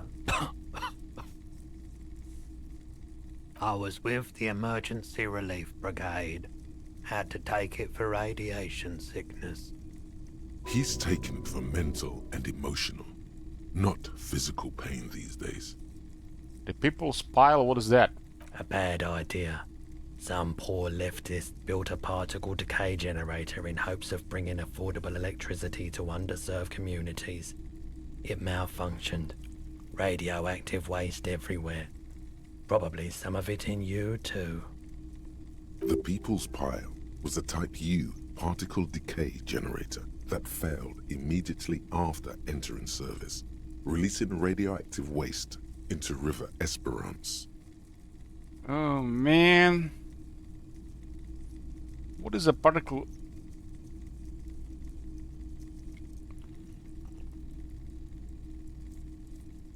What is a particle decay generator? A primitive nuclear reactor, also called a pile. Why is it called the People's Pile? Construction began during the Commune of Revachol. The people continued work on it after the Commune fell. They wanted a cheap source of energy for Revachol West. Needless to say, things didn't work out. Why did it fail? An emergency valve defect resulted in steam pressure blowing the turbine, taking the fuel containment vessel up in the explosion. Both the faulty design and lack of finances contributed to the catastrophe.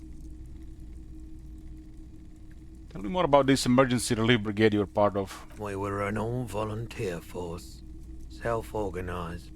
Tried to help the fire brigades contain the spill. On the patch, gamma radiation lines crossed with a red drop of blood.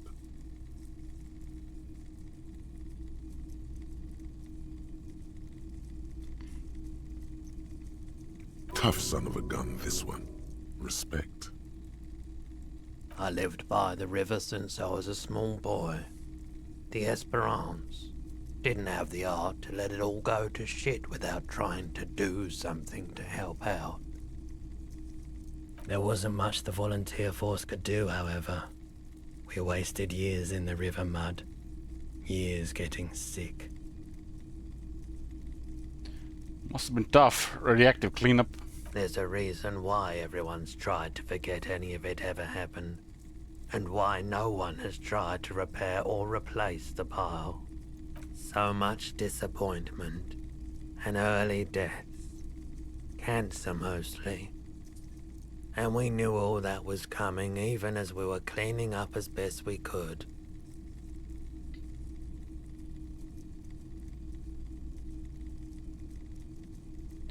Whose fault was it that the generator failed? No one's.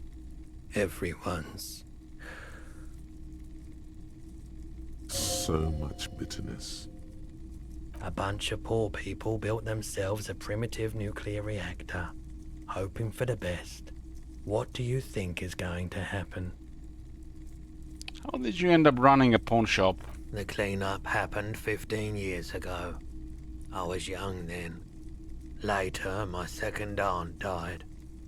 Left me this shack and all the assorted junk in it.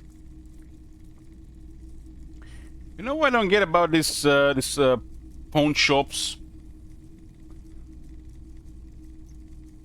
In theory,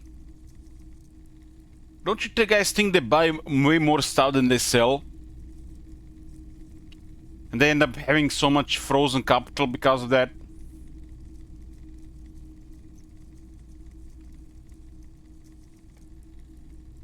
They can't all be successful.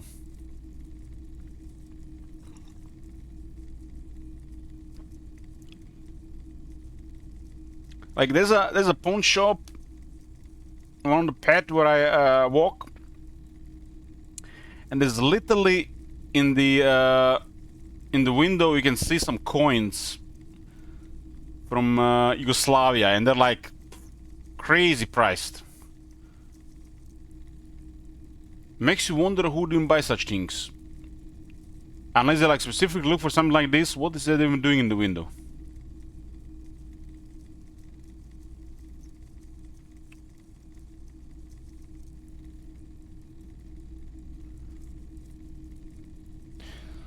So let's say you get like a brand new PlayStation 5, 400 euros worth. You go to the pawn shop, and what do you guys think? How much would they offer you at the pawn shop for that PlayStation 5? 280, 300.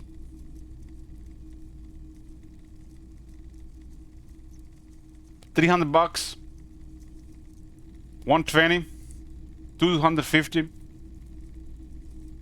There's always clear, yes, but why did they spread this in the windows? Like, you think that a random collector will see it passing by when they're looking for it on the internet or something? So they buy this PlayStation 5 for, let's say, 200 euros, half the price. And are they going to try to sell it for 100 euro, like some, you know, a regular store that sells their products, or they're gonna sell it even lower?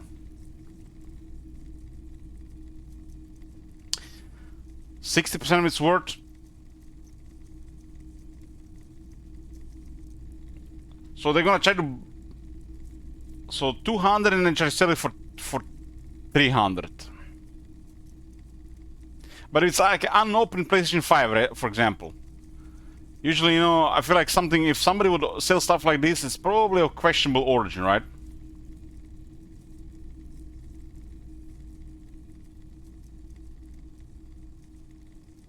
Honestly, don't think I ever seen any people ever in that store. It's like, why bother with the pawn shops when you can, you know, like, when I was bothering with some of this stuff, you know, to sell some of the stuff that I didn't need when, you know, I needed money. The last thing I sold was $1070. I sold a 1070. So I did buy the 1060 Ti. I think it was a 1060. I know it was a 1060 actually. It was a 1060 with 6 gigabytes of memory. I bought then 1070 after, and then new PC had a 1080. So you had like a website where you just put your stuff, and you know, literally someone within a few hours messaged me, and it was a done deal. And that 1070 was actually sold more than I paid for it, and I used it for some time. That was a time when the graphic cards were going up in price. Because you know, I had a 1080, right? Like, what was the point of that 1070? And the other PC that I gave to my brother had a 1060. They didn't really need a 1070. So why would you go to a pawn shop to sell something like this when just a little bit effort you can sell it like online?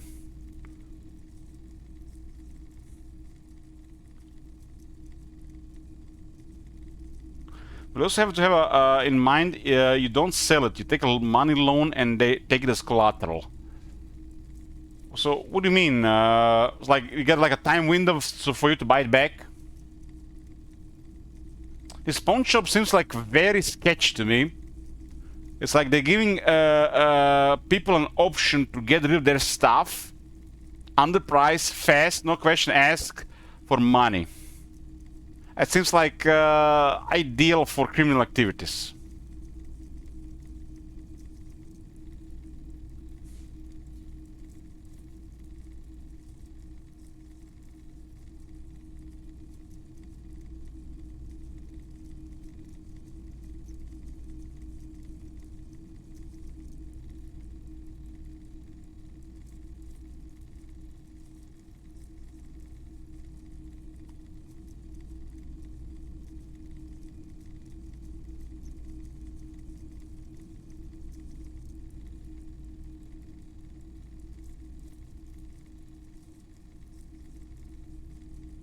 Then why they even allow such businesses to be open?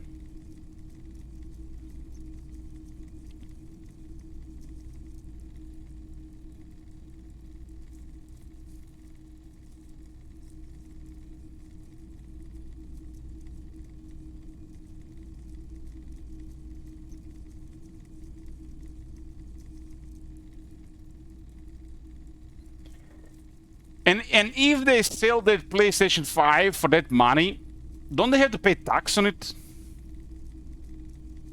25% of the profits, for example, here.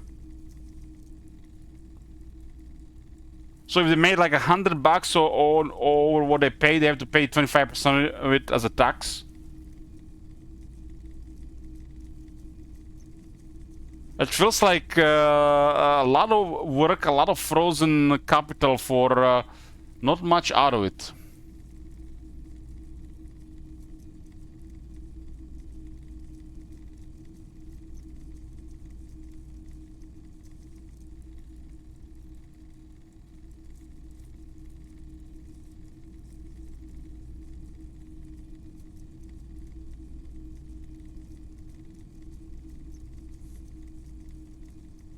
Like you know, no doubt some of them are honest and try to make a living out of it, but this is like awfully fishy to me. It's like only way they will really make any money with some questionable deals. And if you have such big capital to run a pawn shop, why not do something else with that money? Seems like a lot of money to run a pawn shop. And that money will slowly return itself. It will not happen overnight. It will take many, many months, if not years, for some of this stuff to sell. No doubt they're making money in the long term, but that's a lot of money that's just gonna be frozen, waiting. And some of this stuff will never even gonna sell.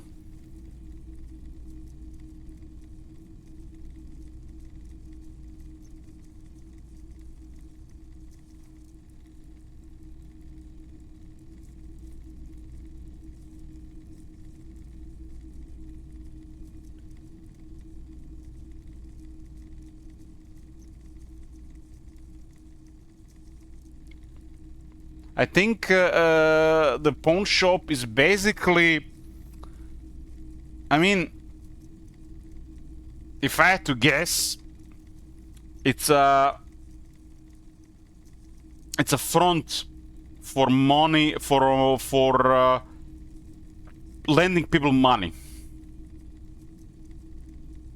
Then you just buy more stuff and try to make that money legal.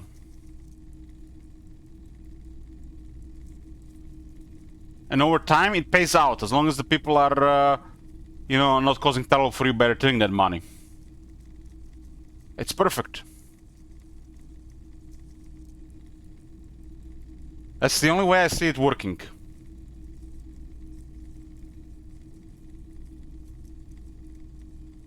Because, you know, people need money. And sometimes they will get that money, they just need time. And they don't care about your stuff, you know. They will borrow you the money as long as you give them more money after, you know, after some time. But the problem is making that money legal, right? So they're buying stuff. This stuff might not sell for a while. And they're trying to make it legal over time.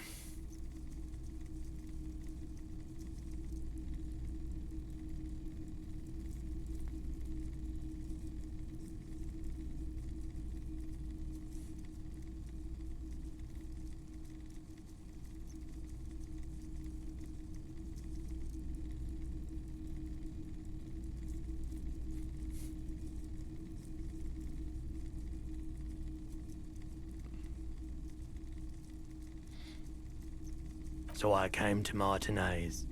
People told me don't go there. It's a shithole. I said, people, we just had a nuclear pile meltdown. I'm gonna get as far away from Forburg as I can. Still in the same city, but...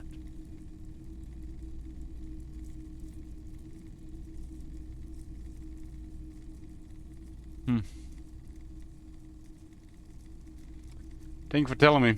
Conclude. I like the theory more than the story. Outward movement, not vortices.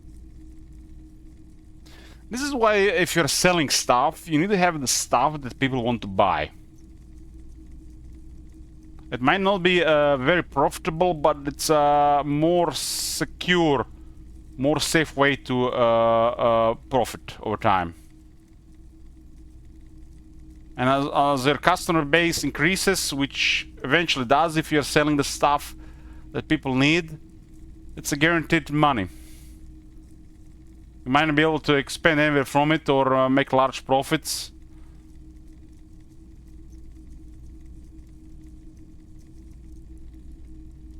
But I feel like a lot of these shops, businesses have been ruined by the internet shops. So what is the point of it anymore?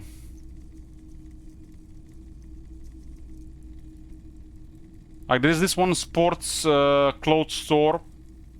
It's massive. It's like massive. It's like 7 people working there. At least that I've seen. Every time I was there checking a couple of things, nobody was in there. Nobody. It was like I was the only one, sometimes with my brother. Nobody in there. And it's a massive store, lots of stuff, and we couldn't even find what we wanted.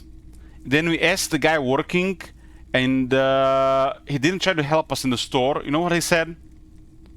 He said to check online.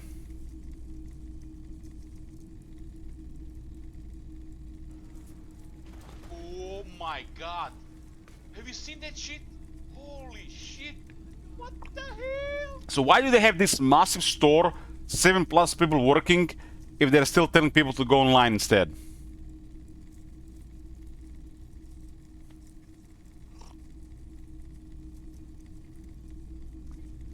Thanks, Heretic.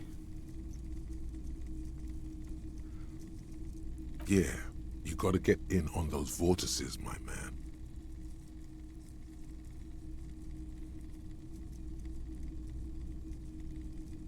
The person working there probably just don't give a shit. That's what I assumed. That's what I assumed, but couple times that I was there later, you know, I'm like there and there's nobody there. It's like it felt like Fallout 4 abandoned store to loot, except it looked clean.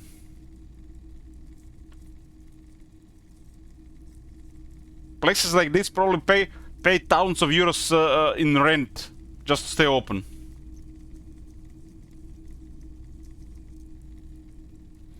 And I think most people that buy stuff at stores nowadays, they don't care about the brand, they don't care about the store. There's like 10 different stores selling the same shit. They care about the sale. They go to a third party, they tell them where the stuff is the cheapest they want to buy, and the website literally sends you to that shop. The shop doesn't matter, it's the price they're listing the product at.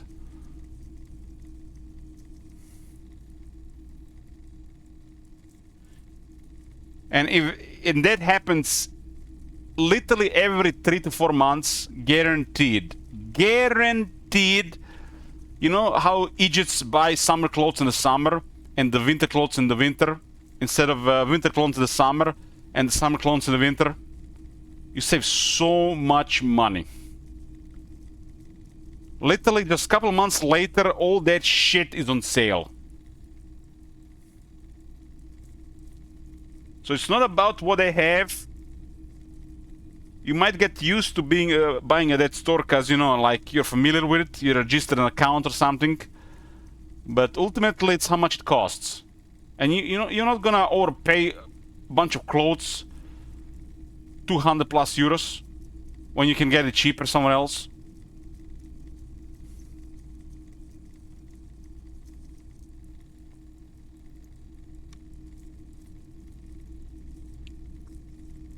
I literally get an email. There's this shop called About You. Never had a bad purchase there, never. And for buying a couple of times there, they put me in their VIP, I don't know, club or something. And they send you, give you special offers. And if you're not buying for a couple of months, they literally send you an email what's on sale. So that you don't even have third party anymore. They're doing it for them. Some people not gonna give a shit. They need clothes, they're gonna buy it full price. But smart people just need to wait a couple of weeks, couple of months, and you get a bunch of clothes, the same clothes. Might not be the main selection anymore, might be missing some numbers, might need to buy a different color. You know what I mean? And you get it under half the price.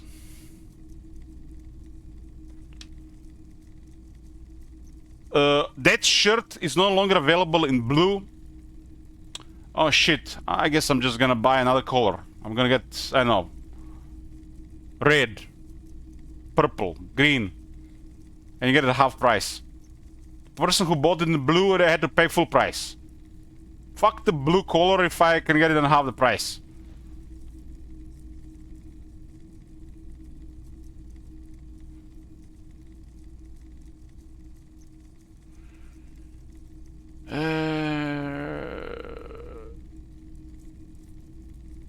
There was this one time, these very expensive sneakers. They were like, I think, close to 200 euros.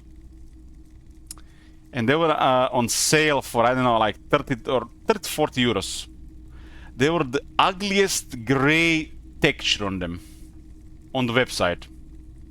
I bought it, what the fuck, man, it's 200 euros, 200 euro sneakers.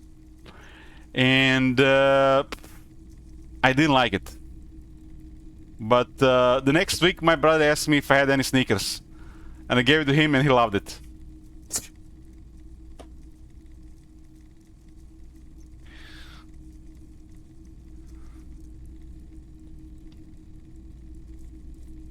Care to share your Pirolden?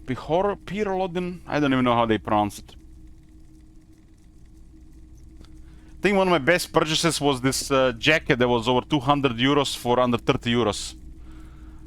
I don't know how this shit even happens. If they ever sell something like this for such a price, it makes you wonder how much it even costs to produce this shit for them.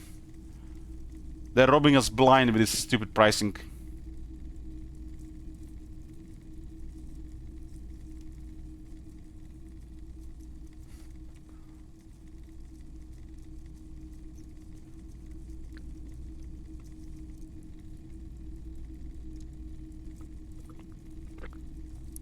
The shit was original price over 200 euros, and they end up selling it for 30 euros.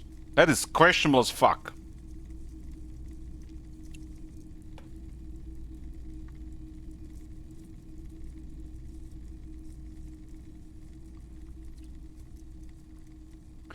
I can totally see if some of the colors, you know, weird colors are not selling, or some of the sizes are not selling. Well, they sold pretty much everything else, you know. They always have a profit in the clothing business. But sometimes you have those small numbers or the big numbers and they don't sell. That makes sense, right? But it's bizarre that some really expensive stuff doesn't get sold for a while, and they put it like, I don't know, 50% of the price.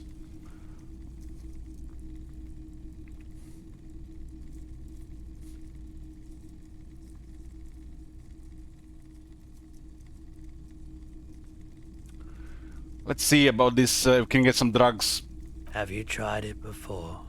The lieutenant steps away, pretending to admire some of the knickknacks on display. Looks like he doesn't want to get involved.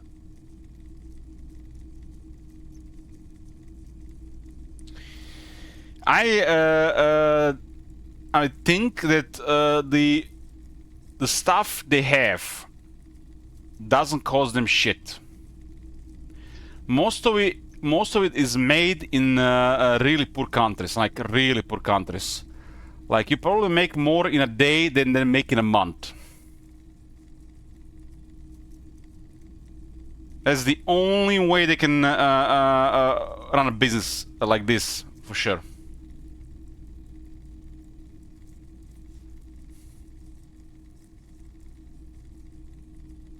And then there is the question of the brand. Sometimes the brand is over 80% the price. I literally bought some stuff that didn't have any branding or anything.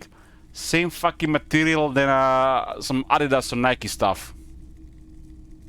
Like the insides were the same, the outsides were slightly different, but considering the price difference, it's crazy. Like sweatpants. I bought these two different ones. One were 4 times more expensive, and they both exactly 11 to 12 months later started to get the damage at the same in the same area, you know, between the legs, because all the sweating. And the price difference is crazy. And they literally break in the same way. So you're overpaying like crazy for the brand. Material in the inside is the same shit on the outside. The quality may vary to the touch, but it's still gonna be the same shit.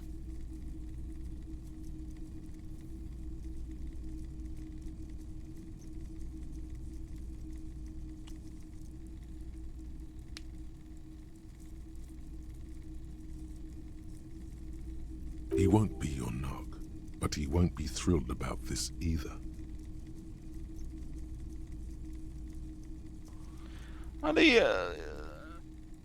From my experience, always the clothes you use a lot, they tear between the legs from the sweating.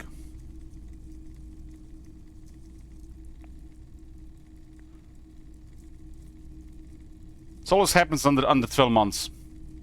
It's like it doesn't last. I tend to, you know, find the one I really like, and then I just use that one entire time instead of just cycling between 2 or 3.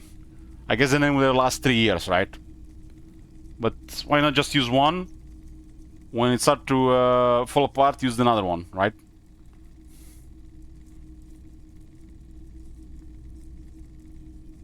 You can wash the clothes every day, right? This repeated washing and just constant use what makes it fall apart faster.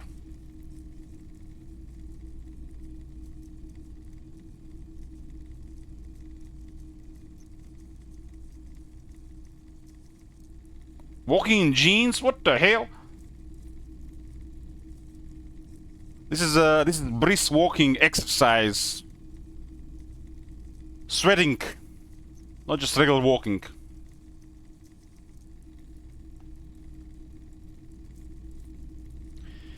Have you ever walked so much, Judge, that the pockets fall apart because of the phone in them? Repeated so many steps, even the pocket starts falling apart. The phone is just too little bit too heavy for most clothes.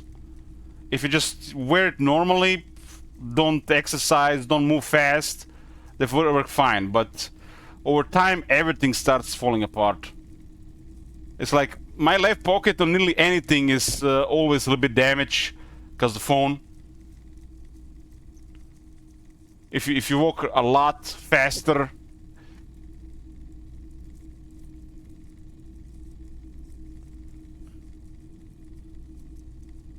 it's just how it is. You just keep straining the fabric, and it's eventually gives.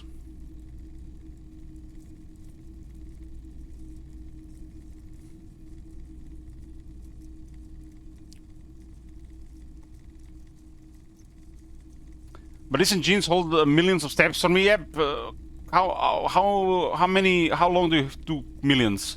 Like last month, that's last month. It's sorry, a new month. In June, I walked 1,000,000 steps alone. So somebody can walk a couple of million steps in a couple of months. The clothes, it just they just fall apart.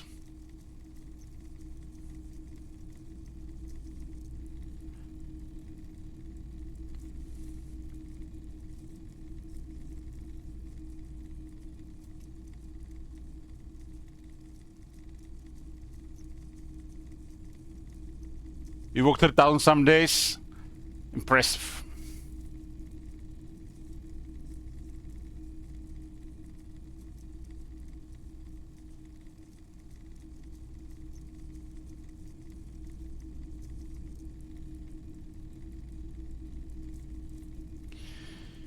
I haven't, but don't worry, I can take it. If you say so. Here you go, man. Is this the first drug we got?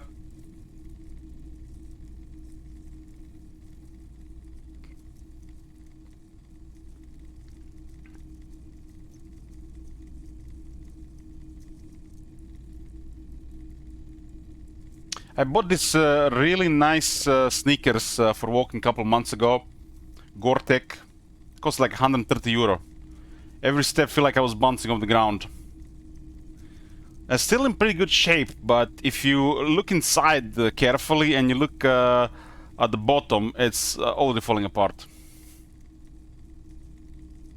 I might have walked, I don't know, 3 million steps in them.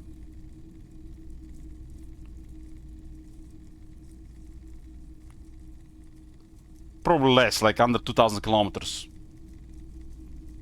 No, not even 3 million. It's like what I'm talking about, 2.5 million.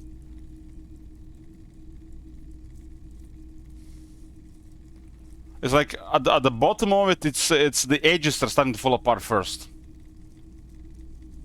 It's like it's losing material, and then the sides insides are also starting to fall apart. You can only see them in pretty bad shape after like 4 months. I don't think they will last 7 months at this pace. I bought the Skechers ones. They were really nice. 3 weeks later, there was already a hole in one of them. And the lady told me, like, because they were they were like half a number too big for me. Apparently, that's why the hole appeared.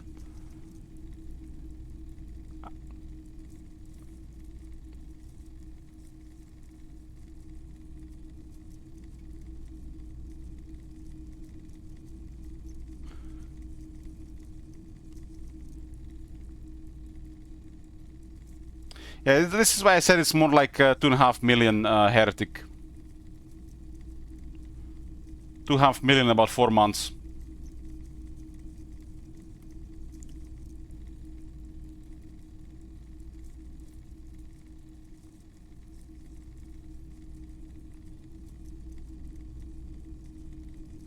The shit is not really built to last anymore, and they're literally all the same shit, just like 10 euro up or 10 euro up. 10 euro down, 10 euro up in pricing. We gotta start wearing those Roman sandals. I guess also depends on what kind of terrain you walk on. Judge my feet after 1 million steps in a single month. The layer of thick skin that appeared on the toes. It took an entire month to fall off. My feet are back to normal after a month. I've never seen it on like 6 different toes at once. It's usually always on one toe on every foot after walking that much. But after 1 million steps,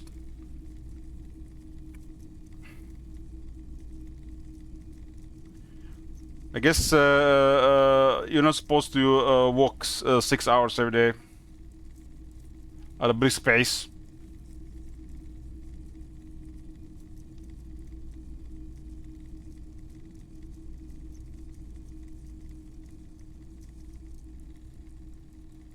The problem is after so much walking Tom Manger, the skin has to protect itself from friction.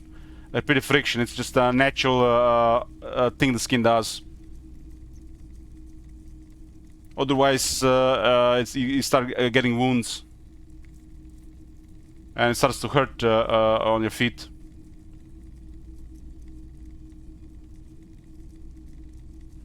Thanks, man! Of course.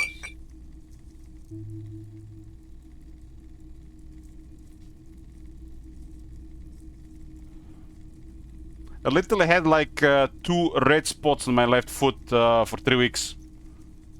It's almost like there was a blood between 2 layers of skin.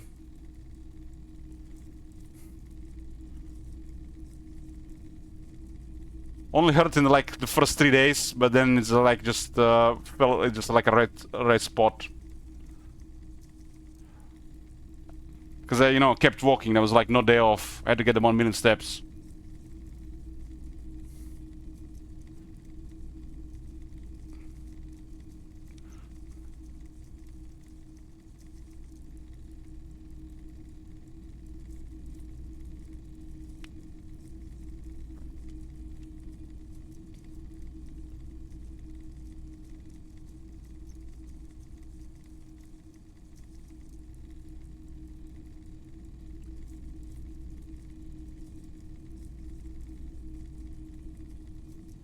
One faction rework a week incoming. What? One faction rework a week incoming. We're talking about, yeah.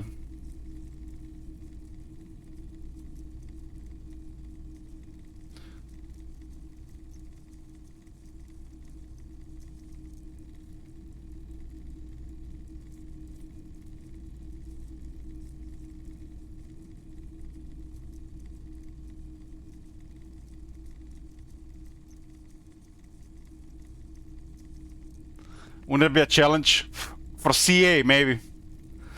Don't get me excited. I thought it was a CA announced some shit.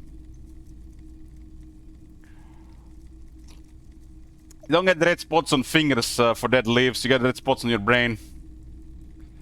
Especially when you read too much text and numbers in the CA base game.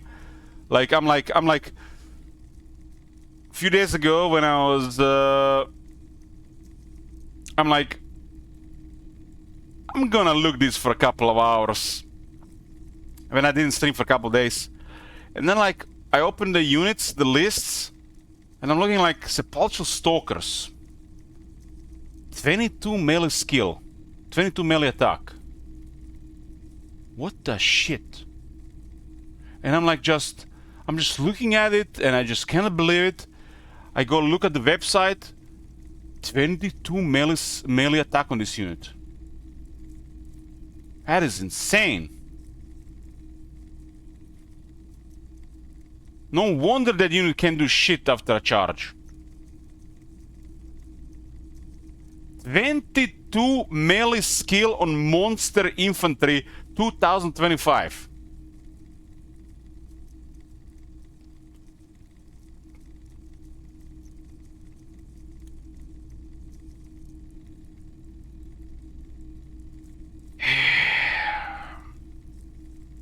And there's shit like this all over the place.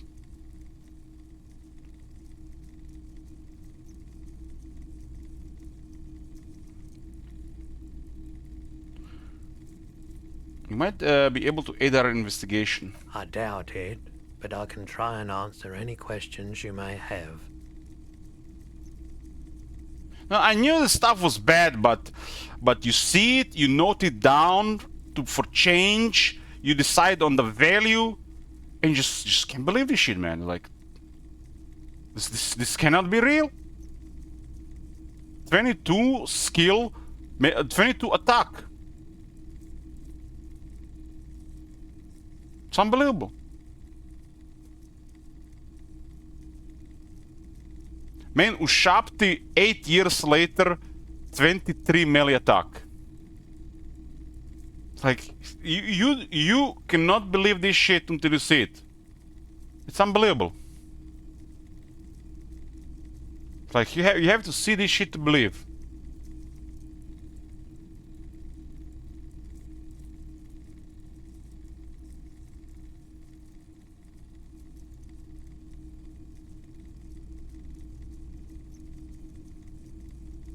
This is Ushapti, and this is a Paltro Stalkers. Ushapti, 23 melee attack. Just look at it. 23 melee attack. Sepulchre Stalkers, 22 melee attack. And then you look at the Omens of Change, Omens of Destruction, Thrones of Delay, Shadows of Change, any fucking content that's been released in the last couple of years, and you try to compare this shit, like, you just... 23 melee attack. And 22. That is so messed up.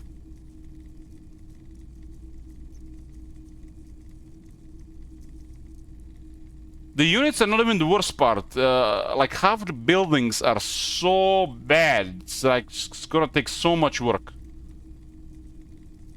But, like look at this, 23 and 22.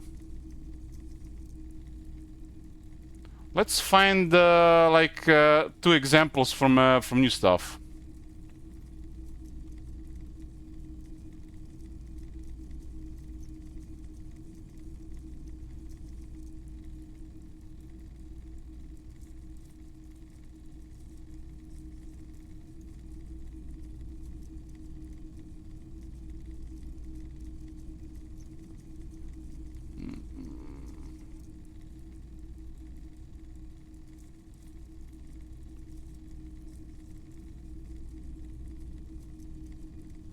Loading available units. What are the 2 last units that got the list?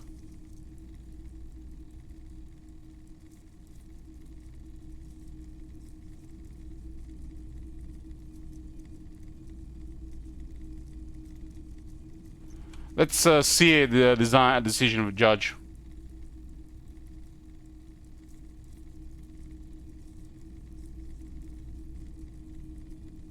So they gave this unit 35 and this unit 42.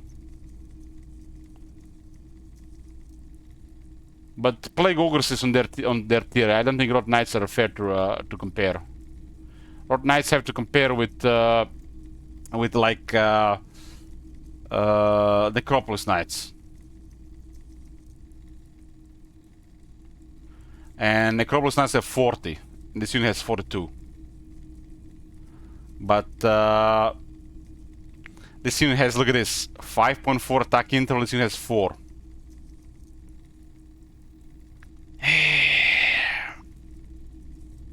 This unit has 32. It's in a similar area as the Ushabti and the Stalkers. 32 versus 23 versus 22.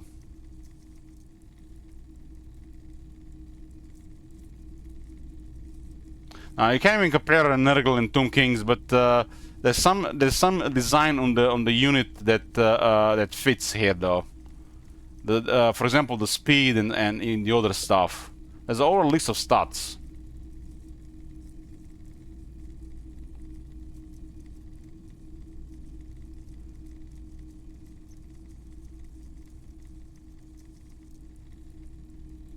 I feel like a good example to compare units. What was the list? I mean, you can't even compare the corn stuff really.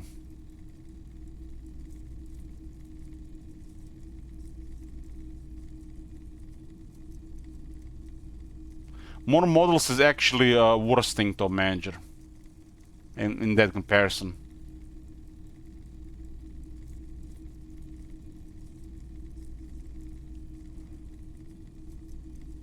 Kind of hard to compare these things.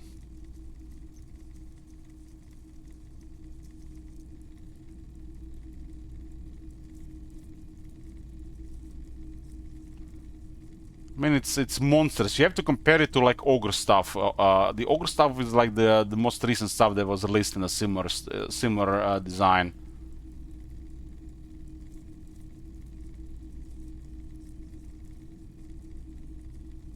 It's hard to compare with this unit because this unit was also on the Rot Knights area.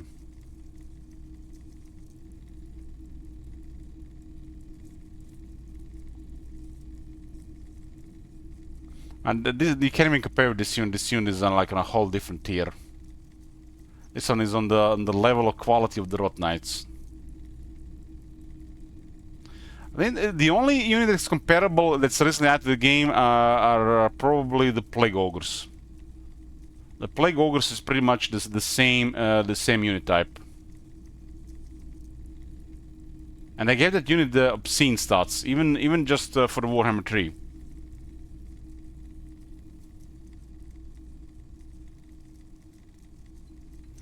But this is just attack we're talking about to manage. We don't have to go into other stuff. The other stuff is even worse. Holy shit, the other stuff is even worse. No, animated hulks are below these units. It's just a really strange the undead balancing philosophy.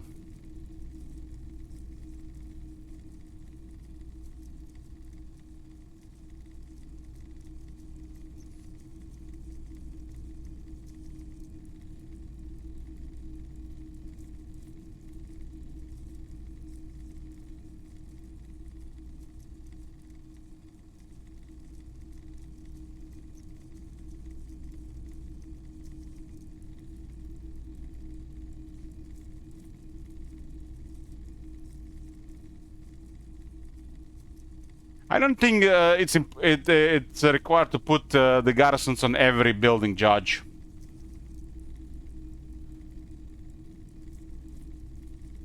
But it's nothing wrong to do it either way, really.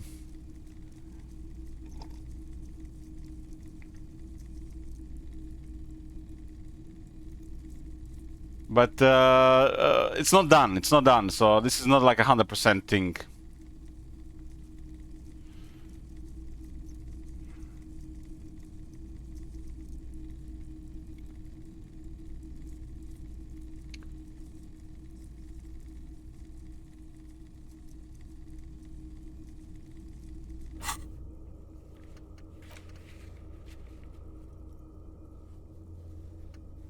We're here to try to sell the spinner hubcaps. Like for Tomb Kings, it makes sense to add the garrison to almost every building. But for the Chaos Dwarf, it doesn't. Only on some buildings. And has to be compared to what the building is and where it's available. Like if it's an outpost or a fort or a factory or a higher tier building in a tower.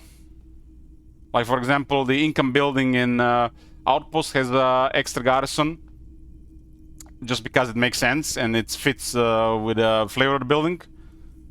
Like, same for the greenskins. The factory has a stronger garrison on itself on tier 3, but it has also better garrison as it is already. And in the case of the landmarks is a no-brain, and Temple of Hashut makes perfect sense to have garrison, for example. So, like, the Chaos Dwarf don't need as much as the Tomb Kings need, for example. But for Tomb Kings, I think it's supposed to be garrison every building, like you say. Just didn't do them all yet.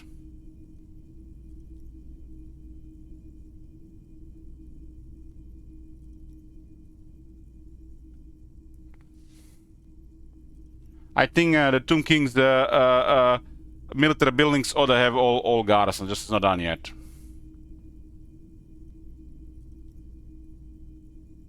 The idea behind garrisons on tier 3+ buildings is this city is developed.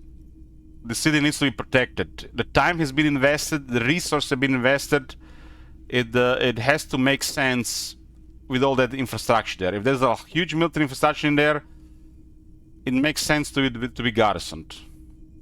But not all factions work as Tomb Kings, so it makes more sense for Tomb Kings than the others.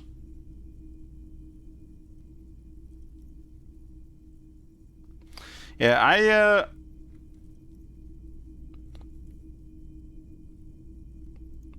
the Tomb King garrisons are really bad from the player perspective and the AI perspective, so they need all the help they can get.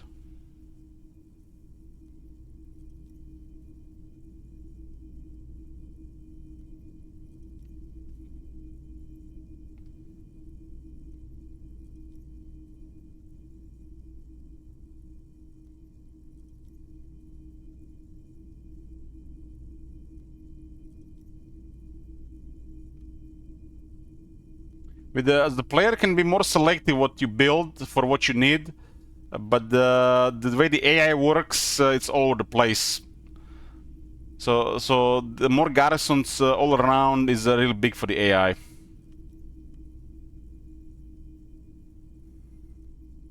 I think the game would be overall way better for the CA vision of the game if they didn't fuck up the amounts of garrison units. So there's that as well. They think the settlement having bottlenecks, the settlement having barricades and towers, somehow justifies lower garrisons. Like, what the fuck will the low garrison of the vampire counts do against an Empire army? What the hell will the zombies and the skeletons with maybe a couple of ghouls do against an Empire army? Some people will say like, oh yeah, let's try to, you know, do some damage. When they're full replenished at the start of the turn.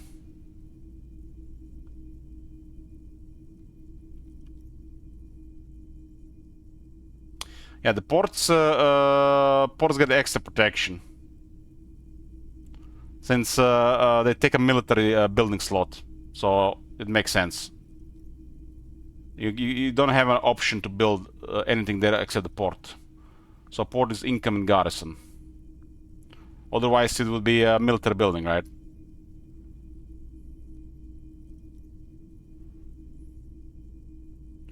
For some of the buildings, for other old faction Tomb Kings, it makes sense to add the garrison just because of the flavor and the importance of the building. But for some factions, the garrisons will be, you know, where it fits. It doesn't mean it has to be consistent with everything across the place.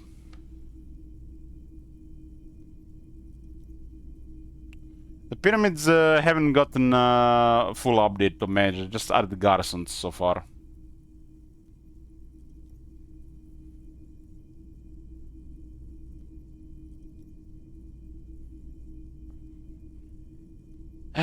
Judge, don't get me going, man. Don't get me going. When I started doing this shit here, literally, I was supposed to be doing a little, and it was like 10 hours later, then in the stream for 2 days.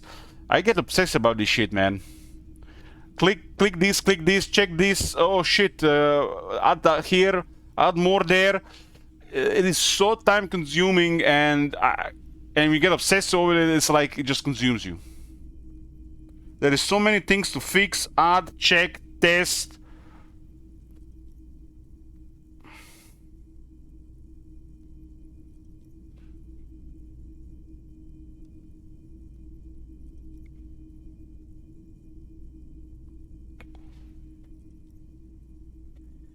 I mean, Judge, I can tell you that all the improvements we did just make the game better in the first place. It will never be finished, like the CA games will never be finished. But even in the unfinished stuff, it will still be an improvement over the base stuff. Just think of it like, you know, power creep from the DLC, but done more fairly on the forgotten stuff.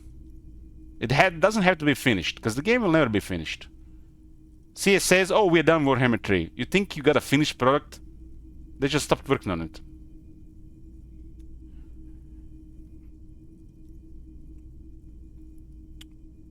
Know anything about the recent hanging? I do my best to keep my distance from all manner of butchery. Bad for business. Bad for everyone. He doesn't know anything. He doesn't know anything.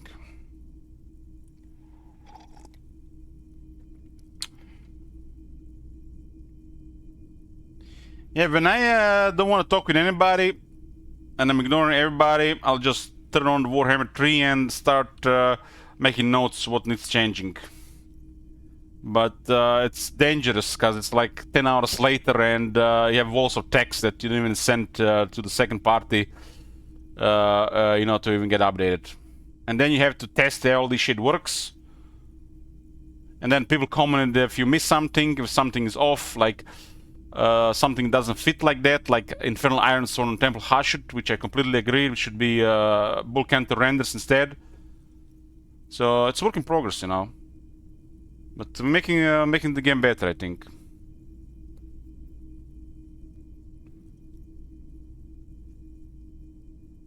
Some people might feel like when you're doing the changes to the game, they don't want to see the changes. But when the changes flow with in the spirit of the game, and while at the same time removing the multiplayer, it's literally just having updates to the game done right. And we can put a lot of time and work into it, but it's never gonna be done. So just do it how much you can at your own pace.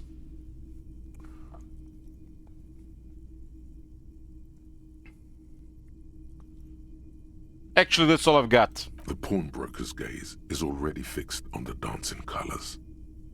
I'll tell you the truth, guys. This game probably need like 2 people minimally, if not 3 people working at it full time. It's like a full-time job. Just to polish the outdated stuff. And as the stuff gets polished, bring everything else to that level. Because as you work on some stuff, the level rises, and then the other stuff just stays the same and goes lower. So then you have to do it with the other stuff. And as the new stuff gets list, you just constantly keep working on it. It's a work in progress.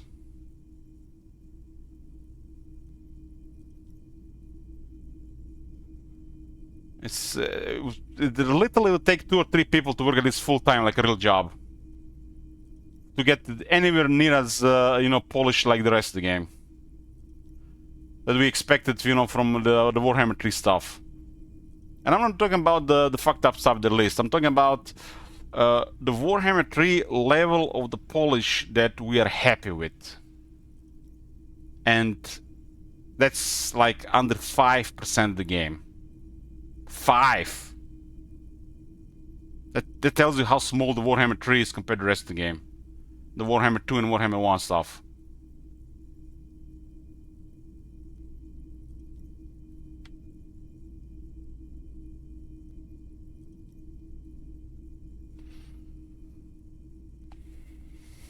Yoo-hoo!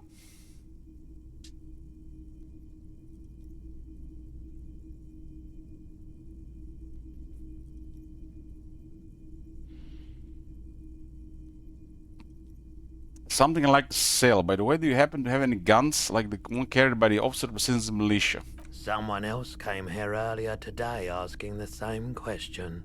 So they're looking I as sold well. her the gun you pawned a couple days back. Oh boy. We pawned our own gun. Must have been for drugs. I promptly sold her the gun you pawned a couple days back. Her. This is a pawn shop, and it did feel as if you've met before. Oh God. The lieutenant shifts from one foot to another. Alert.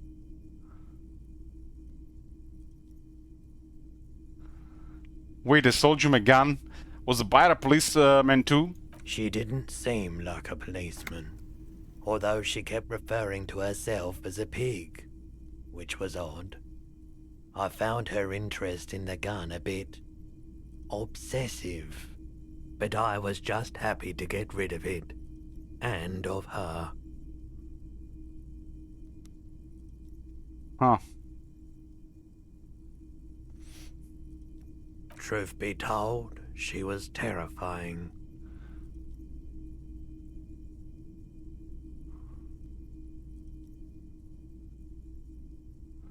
Right, so let me get this right. You sold your sidearm, issued by the Citizens Militia, and now a civilian is running around the streets of Martinez with it? Something tells me it's that girl from the very start of the game.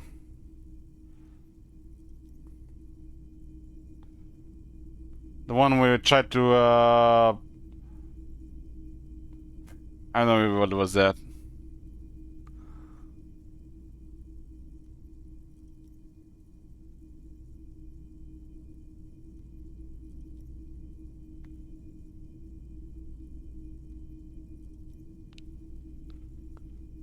There is only one explanation. She must be one of my rabbit fans. In that case, she'll be happy to get a visit from us, if we can find her.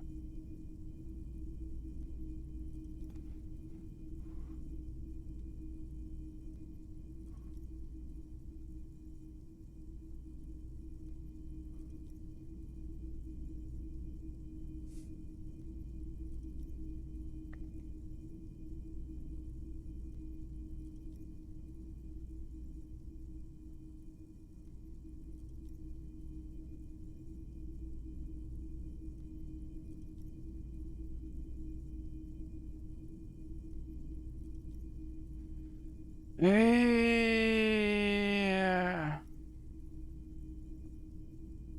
Wait, I stole you my gun. You were adamant about getting rid of it, officer. Said you were undeserving of a service weapon of the Revachol Citizens Militia. Damn, this guy has good memory. And I don't like keeping guns around the shop for long. Off the charts photon emissions. The unhealthy kind. Any idea where I can find this buyer? My apologies, officer, but I have no idea where she was coming from or where she went. A needle in a haystack. There is nothing you can do about it right now. You'll just have to hope Everard wasn't lying and the Union can track her down in time.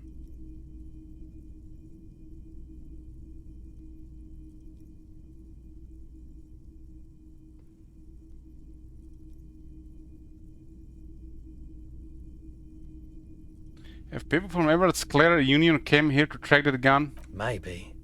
Shady looking guys came in here yesterday, looking like they'd just taken off their Wild Pines overalls. They asked if I have a police weapon to sell. I told them I already sold it. They went their way. It was a trip, but you know, all sorts of people come here, asking for all sorts of things. Wait, then it might be true. Everard's claims. Maybe Claire really is tracking down your gun.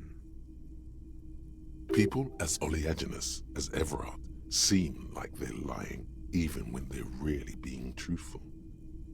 At least now I know I lost my sidearm. Let's talk about something else. Of course. Have other business to take care of now. Leave. Okay, boys, we'll save here. We'll save here to be continued. It's been a long day.